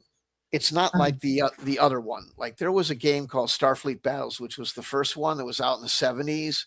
Now Mhm. there's a game where even I'm like, you know what? Yeah, this shit's a little bit much. I mean, you really got to get into it. It's pretty complicated. This one Well, is that not. kind of fits. Star Trek's way more cerebral than Star Wars. No offense, dude, but it is. Come on It totally now. is. Yeah, yeah. Not really. How many Nah. times have you had to know what a tachyon field is in Star Wars? Yeah, but there's got other applications other than it's just different. It's not more or less, it's just different. But whatever, you keep going your way. But anyway, the point is that this is the Star game. Trek rules. All Sorry. right, that's cool. You can fly your flag. It's got, Okay, I actually do like Star Wars too. But comparatively, Star Trek was more like a way to slip physics into the mainstream media, kind of, right, to, right, to make something that was really sciency. It's emphasis on more on science, less on fiction, well, although it is completely fiction. But they right. wanted more realistic science, so. But so, and this is one of these As games real that as humans are capable of, because right. my alien friends tell me that we got it all wrong, but that's okay. That's right. That's right. You get real simulation. But this is one of these Uh-huh. games like we've talked before where everybody goes, well, all that old stuff was so complicated, but it does have here's the basic. In fact, here it's got the basic, intermediate, and advanced game divisions. So where's the book? And what it does is okay. So the name of it's a mouthful of a name, but if you look at it, there's the name of the book. What you got? The Star Mhm. Trek Starship Tactical Combat Simulator. It's kind of presented as if you're in the simulator room, like in Kobayashi Maru. yeah, right, that kind of shit. So, and Yeah. it presents it as a Which as a mean cool. which means we're all gonna die. That's right. There's no winning. But see, it introduces it as a course. You're at the Mhm. academy taking a course. Okay. And it words it as such, and it explains. So, like, it gives you the tutorials inside the rules are like semesters in the course. So you read the basic stuff, and you master it all, and it gives you 2 scenarios to play.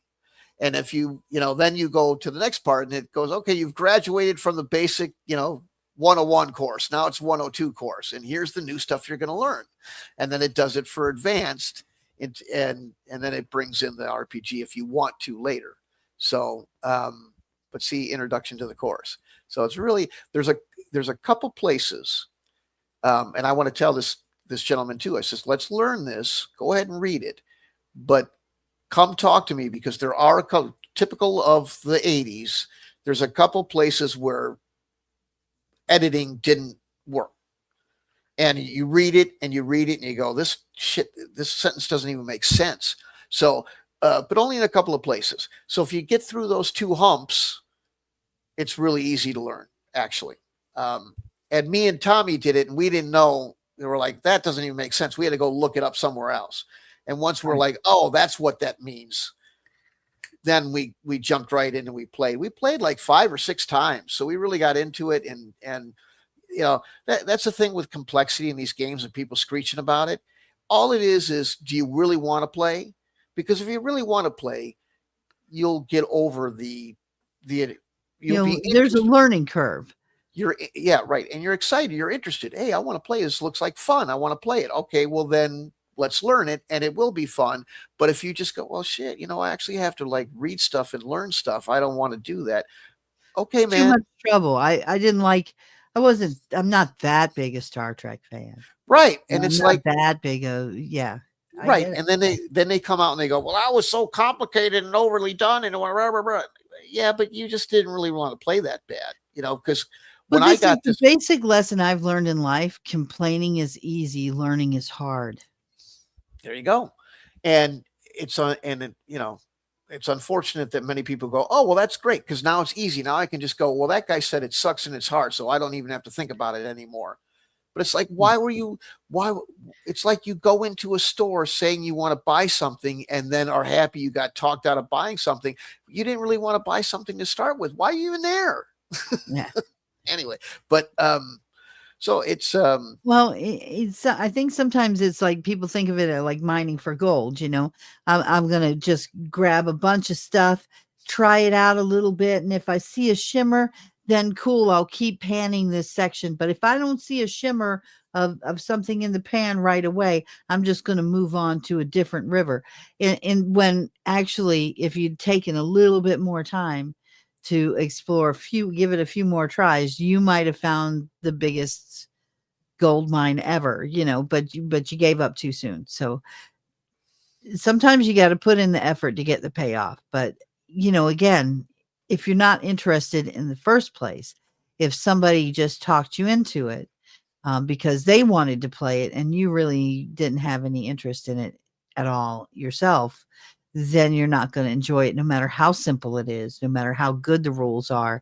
It won't matter, Right. Like if I were to ask my mom to play this game, it would be an immediate no. If I were to talk her into playing it and she started playing it, it would be 5 minutes of frustration and then a no, because she didn't want to play it anyway. Right. So, mm-hmm. Yeah. And I mean, I'm sure she's not the only one like that, but yeah, she doesn't like science fiction at all, pretty much. Yep. So it's a lot of fun. It can be. I did write an RPG one-off that can be. Whoa. We can do what? Sorry, I gotta ask. Why is that orange planet misshapen? It's a good question. See, it's like really crookedly misshapen. Yeah, that is a little funky.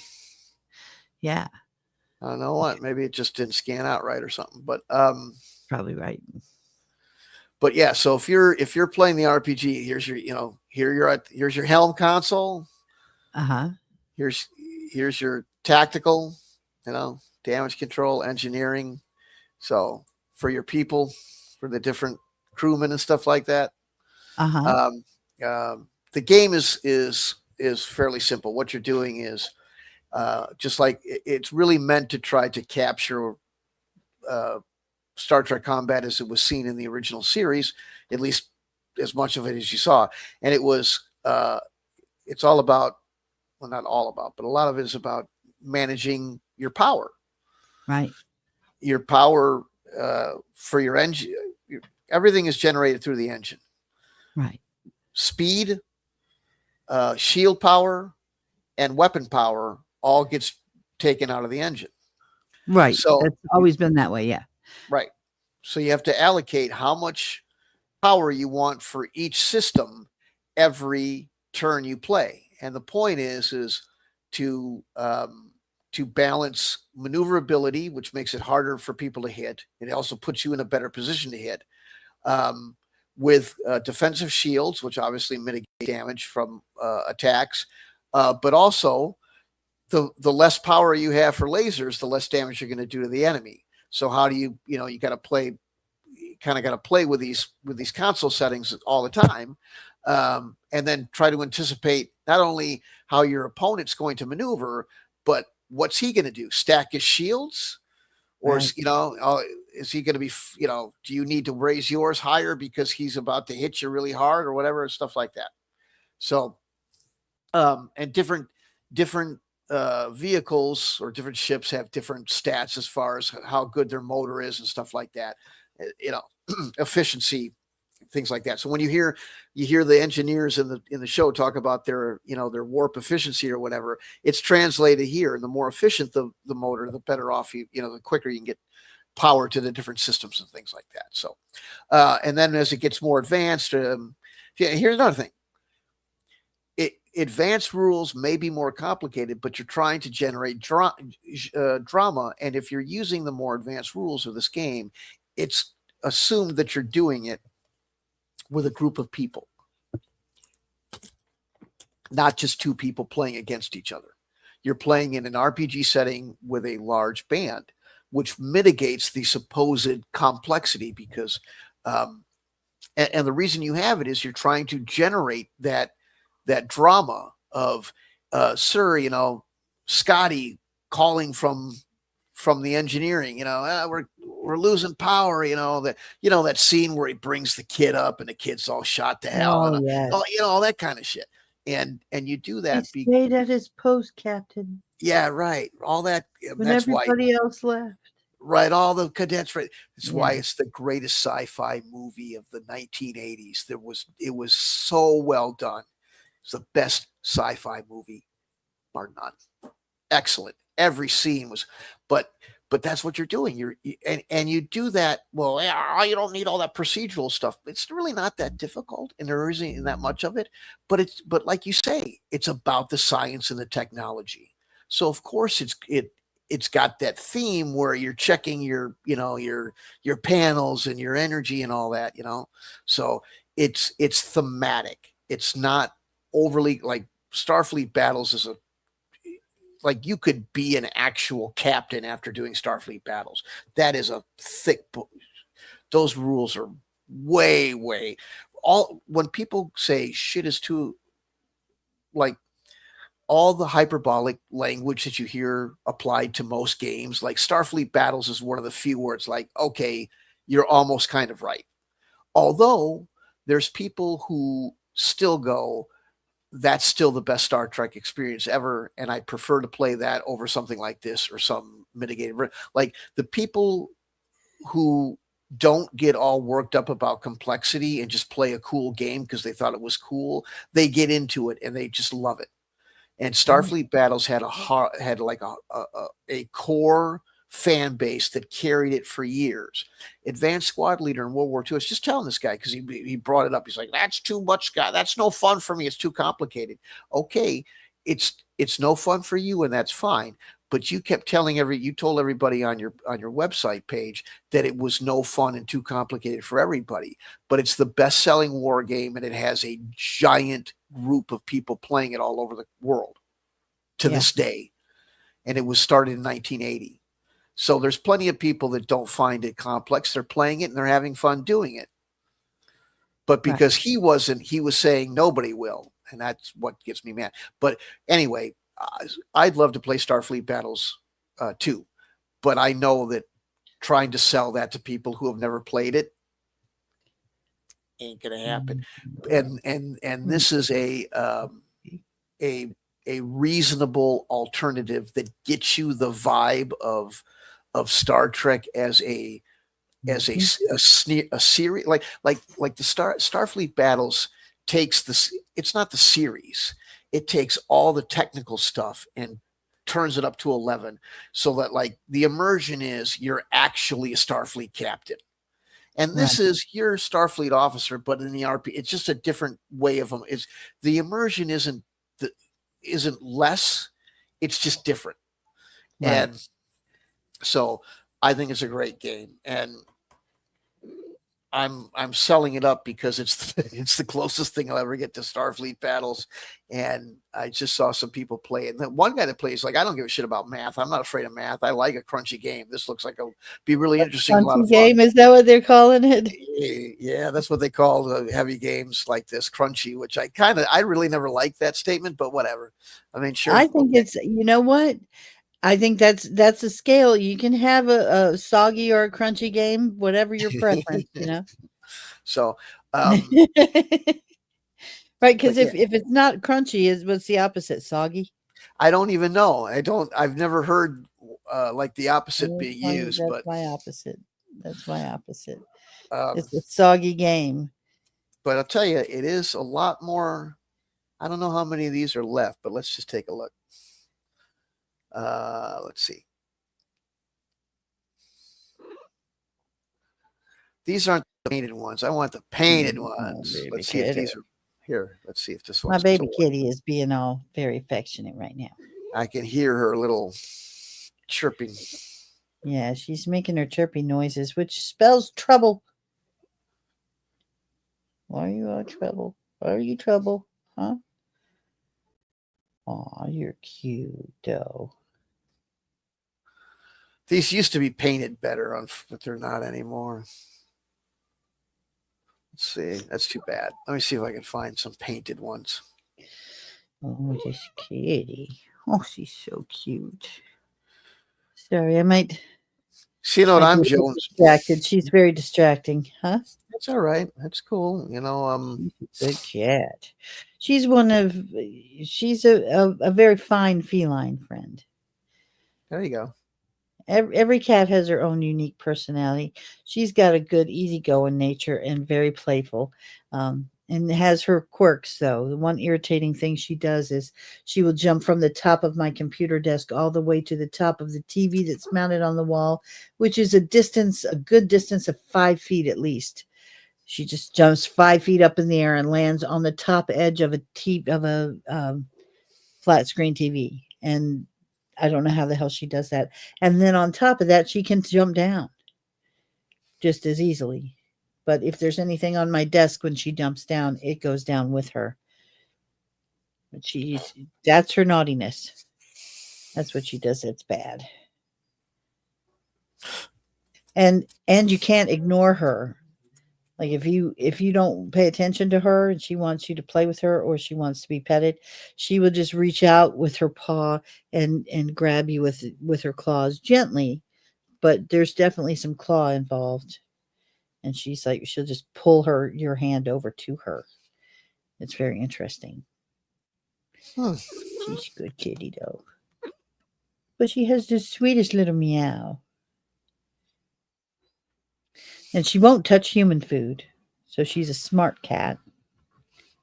Versus my mom's cat, who I made my mom an omelet tonight, and I had to set aside some a little pile of diced ham specifically so her cat would not beg for food from her omelet. Yeah. Yeah. Oh yeah. So that's the Star Trek. I just want to take one more. Come on, load up. I want to see if I can get some good 3D models. Then we'll move on. Oh, little kitty. Isn't she cute? There might be some in here, but we'll move on. So, Maybe kitty. we might be relegated to 2 dimension, which is disappointing. I don't but mind 2 dimensions. It may be 2 dimensions, but the way that they're made, they almost look 3 dimensional. I mean, there's 3 dimensions, but they're not painted. There used to be some that were painted, and they looked so cool. Like they looked like they were real little like studio models and stuff. But yeah, this one's not working either. Shit. Well, that one's kind of good. That's not too bad. It's got a couple of the good ones.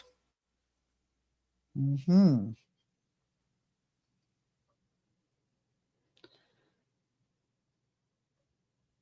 You got Whoa, that's a nice Whoops. bird of prey.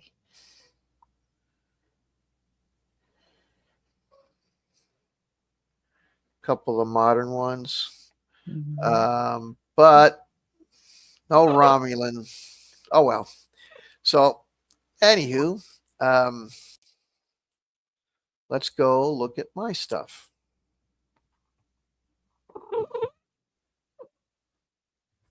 So what I did was I wanted to just, it was a little bit almost angst because I got so tired of hearing all the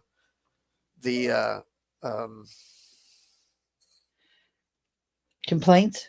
yeah, and I'm like, all right, you want something? Let's go almost coin flip on you. And at first it was almost kind of a prank thing that I just made, and I'm like, actually, this is working out, so I just went with it from there.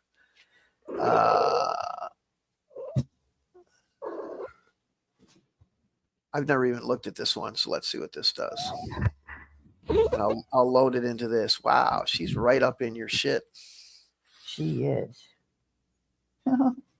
She's very cute, though.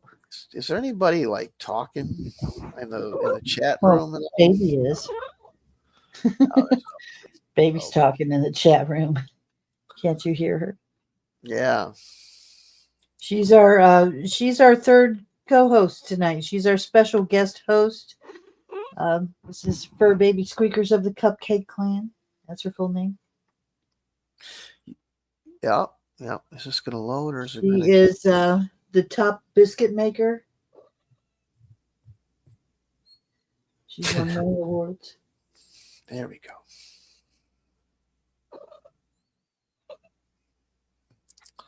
This doesn't look very fantasy. Looks like a Starship console. Looks kind of fantasy to me. It could be. Okay. Well, anyway. If everything's made out of wood, the map looks fantasy. Whoa. Yeah, it looks like it's. Stop. Yeah. Stop. I got a bad mouse. I got to get a mouse change. Stop.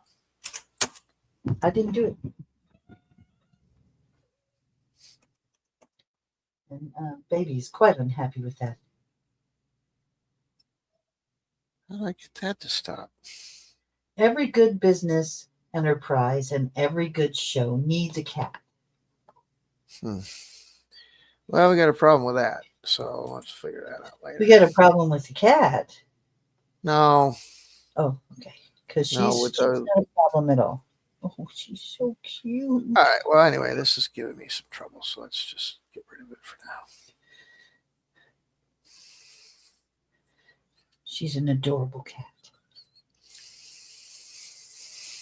She's gone full roly-poly on me. She's so funny. Okay, so let's do this.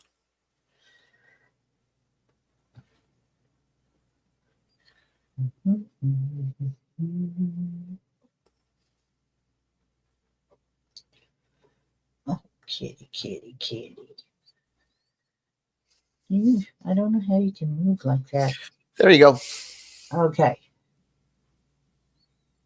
I can't. Let me make that bigger.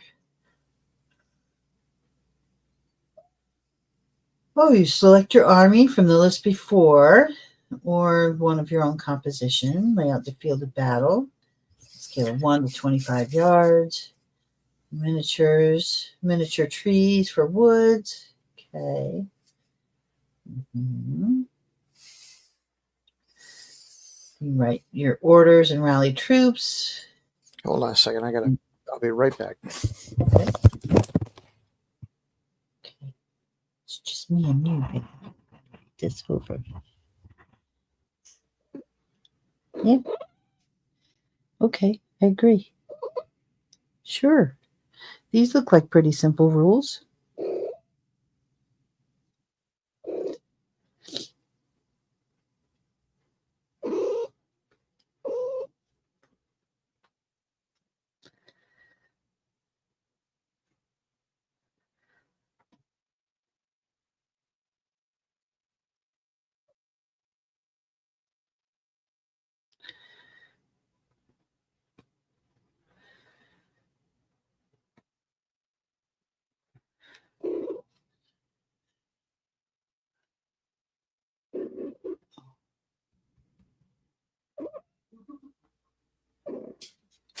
Okay. Sorry, folks. Old man break. That's all right. But So baby missed you. she's a She was good. crying for you in the background. Oh, so yeah, it's worded. So here's what I did. It's meant to be both a war game and an RPG. Uh-huh. Um, it needs to be. I need to add a little more verbiage to explain that. But um, if you're playing an RPG, if you're playing as a so I get this thing. My thing. If you got the like heroic fantasy, that kind of thing, Uh-huh. then you're like as good as any 10 normal men. Oh, So cool. you just act as if so you use the same rules, except that um, where it's see how it says like choose the number of well here you'll get into it. Okay, so you write new orders. Now, if you're doing RPG, you still write orders. This is one of these things where people goes, that slows the game down. Bro, all you're doing is there's a list of things that you can potentially do inside combat. And no one's restricting you by giving you that list. It's not an exhaustive list. If you can come up with something that isn't on that list that makes sense, you can still do it too. But it's just for convenience of people to go charge, shoot bow, whatever. And you can just, instead of going, I'm going to shoot my bow at the orc. That's what people think when you say write orders. But really all you're doing is saying, I'm just writing down fire bow, or Right. crossbow or whatever. So it's not you're not writing a letter every time the turn goes on, but people hear write orders and they just assume that I Just a got list of actions, yeah, basically. right. Yeah, that's all. So, uh,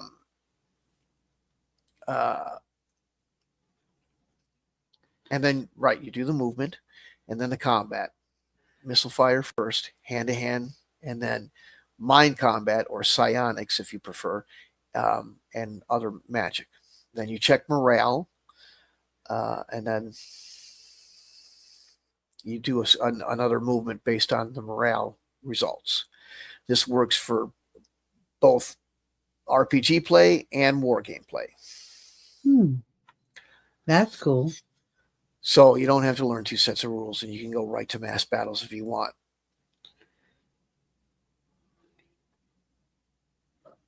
Mm-hmm.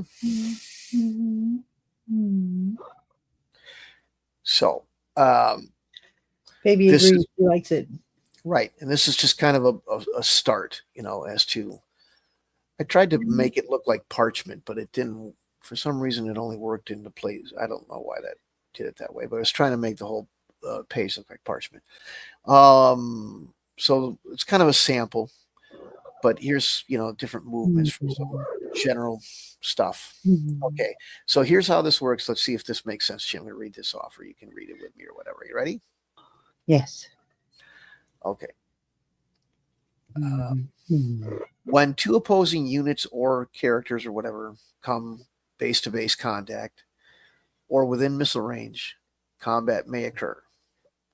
Find the weapon factor for the attacking unit and then add or subtract from the number, the modifier shown in table 5. The random factor is determined by rolling a die. So there's just like I was light on the modifiers. Okay.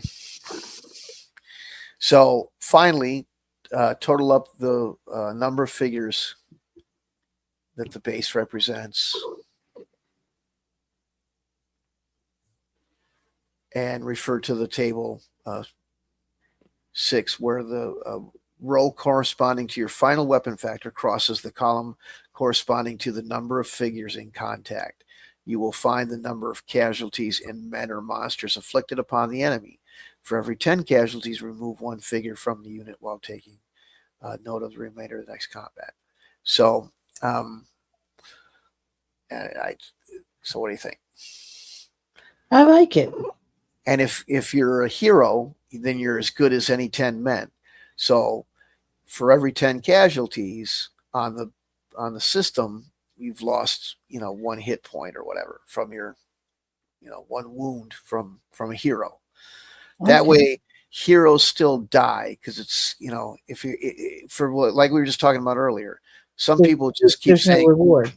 right. Their idea of being heroic fantasy means I'm the star of the show and I can't die. No, that's a story and you're welcome to it, but that's not a game. And I want to play a game. So here you're doing that. For missile fire, do exact same process. Remember that only targets that can be seen are in range, can be fired at, and that none of the unit must be in base contact to fire. Units can only attack, blah, blah, blah. All right. So what do you think? I like it. So it gives you some basic rounds and stuff like I just put in inches, but it could be centimeters, and they might need to be adjusted based on your table length, and I can get into that later. But then there's morale. At the end of combat, any unit with at the opponent's request can take a morale check. This is to determine whether the unit still has the courage to fight. So anyway, there's that. And then there's some modifiers for morale. So here's the casualty chart. So basically all you have to do is know what your weapon factor is, roll a die. Here's the where's that?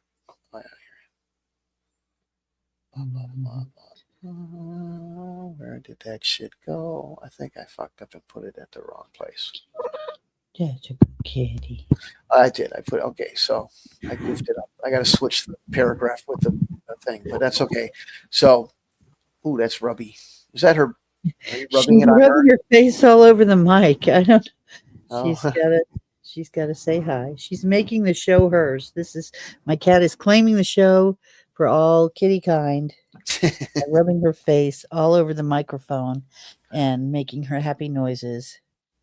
I stopped her before she could make biscuits on the microphone foam. So we're good now. So weapons factor, you can see 2, 1, 10 for all the different things. For missiles, so here's the combat modifier. So if you roll a 1, I should probably put a bigger double there. Okay. So I don't know if that makes sense for you or not, but anyway. So it just gives you a little bit, a few little things, a few little conditional situations.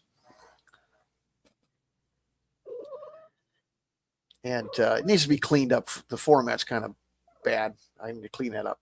But basically, you roll a die, and it gives you a modifier based on a die roll. There can be a few others. You can add more if you want. Like the scalable realism still there in that you're welcome as a DM. I just left it up to the, with a couple of guidelines and a couple of things that, like, if you don't reduce people that are hiding behind walls and stuff, most players will go, hey, wait a minute, that doesn't make any sense. So I've just put a few in there that seem like they're going to be used no matter what. But anything more detailed or whatever, you can pick or choose as you want, or the DM can just go, based on the situation here, I think there should be another modifier. Right. Just let them make the decision. All that GM discretion, yeah. Right. Like if you're in the middle of a hurricane trying to fire your bow and arrow, there might be a penalty. Right, exactly. So, maybe usually you ignore the weather, but in this case, you're in the middle of hurricane conditions. So the weather's going to be a factor this time. Deal with it. So I made this and it fit well on the page, but I thought, what if people want something a little bit bigger? So I did make an Excel sheet that brings it out a little further as far as the table, as far as numbers and stuff like that. So here's the two other big deals about this, or at least big deals to me that I like. Magic. There's no list of spells or anything like that. Basically, what you do is you have, I'll show you here. Leadership points are a thing too, but I just want to get to the magic because I think that's really cool and you might like it. And I really screwed up this. I got to rearrange it. But anyway, any character, I should word that better. Anybody can use magic. No, that's not what I meant. That's what it sounds like what I'm saying. But you can have a character that uses magic. Not any character can be. Any character can be a magic user. It's probably a better way to put it. That still sounds wrong. I'll work on that. Anyway, magic. Magic can be good or bad or suicidal to use and always an uncertain account. All wizards and necromancers start their careers with only 4 power points. They gain 2 to 4 per year and may use up these points every day as follows. So anyway, so here's the thing about casting a spell. To cast a spell, you decide what you want to do. Find the distance from the caster of the area of effect, the range. So basically, you're making the spell up on your own. You're limited by the amount of points that you have to spend on it. So you can't just go, oh, I can make up any spell I want. Well, I make a spell out that everybody dies and I get free cookies all year. No. I want that spell. Yeah, right. So you make it up within the confines of the power that you have as the character. But other than that, you're basically making it up. So again, the wizard can either cause, finally decide what you want to do with your spell as far as effect. The wizard can either cause some small event to take place, say a rock to start rolling down a hill, or the tumblers of a lock to turn. This is called an impulse effect. They may also cause movement and cannot change objects in any way. Or they only cause movement. So basically like telepathy or something like that. Right. Then there's change. He may cause a change in the. I don't know why I keep putting he. I know you're going to get mad because it's gender or whatever. Yeah, but cannot change objects in any way. Okay, where did I go? Secondly, he may cause change in the target that does not turn the target itself into something new. For instance, he may cause it to grow slightly or change color. This being called a change effect. Lastly, he may choose to create or destroy something. So people are going to go, but polymorph. And I think maybe I'll find a way to put polymorph in there too, because, but at first I thought, let's just keep it simple, but we'll get into that later. But anyway, so I still think it's neat. So lastly, he may choose to either create change and morph as options. That might be it. Yeah. Destructive spells. But there it is. See, if you go too simple, people go, but you left something cool out. Exactly. If you water things down too far, something cool's missing. Destructive spells may cast, when cast on units, have the weapon factor equal to the original power rating of the wizard, up to a maximum of 10. I might drop that. We'll see how it plays out. But the effect in the specified area resolves as normal melee, but with no modifiers. So basically, what you do is you come up with a spell, and then you explain what it looks like, and that's basically what you have to describe what's happening when you it doesn't have to be 5 pages of detail, but you just this is what it looks like when I'm casting this spell. That's for RPG stuff, things like that. So you're basically it's a fireball and I blow everyone up. Right, whatever it is, and right, it makes custom magic. So you can just come up with whatever you want. Very custom magic without having a bunch of spells that you have to learn or a big book full of them or something like that. That So I wanted this to be something where the majority of the content for the RPG comes from the imagination of the player and or DM, not from a bunch of books that they read shit out of. And I thought that was a cool idea. And then I thought maybe it's not going to be good at all because a lot of people are all about convenience. They want to be spoon fed stuff. And if you don't have any content, they're like, well, what am I going to use?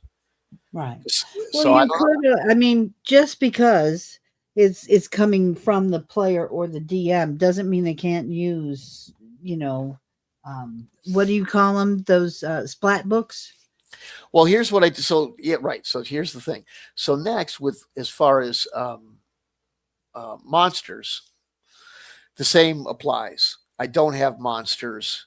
There's monsters in the game, but you make them with a point system. So that way you can put whatever you want in. Let's say you walk past or you looked something on the internet. You saw, oh, that's a cool picture. Look at that weird horror monster. I've never seen anything like that before. Okay.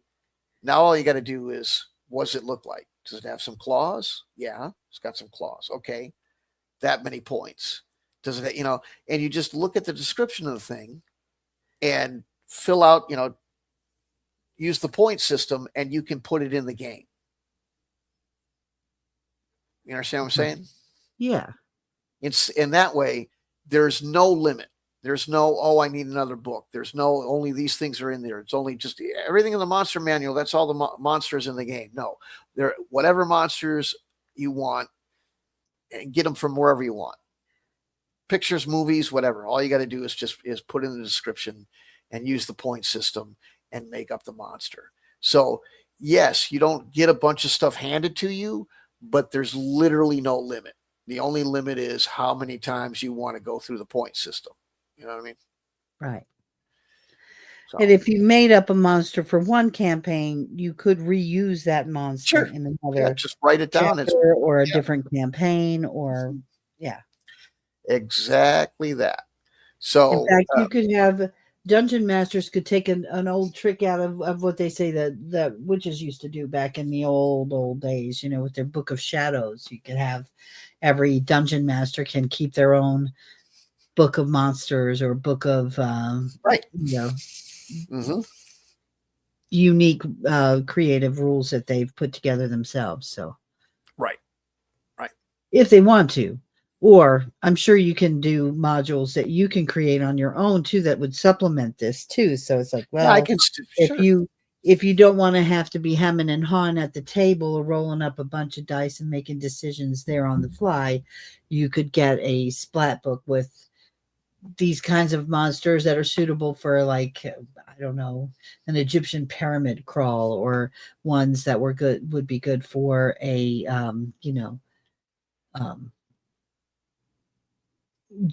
traditional dungeon, or even a mountain lost kingdom, or some whatever kind of setting you want to choose.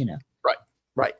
So all you're doing is looking at that and see, you go, oh, it's got a claw attack. Okay, well, what weapon factor? What is that claw equivalent to as a weapon factor? Is it a giant super sharp claw? Then maybe it's a high weapon factor. Whatever it is, you just come up with it yourself.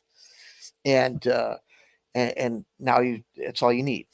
And there's no scaling, or it's a very, very simple game to play. And it's very easy to build off of it. And then I have a list of skills for the characters and a simple way to check skills. And the experience thing, I was going to do something a little different. This was kind of, you tell me if you like this. Because this was, I think it's actually an interesting idea, but I'll be honest, there's a little bit of middle finger in this one too. So, I was like, instead of points or money or any of that kind of crap, what if it's just how long you play? In that you get a survival experience bonus.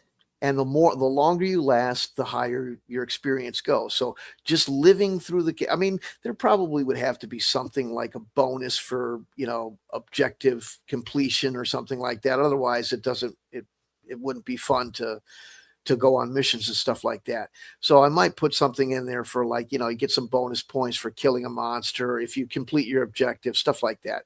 But generally, the biggest XP gain is I was on an adventure that took, I being the character was on an adventure that took 10 days, and I lived through it all or something like that, and the longer you live, the higher your experience goes.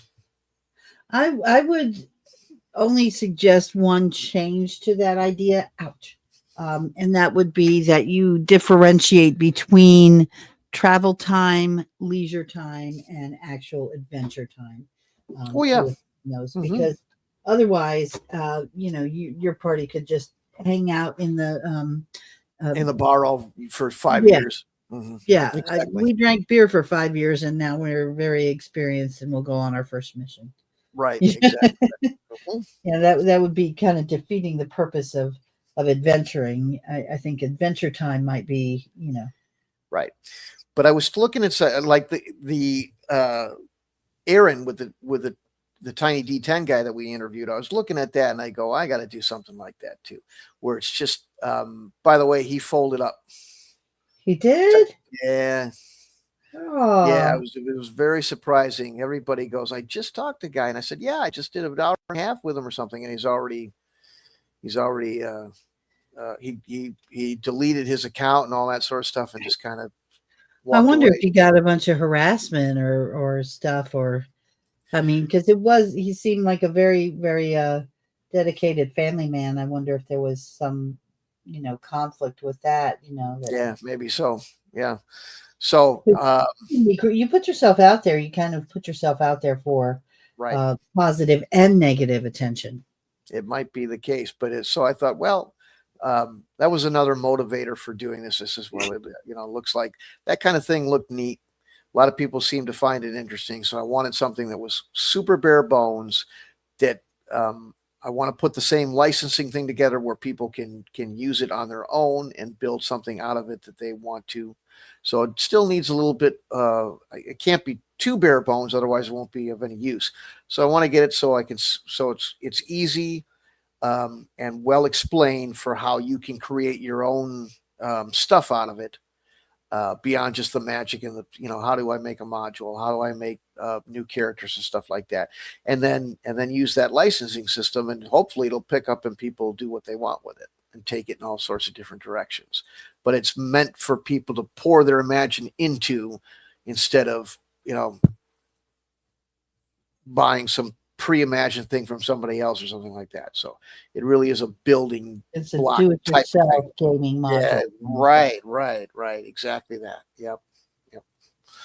And so but I liked it. I thought, like, at first it was just going to be a joke, like, here, you want something simple? And then I started getting into it, and I'm like, you know what? I can make something out of this. So I thought, I'll make that one. I'll make it's a lot shorter. I want to keep it, usually I'm not one for. I think it's important to really to live up to that commitment. I mean, it's easy to say, hey, you know what? If you like a different style of gaming, that's okay. That's fine. No, none of us should be disparaging someone else's style of gameplay. And so if for you, what's fun is something that is very much a simple type of rule set, or one that is more free Kriegspiel, where you're making the decisions because it's what the DM believes is right for the game and for the party. It's more organic that way. It's built on, I know my players, I know what they're capable of, and so we're gonna. That's what I like so much about the concept of the scalable realism, is each group that's playing could be a completely different type of group. You could have a group of NASA engineers that were all recently laid off and decided to play D&D in their spare time now that they have plenty of. And they don't mind the math. They find that fun. That challenge is good for them, and they'll be happy to play that. Or you could have a bunch of people who, don't enjoy the math. They're more you know, more of what would you call it? What's the word I'm looking for? A theater type, they're more Right. creative types, and they Well- don't want to. They don't want to have all they find the math something that dials them out from the experience of the game. It's Well- just a matter of personal preference. Yeah, I know, but I just keep saying, there's plenty of creativity in the type of things we're doing. Right. Yeah, but no, I'm not saying. What I'm saying is you can have both. If you have a game that is a little bit more well, like what you talked about, if it's a do-it-yourself role-playing game, that's definitely creative.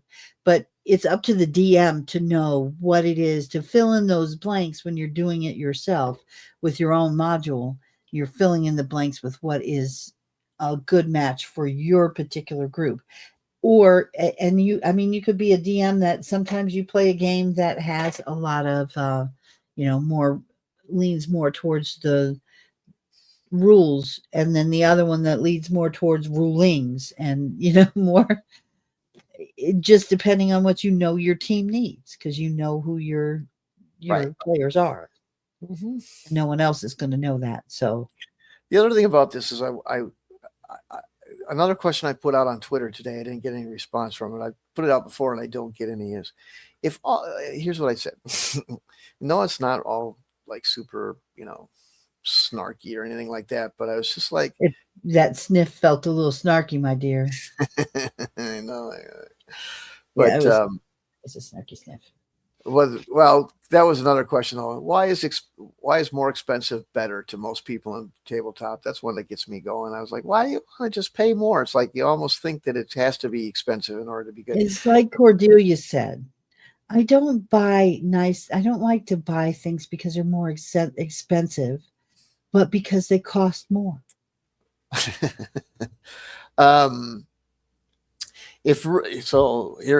the question. If rules are so hard and inconvenient, then a universal system should be something more want for ease of learning curve. It's supposed to be learn. I type bad on Twitter. No wonder people don't pay no attention to me. I mess a lot of stuff up. Are you saying you can't understand yourself either? Right. Yeah. And they took away my editing again, even though I'm paying for it. I don't know why. I don't think it's a punishment. I think they're just like, it seems to be breaking down. Just technically, Twitter seems to be breaking down. But anyway, but yeah, I don't understand why more people aren't into. The only excuse I've heard from people is, well, how does it go? Oh, certain mechanics really play into only certain genres. That doesn't make any sense to me. I don't know what the hell you're talking about, but that's the kind of thing that they say, and it's just like, I don't know.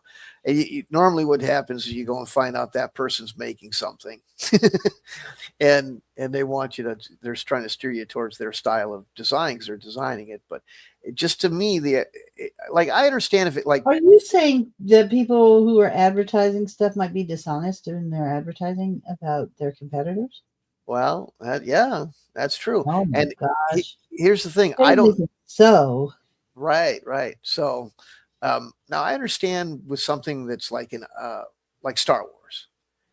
If you've licensed, like the licensing thing with that, some West Ends wanted to buy a license to use Star Wars because they wanted to make a Star Wars RPG. Okay, so that's not universal. Obviously, that's not going to be a universal system because you're trying to make a Star Wars product. So I understand that. But otherwise, why would you not make a universal, because to me, you're only painting yourself in a corner if my game's only about fantasy. Okay, well, it's only going to sell to fantasy players. Why wouldn't you want something that could be sold to everybody. And the only other thing people say is, well, jack of all trades means master of none.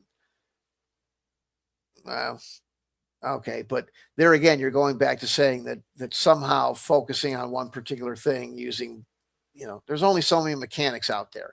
And like some people have said, mechanics are just, all it is a toolbox. You put the right tools in the box for what you're trying to do. The idea that you can only use one for a particular genre or something, just like you say, doesn't make any sense. So, but that's what some people say, if you don't focus on something, then you can't be really good at one particular thing. But I don't know. There's other rule sets that have existed. There's something called GURPS, and that's but there's a lot of people that don't like. What does GURPS mean? What does that stand for? I think it's a acronym.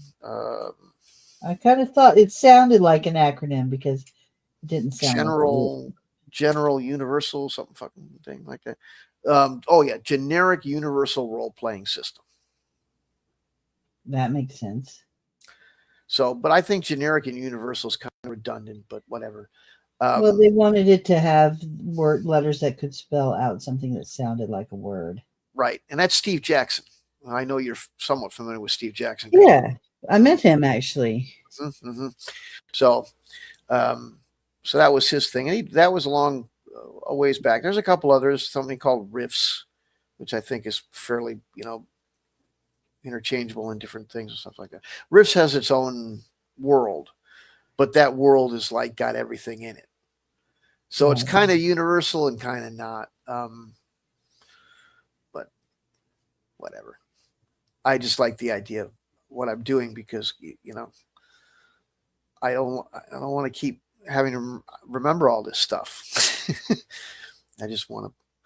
If it's the same game, no matter what I'm doing, I can do whatever I want. Just not have to, because you see these people go, I've been playing fantasy, this, that, and the other thing, but we're talking about doing some other genre, and I'm trying to figure out how to convert my fantasy D&D game into a Western and all that, Well, that's a pain in the ass.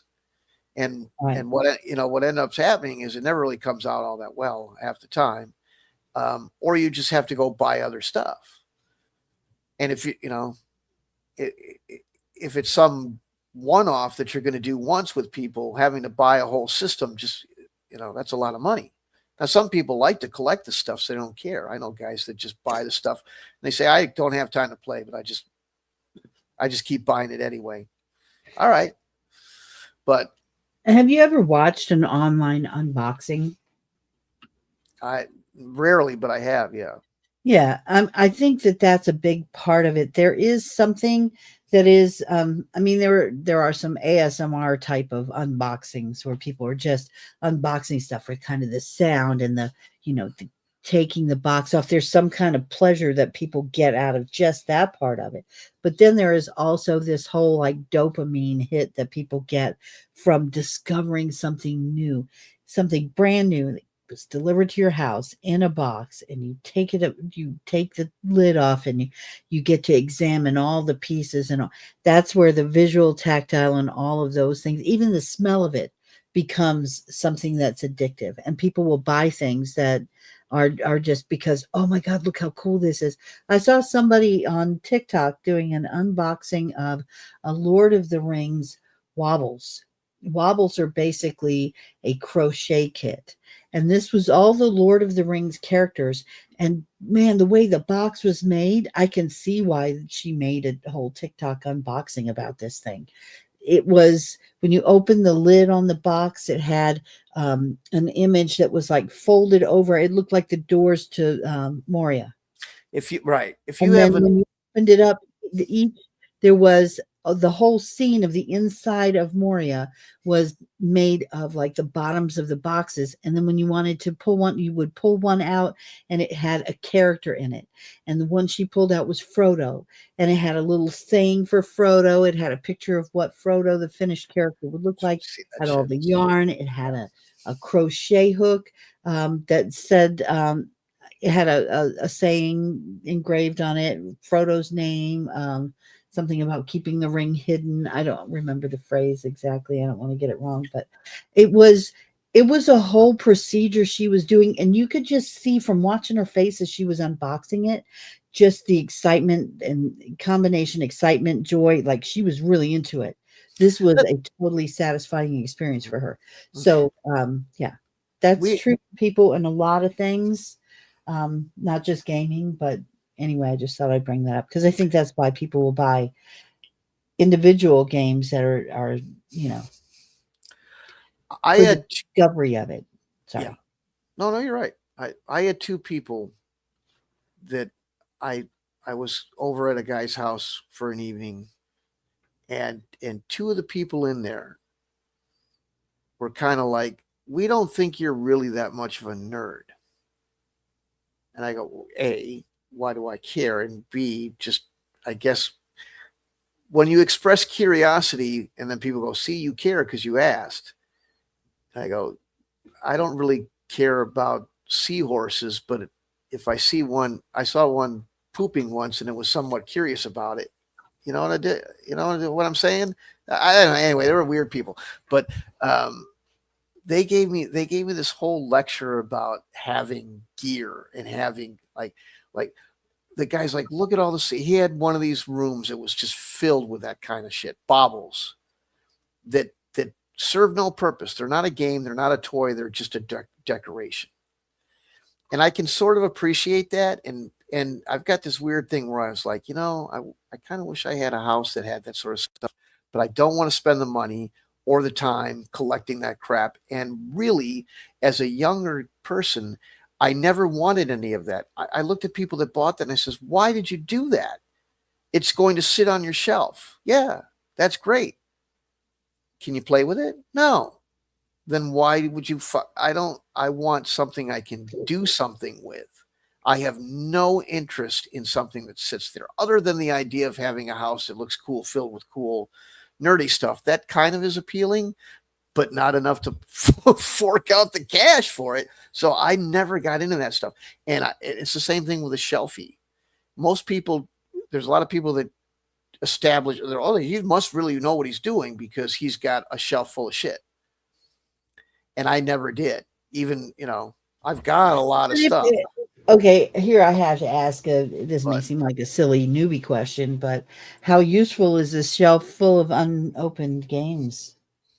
that's it. How I don't much like looking knowledge at do you stuff. have about a game box that Right, you never opened? right, If you kept it as I get if you're keeping it for the collectible factor, because a pristine unopened is more collectible than something that's been right. used. But at the same But time, there's people that they're like Atari and Nintendo fans, and they've got in every thing in their house is some bauble of Mario or something, and they're like, "Wow, you're really into that." So super cool. I don't. It's a video game I want to play. I don't want to look at the characters like that. Doesn't appeal to me at all. Good for you. I don't care if you do it, and in a way, I'd love to have a house full of that stuff, but not as that part of it never got into it. And I've had oh, people go, let's not pretend. If you suddenly won the lottery and won like $1 million or something, you would totally have a house. no, that's the thing. No, That's the you thing. I wouldn't. really Okay, would. I don't believe you. Somehow I don't. I think that There, that there would are last there are a about few 10 minutes. things. There's a few things that I would put in, but like the Mario alarm clock and Mario T-shirts and shit like that, I just don't have any appeal to that at all. I want to purchase something Oh, that I can, secondary merch. I get that might yeah, not have oh yeah, an appeal. Yeah, because there's but people that would buy like they would buy like Darth Vader coffee mugs and then put them on their window seal for decoration. That's just pissing money out the window for I want a toy. my daughter had a Darth Vader mug. So, Yeah. I mean, if one yeah, thing if you bought one and you used it, but to yeah. collect them all and then put them on a windowsill, She bullshit. I did want a use it. toy. It was kind of cool too because the Darth Vader mug that she had like the top part would come off, so it was a tea mug. Yeah, You would put the tea bag in it and you would cover it up with Darth Vader's helmet, so it would steep right. the tea. It's okay if you're using it, even at that though, because that's something I paid a lot more money for than a normal teacup. It may be functional, but sometimes they're not. And if you break it, then you're really pissed because replacing it is a real difficult thing. If I just have a cheap ass mug, I got it at Shopco, okay, I can go get another one. I never really got into that sort of stuff. Now there's a, if I found one of those life size Vaders that were being sold at Sharper Image back in like 1994 or something, Oh okay, yeah. maybe, but usually I don't want stuff I can't play with. I want to play with it. That's the whole point. Video game, sure, I'll buy a collectible video game. Buy, you know, some of it I think is neat, but not neat enough to spend money on. And I think even if I had a lot of money, I still wouldn't do it. Like there's a Lego kit that when you put it together, it's an Atari. Oh I wow. don't give a shit. I mean, I'm like, yeah, that's kind of neat and all that, but no, I'm not buying an overpriced plastic model of a console. I could take the amount of money it takes to buy that. I could go buy the real thing, and I could play with the real thing. So why not buy that? Well, you just don't look like it. You just have a normal house. You don't have the creds. You don't have the shelfie. Well, if that's what it takes, then I guess I don't. But I think that the fact that I'm, submerged in this shit more hours of the day than most, I think that kind of proves that I'm a little bit more into it. I don't like I don't want to keep up with the Joneses. I don't want to prove it to people. I don't care about that stuff. So if you're buying all that stuff just so you can, I don't get it. But if you like it and that's the way you want to put it, make your house look like, good for you. I ain't put you down. But when people were telling me, well, it's they were basically just telling me they were status symbols, and I couldn't care less about status symbols. But really, it really was this: if I can't play with it, I don't want it. I don't want a toy car if I can't take that toy car off the shelf and play with it. My dad's he's got this stuff, and I used to want to play with it as a kid, and they get mad. But that's a model. No, dude, it rolls. It's a Matchbox car. It's just a big one. I wanted that shit down on the floor. I want to play with it, and you get mad when I do it. Oh, he So didn't trust you wouldn't break it. yeah, a couple of things did get broke on them, but they would. If it was a model, I wouldn't touch it. Because a model the wheels don't turn or anything like this. This is just a very large toy car. Yeah. So I want to play with it. So, that kind of shit. So, but yeah, I like it. I understand what you're saying though, about people that just collect things just for the sake of it.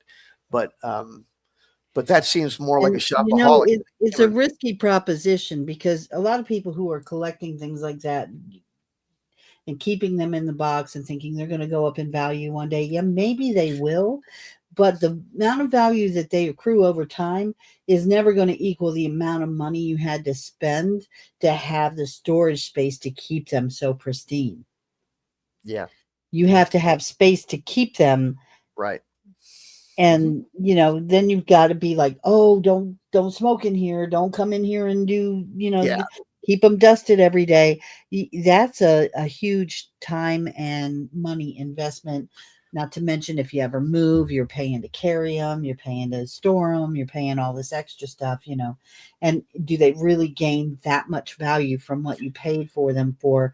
You pretty much have to keep them your entire lifetime before you get to the point where you can sell them off and gain a profit on them. And by then, maybe you could say, if you're the kind of person who likes to look at those things and say, yeah, I collected those, because collecting is something that gives people a lot of satisfaction. Yeah, that's fine. Just as long as, you're recognizing that what you're paying to to have a place to keep those things is really something you got to take. Like if you're thinking, I made a big profit on that stuff, well, how much did you make? Because you spent years paying for the space to keep them. Right.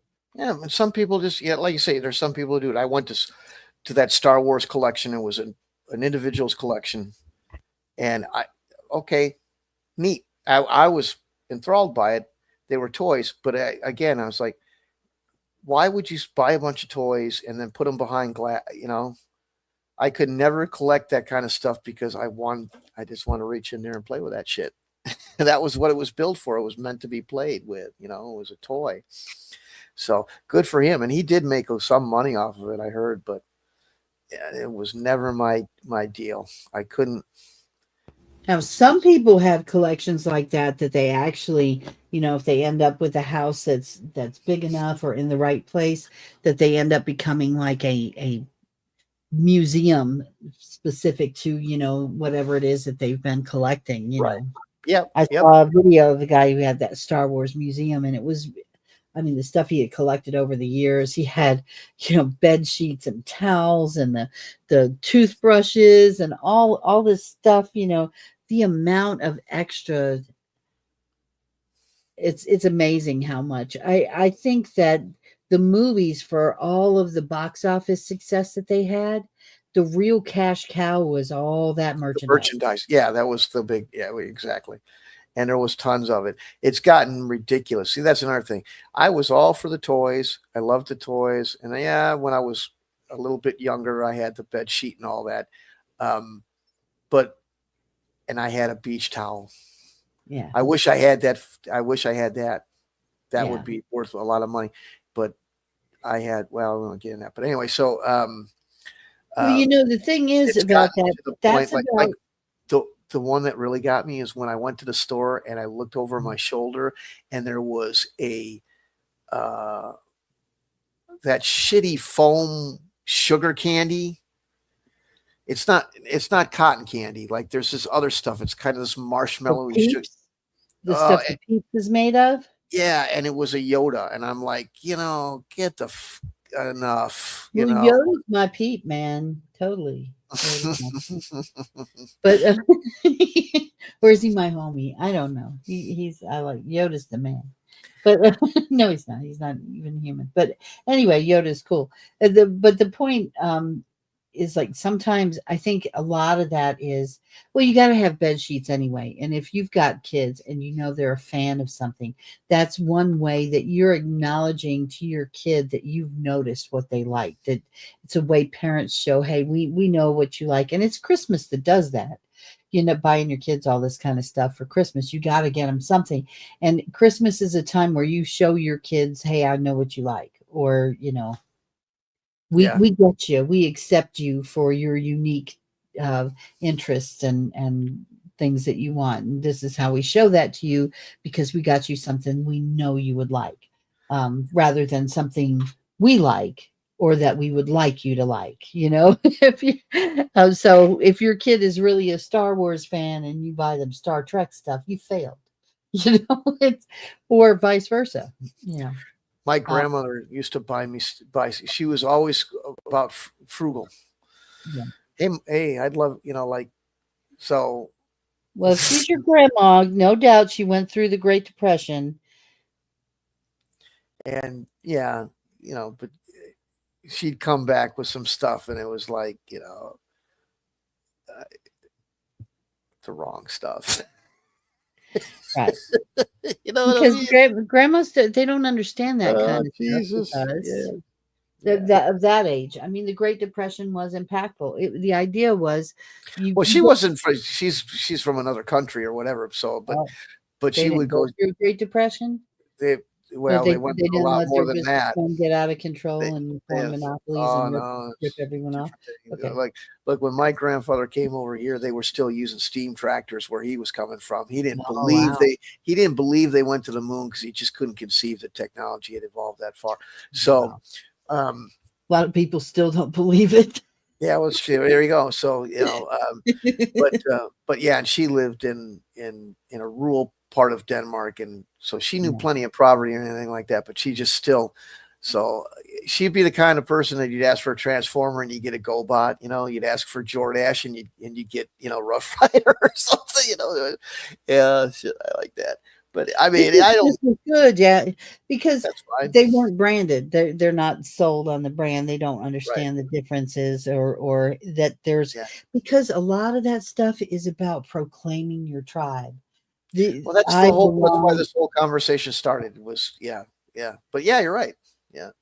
That's what it is. I'm proclaiming my tribe. I'm on the side of, Star Wars versus Star Trek. Why does that need to be a battle?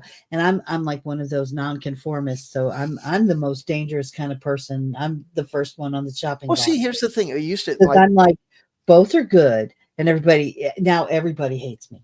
Star the, Wars fans, oh, how dare you? Star it Trek fans, used oh, all how that dare you? all that used to be just for fun. Nobody took it seriously. And Yeah. it's and now because of, well, let's not get into that too much. I don't want to get too Well, political or then anything, there's but sci-fi versus fantasy. You got but some it used people to just be a look up joke. what? It just like the Star Trek versus Star Wars stuff used to be a joke that we used to have as at these conventions and stuff. It Yeah. wasn't, you know, even stuff like RPG versus wargaming, and they're the same thing really. But you'd have people go, "Oh, those RPG people, blah blah blah," No, I say, and now it seems like all those jokes, people are like it. It never really was um, tribal, but now it seems to be. It was just we're nerds and nerds don't have anywhere to go, so we go here. We go to like Gen Con and stuff like that. Nobody gave, yeah, we were all different. Like you'd go to some places and be like, that dude's doing some stuff that just is not my thing or is a little bit weird to me or whatever. But it was just like, nobody was judging. Am I going to go do that? No. Do I care? No. Interesting. And Well, you say that, but and I get it, but I also do remember there being some strife between different people with different interests when you say remember, back in the I'm talking about back in the late 70s, early 80s. Yeah, there were cliques among nerds too. But not generally where I came there from, was thank God. so much, well, yeah, okay. But I lived in a lot of places. My dad was in the Navy, so we moved around a whole hell of a lot.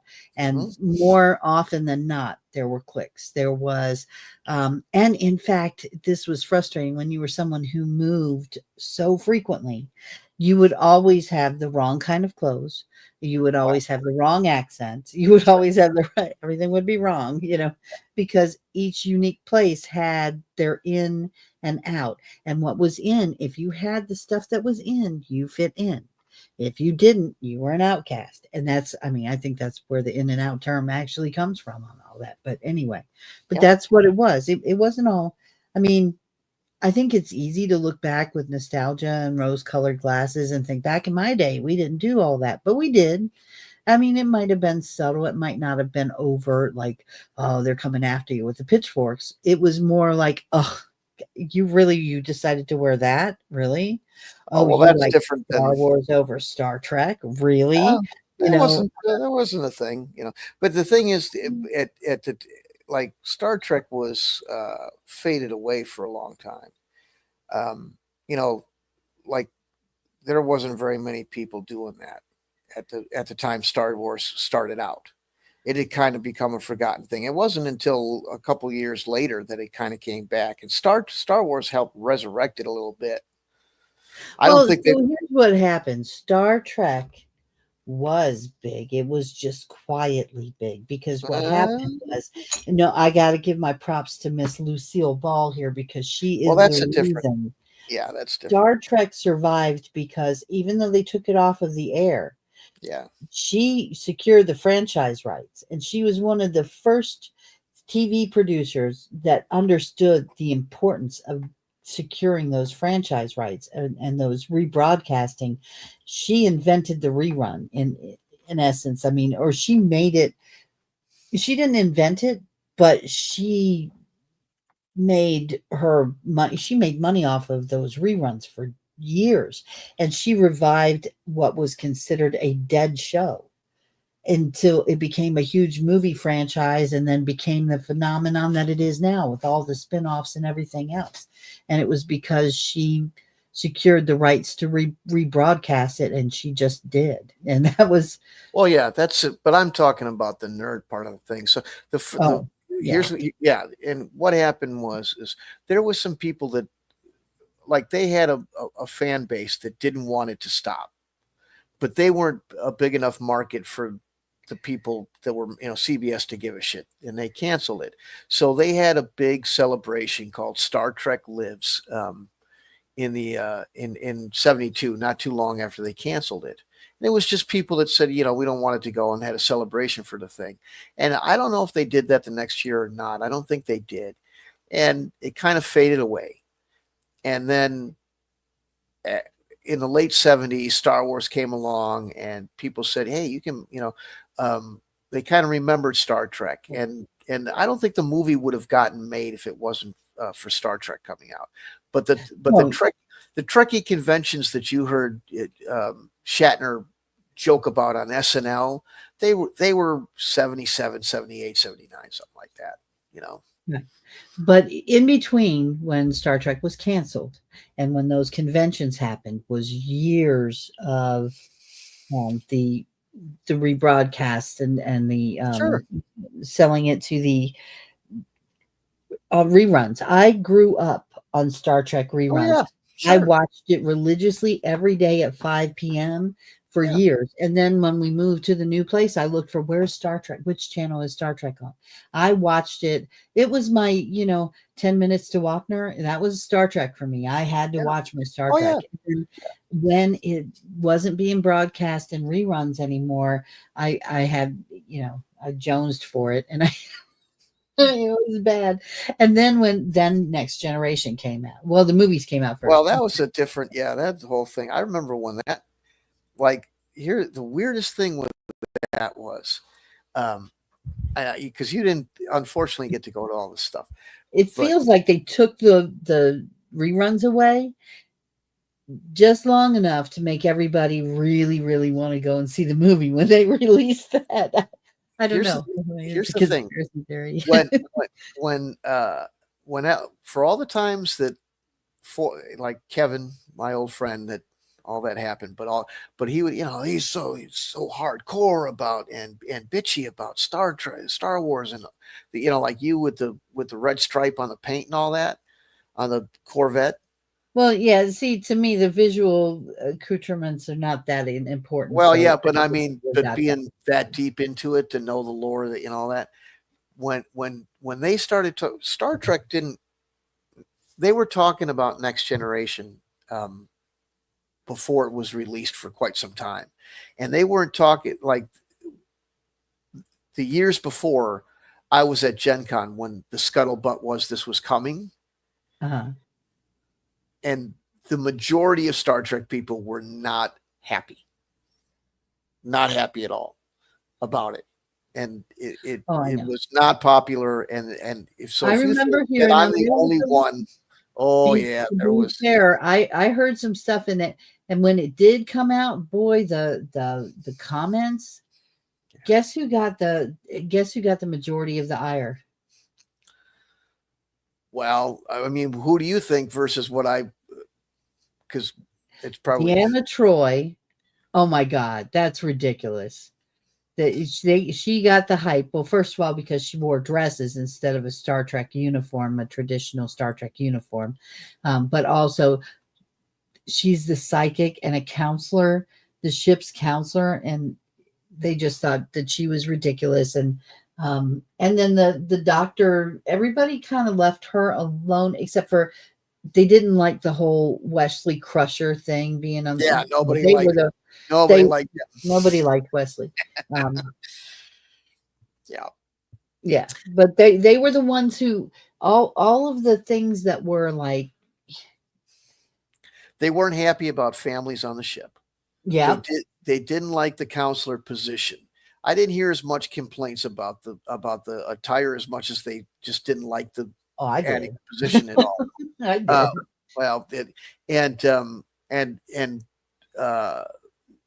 But just in general, there was if you're going to do it, bring it back the way it was. Look, they're still making movies of the stuff.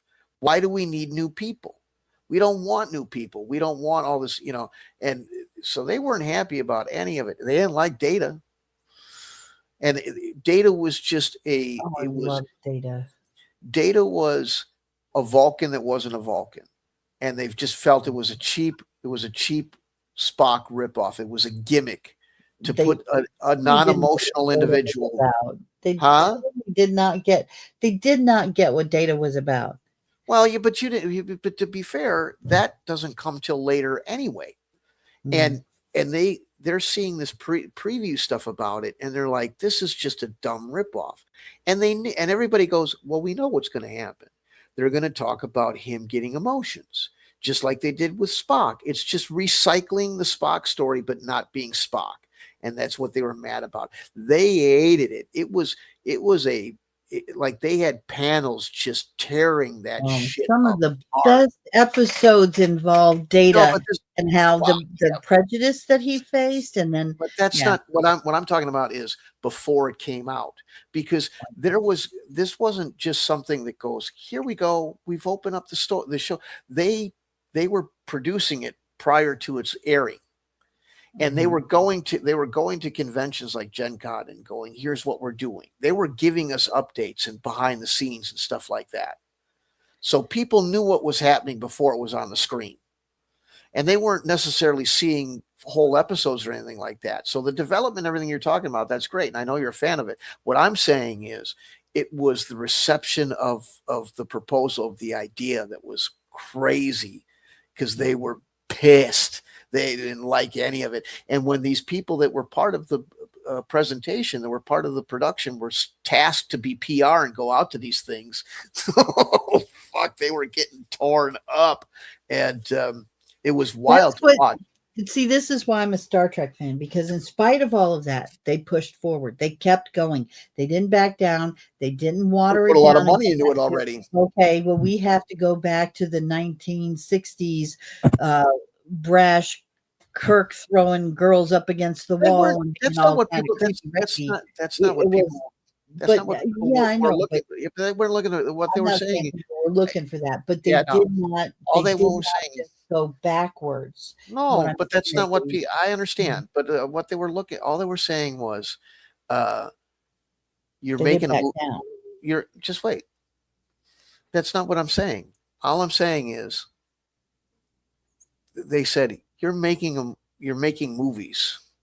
It wasn't like they had just made one of the original. They're like, just take those people and do what you're doing in the movies and do a TV series about it and put them back on TV. They didn't want them to go back to mini skirts and boots and that shit, but they wanted to see, Wrath of Khan and those that's part of be serialized on TV. That's right. What they were saying. There wasn't a bunch of chauvinists asking for go-go boots or anything like that. That's not what I'm talking about. Well, it depends on who you were listening to. But the thing is, whether or not, and this is, I'm not saying that was the driving force really, but that was just an aside, because there was a lot of stuff that by the time Star Trek Next Generation came about, that Star Trek had done that was no longer really palatable to the next generation audience that was coming out, but at least not all of it. And the Star Trek producers kind of recognize that, but they also, this is not a new phenomenon. They'd seen it before. Anytime there's a remake, anytime there's a reboot of something, anytime you're coming back with something, and it happened with Star Wars too. And it's going to happen with Buffy. It always happens with anyone who's been a fan of a show that they develop nostalgia for. The new iteration, it's happened with Doctor Who. Oh, the old Doctor Who better. It's always the old original was better. You can't top the original. Why did they change it like that? I would have done it differently. And it's always like that. But those are the loud vocal people. Then you got the quiet people like me in the background who are like, I'm so glad they made it because I love Star Trek. This Star Trek's different, but what do I like about it? What don't I like about it? I'm going to give it a fair shot. And then they end up becoming the fans that keep it going. And then you end up with 4 additional spin-offs and new movies and new series and new actors and actresses getting involved and it becoming a life of its own and a whole tribe. So, I mean, that's what I think anyway. And I think it's a good, healthy thing. And I know you don't like what Disney's done with Star Wars. I know a lot of people don't. But there are a lot of kids who are born and their first introduction to Star Wars is, and that's right, and that's why a lot of people don't like it. But those kids don't have Nah, Those kids don't have the preconceived old is better no, concept. they don't. They just don't. Well, that's not the point, though. Well, But let's here, not. That's just gonna get. Let's not do okay, this. okay, okay. I don't want to trigger your nerd rage when you're going to go nuts, but I'm telling you, I as a fan of Star Trek, anyway, I'll keep it to Star Trek.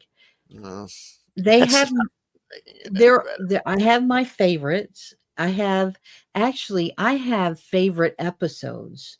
I'm one of these weird people where I wouldn't say that that the original series, The Next Generation, Enterprise, Deep Space Nine, Voyager, none of those, no one of them is my favorites, but I have favorite episodes among Sure. each one of them. Does that make Right. sense? Sure. Like there's some TOS episodes, and I'm like, oh God, that's my favorite episode of TOS. And then Uh-huh. the Next Generation, that's my favorite Next Generation. And that's, each one has their high points. They also each have their low points. Yeah. Because there are some really like clunkers in Well, every that was the part I was trying to get to, because once they yeah. all bitched that, because the next thing was when they ripped it apart from the previews, and it was just a really interesting atmosphere, because it wasn't just a bunch of people talking. Like, it was going on for a couple of years.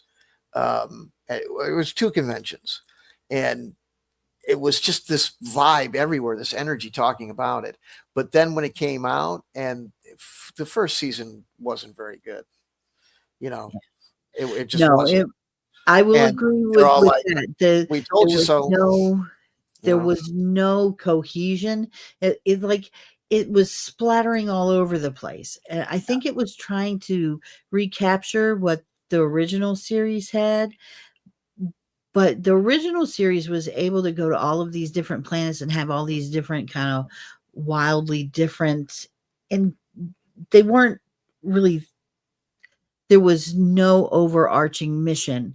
I mean, other than to go out and explore and discover new races and new civilizations, to boldly go where no one's gone before, etc. Um, I'm not a fan. Anyway, but they went to so many different things, but what tied it together was that core group of Spock, Kirk, and McCoy, and the interactions between them, the conflicts between those three characters, the tension. They were all best friends, but Spock and McCoy seemed to not like each other most of the time. And, there was a dynamic there that held the whole show together. So no matter where they went, you could count on those three driving the story and keeping the show on track. When they came to the Next Generation, they did not have that with the first season, because the characters did not seem to interact with each other. Like nobody had that magnetism with each other. You know what I Right. mean? With the Well, exception of maybe Data and Geordi, those one of two the maybe. one of the things that is interesting when you go to these conventions. So what happened next was, years after, when you start getting the TNG people to come in and talk about it and do their panels. And I don't know how many times I saw it on panels with the actors as much, but a lot of the behind the scenes and a lot of people in the know and a lot of the other folks that did discussions, Gene was a fucking terror. Apparently, he was nuts. He just Yeah. was in there all the time, fucking everything. So one of the reasons that a lot of people say the first one didn't go well is because he wouldn't keep his hands out of it. And Well, they had a lot he of kept trouble with changing him coming in direction. and starting shit. Yeah. There was no there was no unifying direction. There was no Well, um, the story is this the story is that some of the stuff that I heard is, and the reason is because he kept coming in and going, no, you're not doing that, this is my stuff, and he kept changing things around and starting fights, and he was just a terror, and the thing was disjointed because he kept trying to grab the wheel, right. and he wasn't he wasn't So they happy that ended he up didn't the have whole season ended up weaving across the road like right. a drunken sailor. Right. And he was very possessive, and very, and he wasn't I mean, everybody loves the genius and the creation and all that, but he wasn't the nicest guy to deal with, to say the Yeah, I least. heard that. I did hear Yeah, that. Yeah. and Well, and he creative types really was often are bad. like that. hmm I hmm mean, that's not unusual that creative types would be like that. So I But he get it. really tore it up, and there are some stories that, kind of rumor, I don't know, but that there was some really wild scenes of him on set doing some crazy shit, and coming in and making demands and stuff like that. So, um, Right. and then of course, he didn't. It wasn't much longer. He passed. But Well, I think, there were some of the stories that I heard retold later, and I don't have specific sources. I don't want to like throw anybody under the bus, but apparently he was starting to lose some of his mental faculties towards the end, and so that was affecting the direction that Star Trek was taking because he was trying to interfere, even though he wasn't really remembering or sticking to. He wasn't able to stick to a coherent thing because he wasn't as coherent well, as there any. was, see, yeah, and then there's some people that go, that really wasn't true. There was people that were going to be the people that took over once he passed, and there was some attempts to discredit. There was just a tug of war, and there were some people that said, no, Gene was sharp as a tack to the end. He's just a hard ass. He didn't like what they were doing, and there was people trying to push him out the door. Mhm. Say there's a lot of drama about it, and a lot of it's hearsay and stuff. Like you say, you don't want to say too much on a stream because if you get it wrong, you don't want to get sued or something. But Yeah. there was some Yeah, I there was don't know a lot anything. of I stuff just about that. some of the Yeah. stuff that I heard, there were rumors like that, but I don't know that they were true or not. But if that was the case, it would explain a lot, and I think I would rather think of him as being somebody who was, because he was getting up in years, and it would make me feel better to think that it was just his advanced age that made him behave that way, and not that it was a part of his personality that made Yeah, him that way. That he but was just being a jerk. But then unfortunately, he again, was an asshole. But he wouldn't be the first creative guy that I loved his work and ended up hating how he conducted himself as a person. well, So see, like would not be the first. I mean, he Neil didn't Gaiman do, and well, yeah, him. That's Joss a Whedon, But and yeah, the there's a thing with list. Man. there's the thing with Star Wars, like, I know more about the Facet deal, because the game that we were looking about earlier, he didn't like that shit either, and he finally just pulled it all. Like, Facet didn't sell the license to Star Trek; he pulled it from them because he didn't like what Oh, they were doing. So they had some stories about him, and he wasn't nice ever. It wasn't senility. He just was a hard. But he was like Lucas. He felt that this is my baby. I'm not letting people, push it around or steal it from me with this corporate licensing shit. And I'm going, and the only way that you can absolutely maintain control is not through contracts, and it's from going there and raising hell if people do shit that I don't like. And so there was lots of stories of him having to be, hey man, you can't, some of that you might can't have do been that. justified on both their parts that they had to. Well, It's a shame, with Lucas, I think he got to a point where he got tired of taking all the gruff from his fans and like, oh, okay, well then I'll just sell it off to Disney and bye well, that bye. was just, yeah, that was the shit. And it was like, here, the thing with Lucas though was this: you can talk about the merchandising and all that crap, but it was what really made that thing beyond. I mean, the movies were great and all that, I ain't saying, but there was a lot of people who spent a lot of effort on their own, a lot of fans that created a lot of material that um, that ended up in the lore, usually because his people would show up with uh, lawyers and scare the shit out of some kid who just wrote a story because he loves Star Wars, and we'll sue your ass into the ground, you 14-year-old punk, and then steal that shit from him, Right. and then then put it in. and then And we put the LucasArts label on it, and it's right. ours, and all the profits are ours. So the fans were looking at this as being in certain ways a collaborative effort, and he resented that. I understand. Because what do you mean? You're just some punk kid. I raised the money, I did the work, all that sort of stuff. But they felt like they were being, they. I think they had a legitimate beef the way that he acted. So, but that's a controversy that even hardcore fans like myself, there's people that I go to streams and stuff like that, and they're like, fuck that, you're full of it, so there's a whole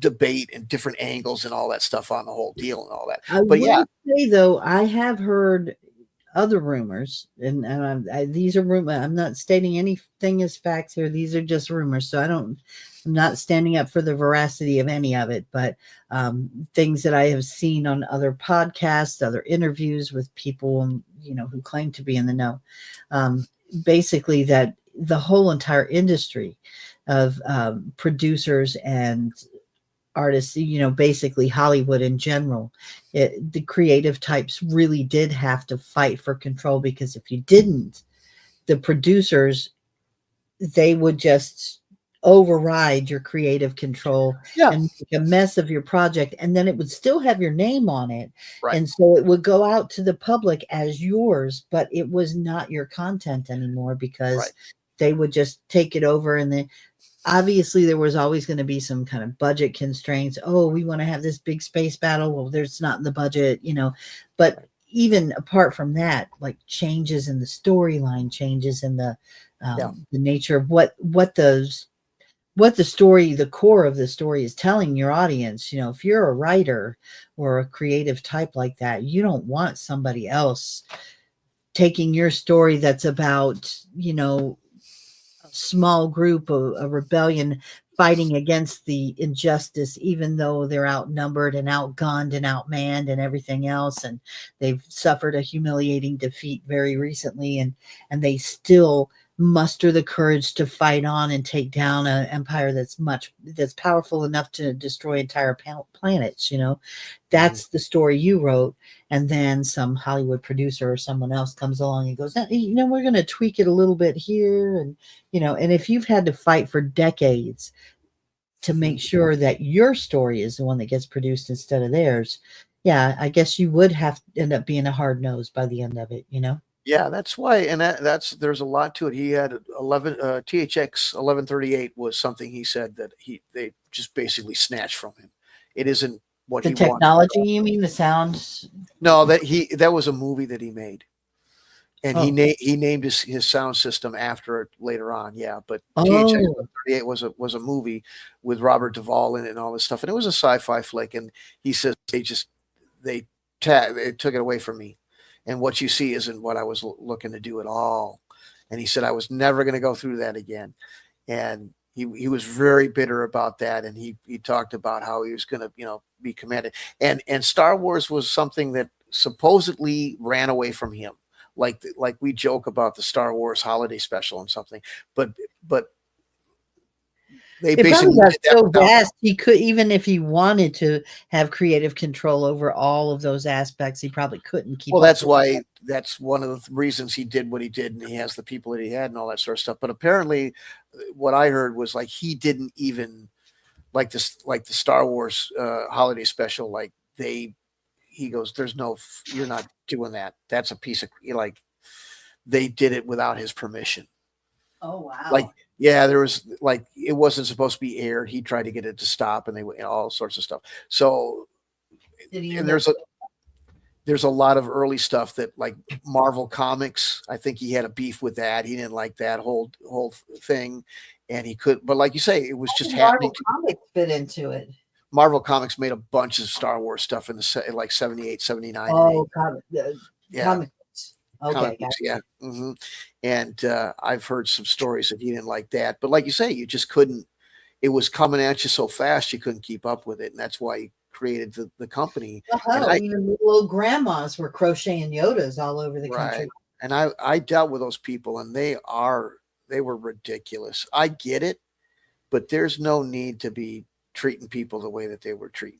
But their justification, the small fries, is kind of where it's like, okay, whenever big guys like this, because there is no doubt that Star Wars made Lucas incredibly wealthy and powerful in Hollywood too. he could pretty much decide what he could self-publish whatever he wanted after Star Wars, Mhm. if he was so inclined. But punching down at the little people who are just your fans trying to express their love for what you made is, I mean, that's where I think most people go, oh, well, you didn't have to be that much of a, what was that sincere fan? How are they hurting you? Well, right. And what they said, so the thing that happened to me was I wasn't looking to make anything. I wasn't looking to, I was being what I felt was courteous. I was said, hey, I'm going to have Star Wars events in my store. And I just want to make sure that you know about it and it's all on the up and up and all that stuff. And they thought I was trying to, they weren't listening. And the guy just starts screaming at me. And I yelled back. I said, first of all, I'm not a child. I'm I I'm I have some age and I'm running a store, and the only thing I did was call you up to make sure that this was okay with you because I hear you're so happy. I'm not selling anything. And the guy kind of he went dead for a second, and he goes, well, he says, here's the thing, you know how many people try to sell me some sort of Star Wars thing every day? And I go, I'm sure there's a lot, but they're also all individuals. You don't need to talk to me this way. I was calling you just to ask. He says, and then he started yelling again. He says, I don't give a shit what you do in your own store. And I just hung up on him. And I talked to people at Wizards of the Coast later on about that. And I says, you know what this film bitch did? And she goes, we deal with this every day. I'm not surprised. She says, they're trained to do that. That's not a guy who had a bad day. That's the way that they're told to deal with everybody, every kid, because they get so much of it. And he says, some of them are kind of, pushy. And like I says, yeah, but they're just kids. This is asinine. So and then I saw it firsthand. Did I tell you the story about Fort Wayne? No. Oh, was that where the guy built a life-size model of the Death Star and they came and like took it from him or something? It was a helmet. It was a Darth Vader helmet. Oh, that's what it was, right? Yeah, and the kid he was a young kid.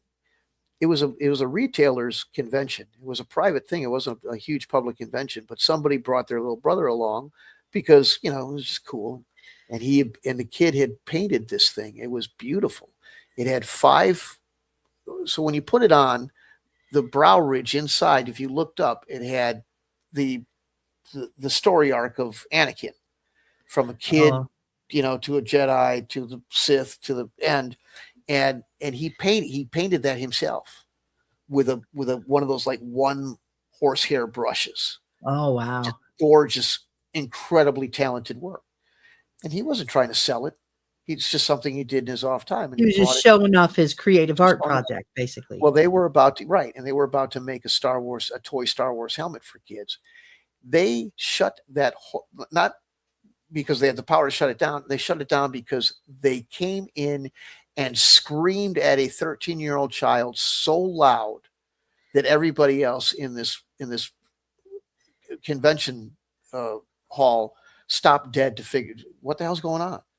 This kid's in tears, terrified because they're threatening to sue him. And all they had to do was because, hey kid, this is really cool shit.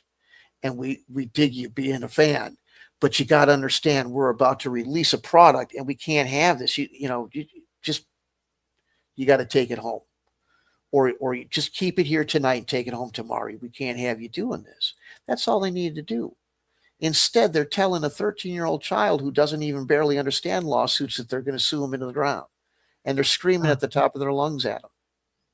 Damn.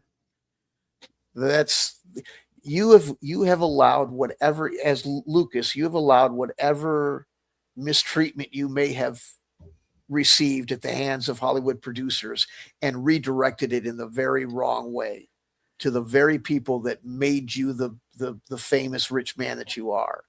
Right. And so when he went on, and this is where I started to spin out, and I don't want to get too far into it. I don't want to get like, but this is when he did that thing on Jon Stewart where he goes, John's like, don't you care about what all these guys are saying about the new prequels? And he gave that fuck 'em look. Yeah. That, Right. So I know what, yeah. So focus your fire on the people that did you wrong. Right. That's what I'm saying. But yeah, Well, punching up is appropriate as somebody who's got more power trying to take your creative enterprise. If you're a creative person, that's appropriate. You got to protect yourself from someone else just like stealing your work and putting their spin on it, and then you take the hit when it flops in the box office. And it's your bad name that's attached to it.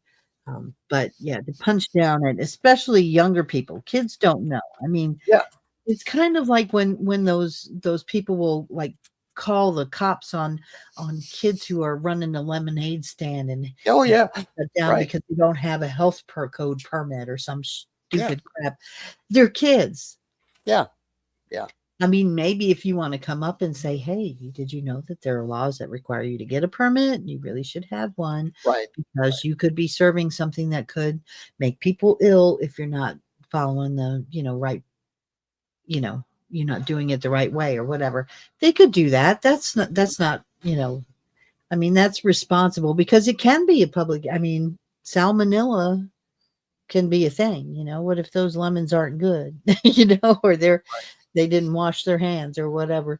And so there's reasons for that, but you don't have to send the cops over to disrupt their business. That's Write the crazy. parents citations and stuff like that, Right.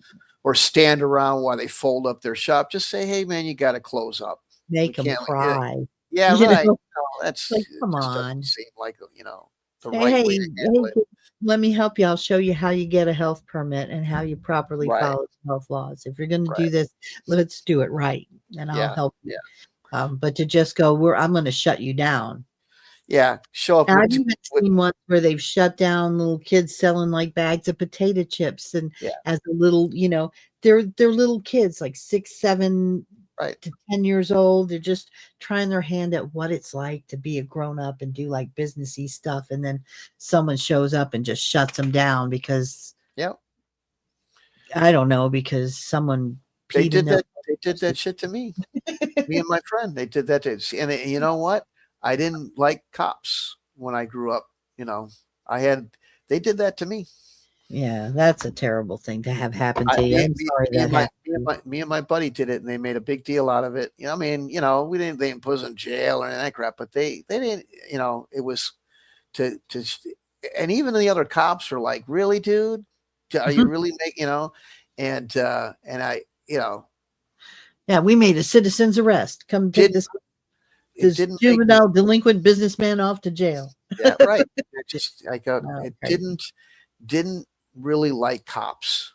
They didn't do themselves any favor. Not that it didn't turn me into a criminal or anything like that, but I just, I never had, I never smiled or thought, "Hey, these guys are great." I always looked at them like, You "Are never you thought one of about these?" being on your side. Yeah. Right? Are they? I I mean, I get it that some people, and the protection and all that. I'm not saying that I hate them all to death or whatever, but I always looked at one and be like, "Are you the kind of prick that would shut down a 7-year-old's lemonade stand in the middle of summer? Are you that But kind of asshole?" you kind of gotta go one step up and get I would think get angry at the person who called him in the first place, because that was It wasn't. He just drove by. He just drove Oh, by, and no, yeah, I gotcha. Well, that yeah. makes more What a dick! And he was a detective. He had a lot better things to be doing. He wasn't even a uniformed cop. Oh boy. Plain clothes detective. Go do something of worth. So anyway, but Yeah. Well, back to gaming. right. Yeah. I want to do a show one time, and I don't know exactly when we'll have the time to do it. I'll have to coordinate it, and I'd have to get some. But I'd like to do it like a show that's directed at gaming for kids. Kind of bringing that up. I enjoyed that when we talked about it with Aaron, and he talked about how he was doing that, and I'm so sad to hear that he's not going to be doing that. But I think it would still be something that's worthwhile for all of us as gamers to kind of try and create some stuff that's specifically for more kid oriented. Maybe something that's made to be, um, what's the word I'm looking for? I mean, you're going to have in fantasy and slaying dragons, there's going to be some monsters and stuff like that at play. There's no getting around that. But maybe something that's a little more fanciful rather than the hardcore kind of like, Well, you've got I don't know if you still have it. I assume you do. You've got the I board game that I gave you. I don't think I do actually. Okay. Well, I don't know. They may still have it. I'll ask my daughter if they still well, have. there's a, let's see if it works, because you always got to get into that. But there is a module on the tabletop simulator. Oh, is So there? you might be Okay. able to take a look at that and yeah. hmm You might want to take a look at that, because that's exactly what that was for. Uh-huh. Uh, it's and it is a, like you say, a Or it's fantasy a fantasy? movie. Isn't that what it was called? It was called Fantasy Forest. Oh, Yeah, Fantasy Forest. Okay, I got the right. words backwards, but yeah. And it's just a kid's version of a D&D adventure. It is railroady because you literally follow a path, but it's for young kids, uh, so that they can play without, age appropriate. There's no pentagrams and blood and all that sort of stuff, but it's got some of the, minotaurs and trolls and ogres and vampires and stuff like that. And you just, it's a lot of those games. There was a whole genre of, like there was a Wizards of Oz board game, and they all kind of had, I don't know that this is like that because it's made by TSR, so it will be good, but there was a lot of games like this that had a little path of circles and a little plastic Right. pog, and it was, so it's just a little thing that you can play with. I think it's for 7 to 10-year-olds or something like that you can, play to get kids involved, so that might be a good way to go with it if you're looking for something. Play Right. that one out. There That's was a good idea. I might do that. yeah, and it's on the TTS. There was another one that was about the cartoon, and I don't remember if I even have those anymore. I wish I did, because I think they'd be a good seller. But it was another kind of. It was like for the next step up, if I remember. Like it was for like, yeah, it was called Quest for the Dungeon Master. Okay. And it was, let's see what year this, I think it was meant to be like Fantasy Force was for like 7 to 10-year-olds, and then this was like for 12 to 14 or something like that.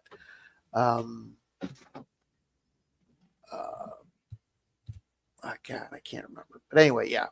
And it was the cartoon, people. If you remember the cartoon that was out in the 80s, D&D cartoon, do you remember that at all? Vaguely. I don't remember it as explicitly as I probably should, but vaguely I do have a memory of that. Yes. Yeah, it was. They got sucked into. They got on a D&D roller coaster ride, and it sucked them through a porthole, and they got that little dungeon master. He's like a little dwarf with a red. Anyway, it's yeah. So, and you're all playing.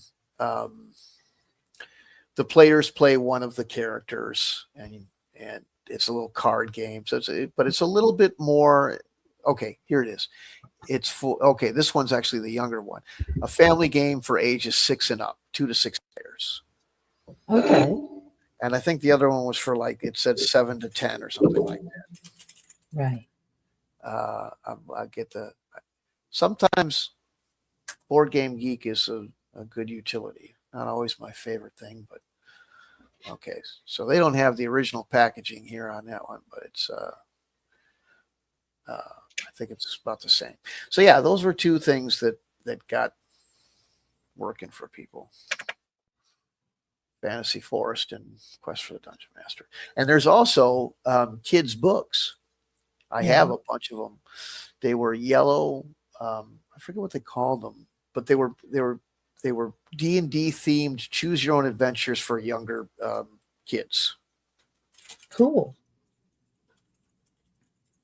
That is kind of a good way to introduce it to kids because essentially D&D is a kind of live action, choose your own adventure kind of thing. You're Right. really playing with,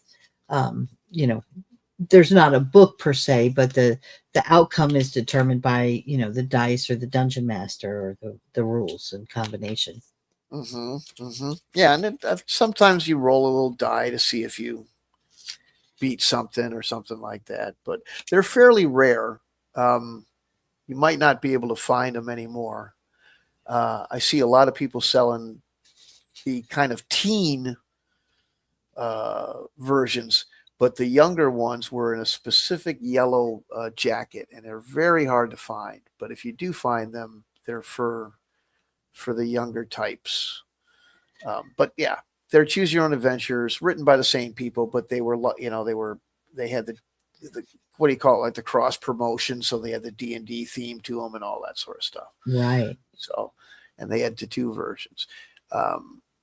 Endless Quest was it wasn't Choose Your Own Adventure was a brand, and then there was Endless Quest, and there was one other IP that basically they were all everybody remembers Choose Your Own Adventure, but there's actually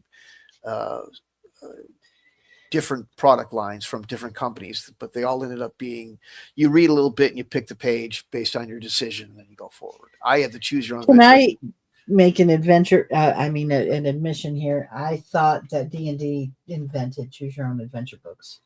No, I didn't know.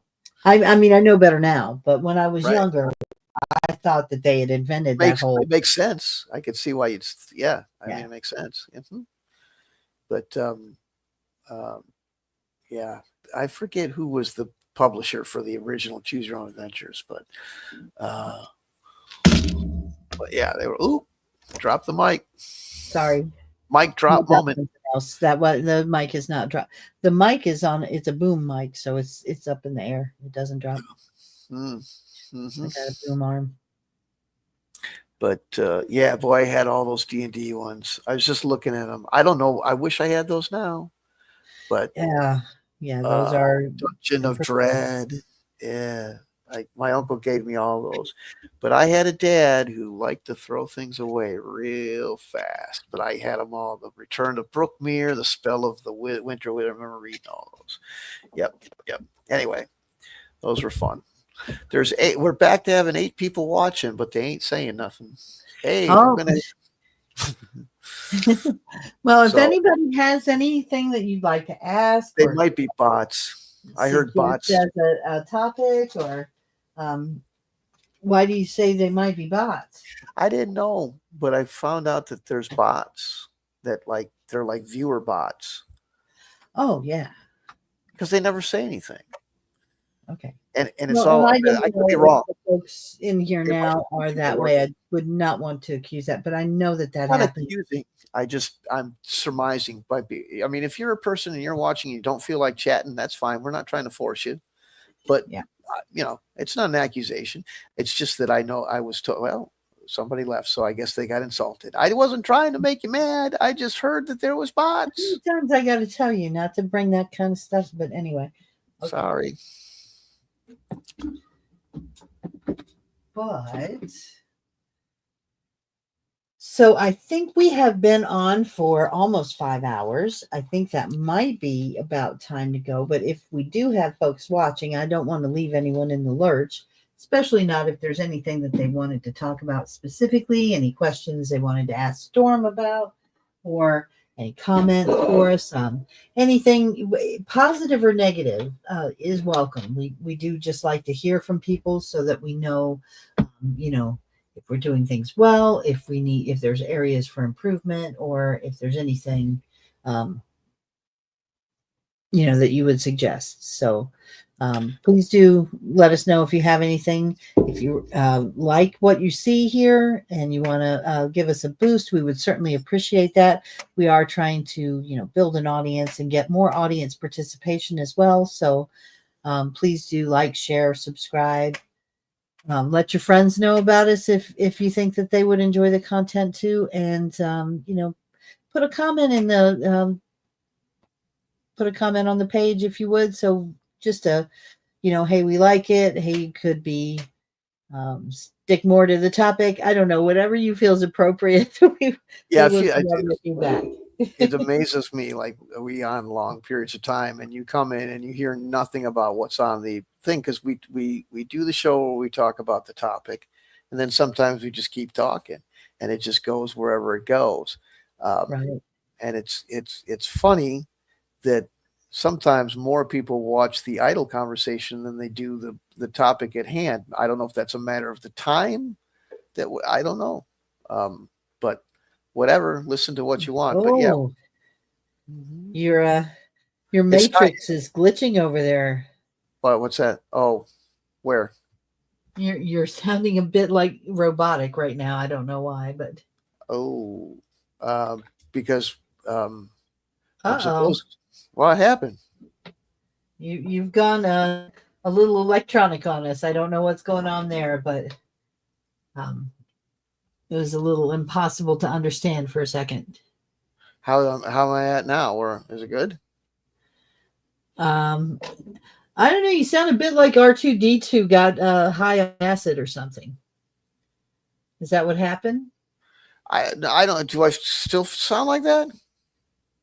How about you mute your mic for a second and then unmute it and see if that fixes it? Sorry, folks, we're having a bit of technical difficulties here with Storm's mic. Let's unmute you and see how you sound.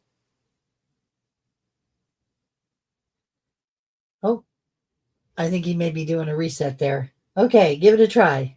Hello. Hey, much better. Perfect. That fixed it. Hmm. I Boy, haven't lost all my tech skills, have I? that's too bad. Um, I still remember when it's not working, turn it off and then turn it back on again. oh man. It's a cliche because it's so true. Right. Yeah, it's too bad. I kind of getting screwed on the internet here. Yeah. Wow, look at that. It's I'm only supposed I'm getting 1/6 of what I'm supposed to get. And they gave me new equipment. Yeah. Do you have a lot of squirrels in your area? No, I mean, When I used to live down south and we had internet problems, they would always blame it on one of two things. It was either squirrels chewing the wires, which I know happened because squirrels like to do that, um, or it was because we lived by the coast, near the sea, so salt water, huh. causing erosion, stuff like that. So yeah, always fun. Hmm. Well, they told me it was going to get better because I changed equipment, and now it's worse than ever. Yeah, you might have to call them back up again and say, "Hey, what's the deal?"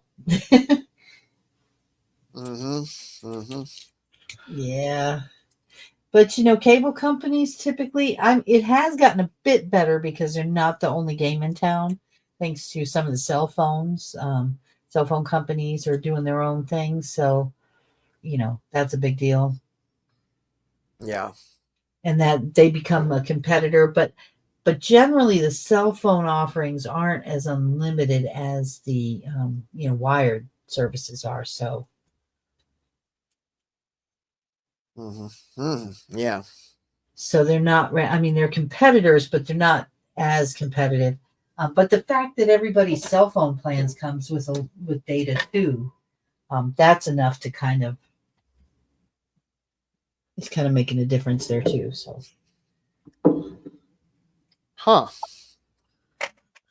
because yeah, I mean, a lot of people I used to talk to them when I worked in the cell phone business. That I talked to many people who didn't have internet at all except for what they had on their cell phone. Oh, geez. Yeah, and they'd have like an unlimited plan, and it would be unlimited up to a point, but if your usage of data and stuff was starting to impact the performance of the network in your area because you were using so much, like trying to watch all your TV shows on it constantly or whatever, they wouldn't permanently throttle you necessarily unless you were using like a terabyte or something ridiculous, but they would like at certain times when it had an automatic way of handling network congestion that would make it so that you would lose people would lose their speed whenever the network needed it for calling, or typical times a day that would happen would be like when the kids got out of school, or people just got out of work. There'd be a spike in usage.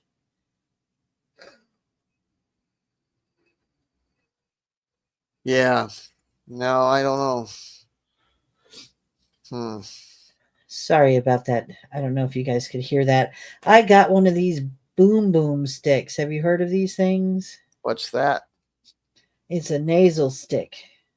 So when you're congested and you can't breathe, you don't stick it in your nose, you just hold it up under your nose, and then just take a deep breath, and it opens your sinuses.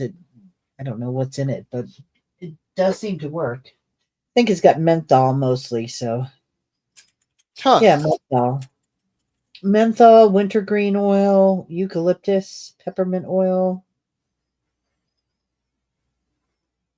spearmint oil. That cleans out your sinuses, huh? Yeah, it just kind of it shrinks the tissues or something. I don't know. Huh. It's Interesting. been a lifesaver, considering it's the only reason I'm here now after the cold. So it's better. I feel better now. If you haven't got it, to our listeners out there, if you haven't got a flu shot, you might want to get one. Is that what happened? You didn't get a flu shot? Is that why it was so bad? Yeah, well, yeah, I got the influenza A. Okay. It's what my granddaughter had, so that's what I was exposed to. Which I don't know the difference between the different types. I'm not a doctor, but I looked it up, and the A is worse, especially for people that are at risk yes, of things. Yeah. yes. It's highly contagious too. I think it's more contagious than the regular flu. So, Mm-hmm. yep. So, But anyway, yeah. So, got lots of gaming. If we could get lots of players, that would be great. yeah. What is the? You know what? I think. Do you have an option on your YouTube page or on your Twitter or any of the platforms that you're streaming this to? Do you have an option to do a polling kind of thing where you can ask a question for what time is the best, like what day of the week and what time would be the best for I doing do, podcast? but nobody ever answers polls. I've put polls out before. I just don't get replies. People Okay. just don't do it. Including on the YouTube page, or Yeah. okay. Yeah, it just never seems to. I mean, I can put another one out, but I've done it before, and I've had several people go, "We should take a poll," and I says, "But people just don't listen to those; they just won't reply." Right. So I put one out. I get maybe 15 people. I have 1,500 followers. I get so. And the one time I'm like, do all my, I don't even know who's answering. It won't even tell you, So it's really not very useful. Right. Unfortunately. So shame. hopefully, now what is really helpful, and I got it. Unfortunately, I can't get it consistently from people, but there's two people in here last night that were very friendly, very nice, very kind, trying to give me help. And I understand you got other things in life. I'm not saying you're required, but they were kind enough to retweet me, and that increased the viewership quite a bit. Now we just got to find a way to be interesting enough to keep people longer than an hour or two or one day or whatever. But that is really the only way to get people's attention is to, Right. I mean, as far as Twitter is to get people to retweet you. And Gotcha. so I'm not very good at it, I guess, because I don't know, but too old or something to understand how to do it or whatever. But Right. when they retweeted me, we got a lot more people. That's always useful. And they said, "Hey, we'll try to get you players." Right now, they're playing a game, and they wanted to know if I wanted to observe. And I was like, well, and then I forgot that there's a show to do. So Right. it wouldn't work to watch right now because of my internet being shitty anyway, because they're playing it over Discord. It just wouldn't work. Oh, I gotcha. And, so I was wondering, I was using it last night and it started to act weird, and I thought maybe my computer was starting to, but now I don't know It's how the long. internet. Yeah, it's not good. Mhm. Sometimes I do know if you have, I think it's Spectrum does this, and so I don't know if that's what's going on here, but this time of night, right around between 1 and 4 a.m., is when they start doing like they will sometimes do maintenance type work, so that can affect your speeds overnight. It's a different time in each different area, but that might be affecting you. Hmm. So if your speeds are normally better during the daytime or during other hours, you would think you'd get better speeds at night. But if they have any kind of maintenance to do, that's when they'll do it. And that could have affected you temporarily. Sometimes they'll temporarily take down your connection just long enough to do a reboot or something like that. And if you don't know that it's happening, you don't reboot afterwards or disconnect and reconnect, whatever it was, like your microphone, that might have been why you had a malfunction. But anyway, I don't know. I don't work for them, so I don't know. Right. But I did have an issue with my internet once, and I called up and I asked what's going on. And why does it always seem to be between 1 a.m. and 4 a.m.? And sometimes that's when they're doing maintenance. So makes sense. You certainly wouldn't want to do maintenance at peak usage time. And see, they usually do that about 7 around here in the morning, and when they do it, it's like 15 minutes worth of not being able to connect at all. Oh, I see. Yeah, so something's going on. I hope I didn't get my internet degraded here because I don't like, they might have turned it down to the lower level, and then I'm screwed. Oh, I don't have well, I hope control. that's not the case, because you do need a certain minimum level of connection speed. So Yeah. So, but that might be it what. would be better to turn down all of the gigabytes they have on cell phones and turn up the home internet, Yeah. because you only use the gigabytes on your cell phone when you're out away from home. And a Right. lot of places, if you're going to cafes and going out to restaurants and stuff, you're not using your phone anyway, or you could connect to the Wi-Fi while you're out there. Sorry, I'm going into work mode again. Shame on me. But yeah, I'm surprised at the number of folks that we've had tuning in this late at night. I didn't realize there were so many other night owls out here. Yep. Maybe other places in the world or something like that are watching, and it's daytime where they're at or something like that. Any number of things, yeah.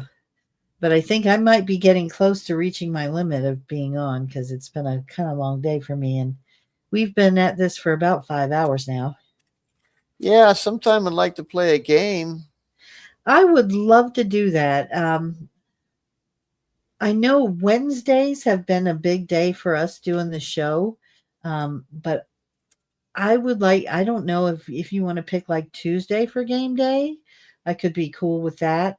Wednesdays is kind of a day when I have some afternoon commitments that have cropped up due to schedule changes and stuff. So I may not, I would do better Tuesday or Thursday for gaming like that. Okay. And then Wednesday I can do, like a 9 p.m. show or something, a later show maybe, or show up by 10. I don't know. It's kind of unpredictable at this point. But Tuesdays and Thursdays and Fridays could be free times. So All right. I think that would be and I think 9 p.m. has been our settled start time. Is that still, do you feel like that's still a good time? I don't know. I mean, we should probably try a couple of different times again because As long as I don't none of know. them are in the morning. How about Right, that? right, Yeah, right. never, never in the morning.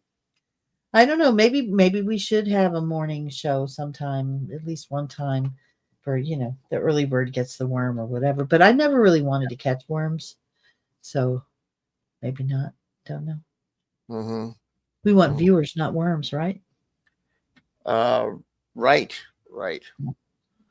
That's right. But in any case, it is now 2:01 a.m. local time here, and that is time when I'm going to turn into a pumpkin. Well, Uh, they're saying this is now my speed, and so I don't know if I'm going to be able to, as far as shows and stuff like that. I don't know that's going to work out because I can't get the speed. They've huh. turned my speed down. It's one of these deals where I I didn't take the deal. At least I didn't think so. But now they keep insisting that I've taken the deal, the free deal, and that means the lowest possible internet ever because it's included in the rent, and it just makes Oh it boy, it makes it useless. So I'm in what is trouble. the speed you're getting? It's like 150. I can't, and everybody Oh, goes, "Oh, that's all right to say." I mean, I just, what's your it'll upload speed? 20, 18 or 20. And I'll just keep getting that robotic voice all the time. And you can't do any gaming with it. And, so it just, I don't know. I might be shit out of luck. Well, I don't know. That's something we can talk about. As of right now, though, I do have to sign off, and I want to make sure and let our viewers know we do appreciate you tuning in to listen to us, especially this late at night. And I hope that you guys have all our listeners have a wonderful rest of your night. If you've enjoyed our content, just another reminder: please don't forget to like, share, and subscribe. We sure do appreciate that. And retweet Storm once in a while. I know he is out there on the X platform, and so if you see his stuff, especially if there's a show going on, if you would give us a retweet, we would really appreciate it. So until we see you next time, happy gaming. Oh, yep. Bye bye.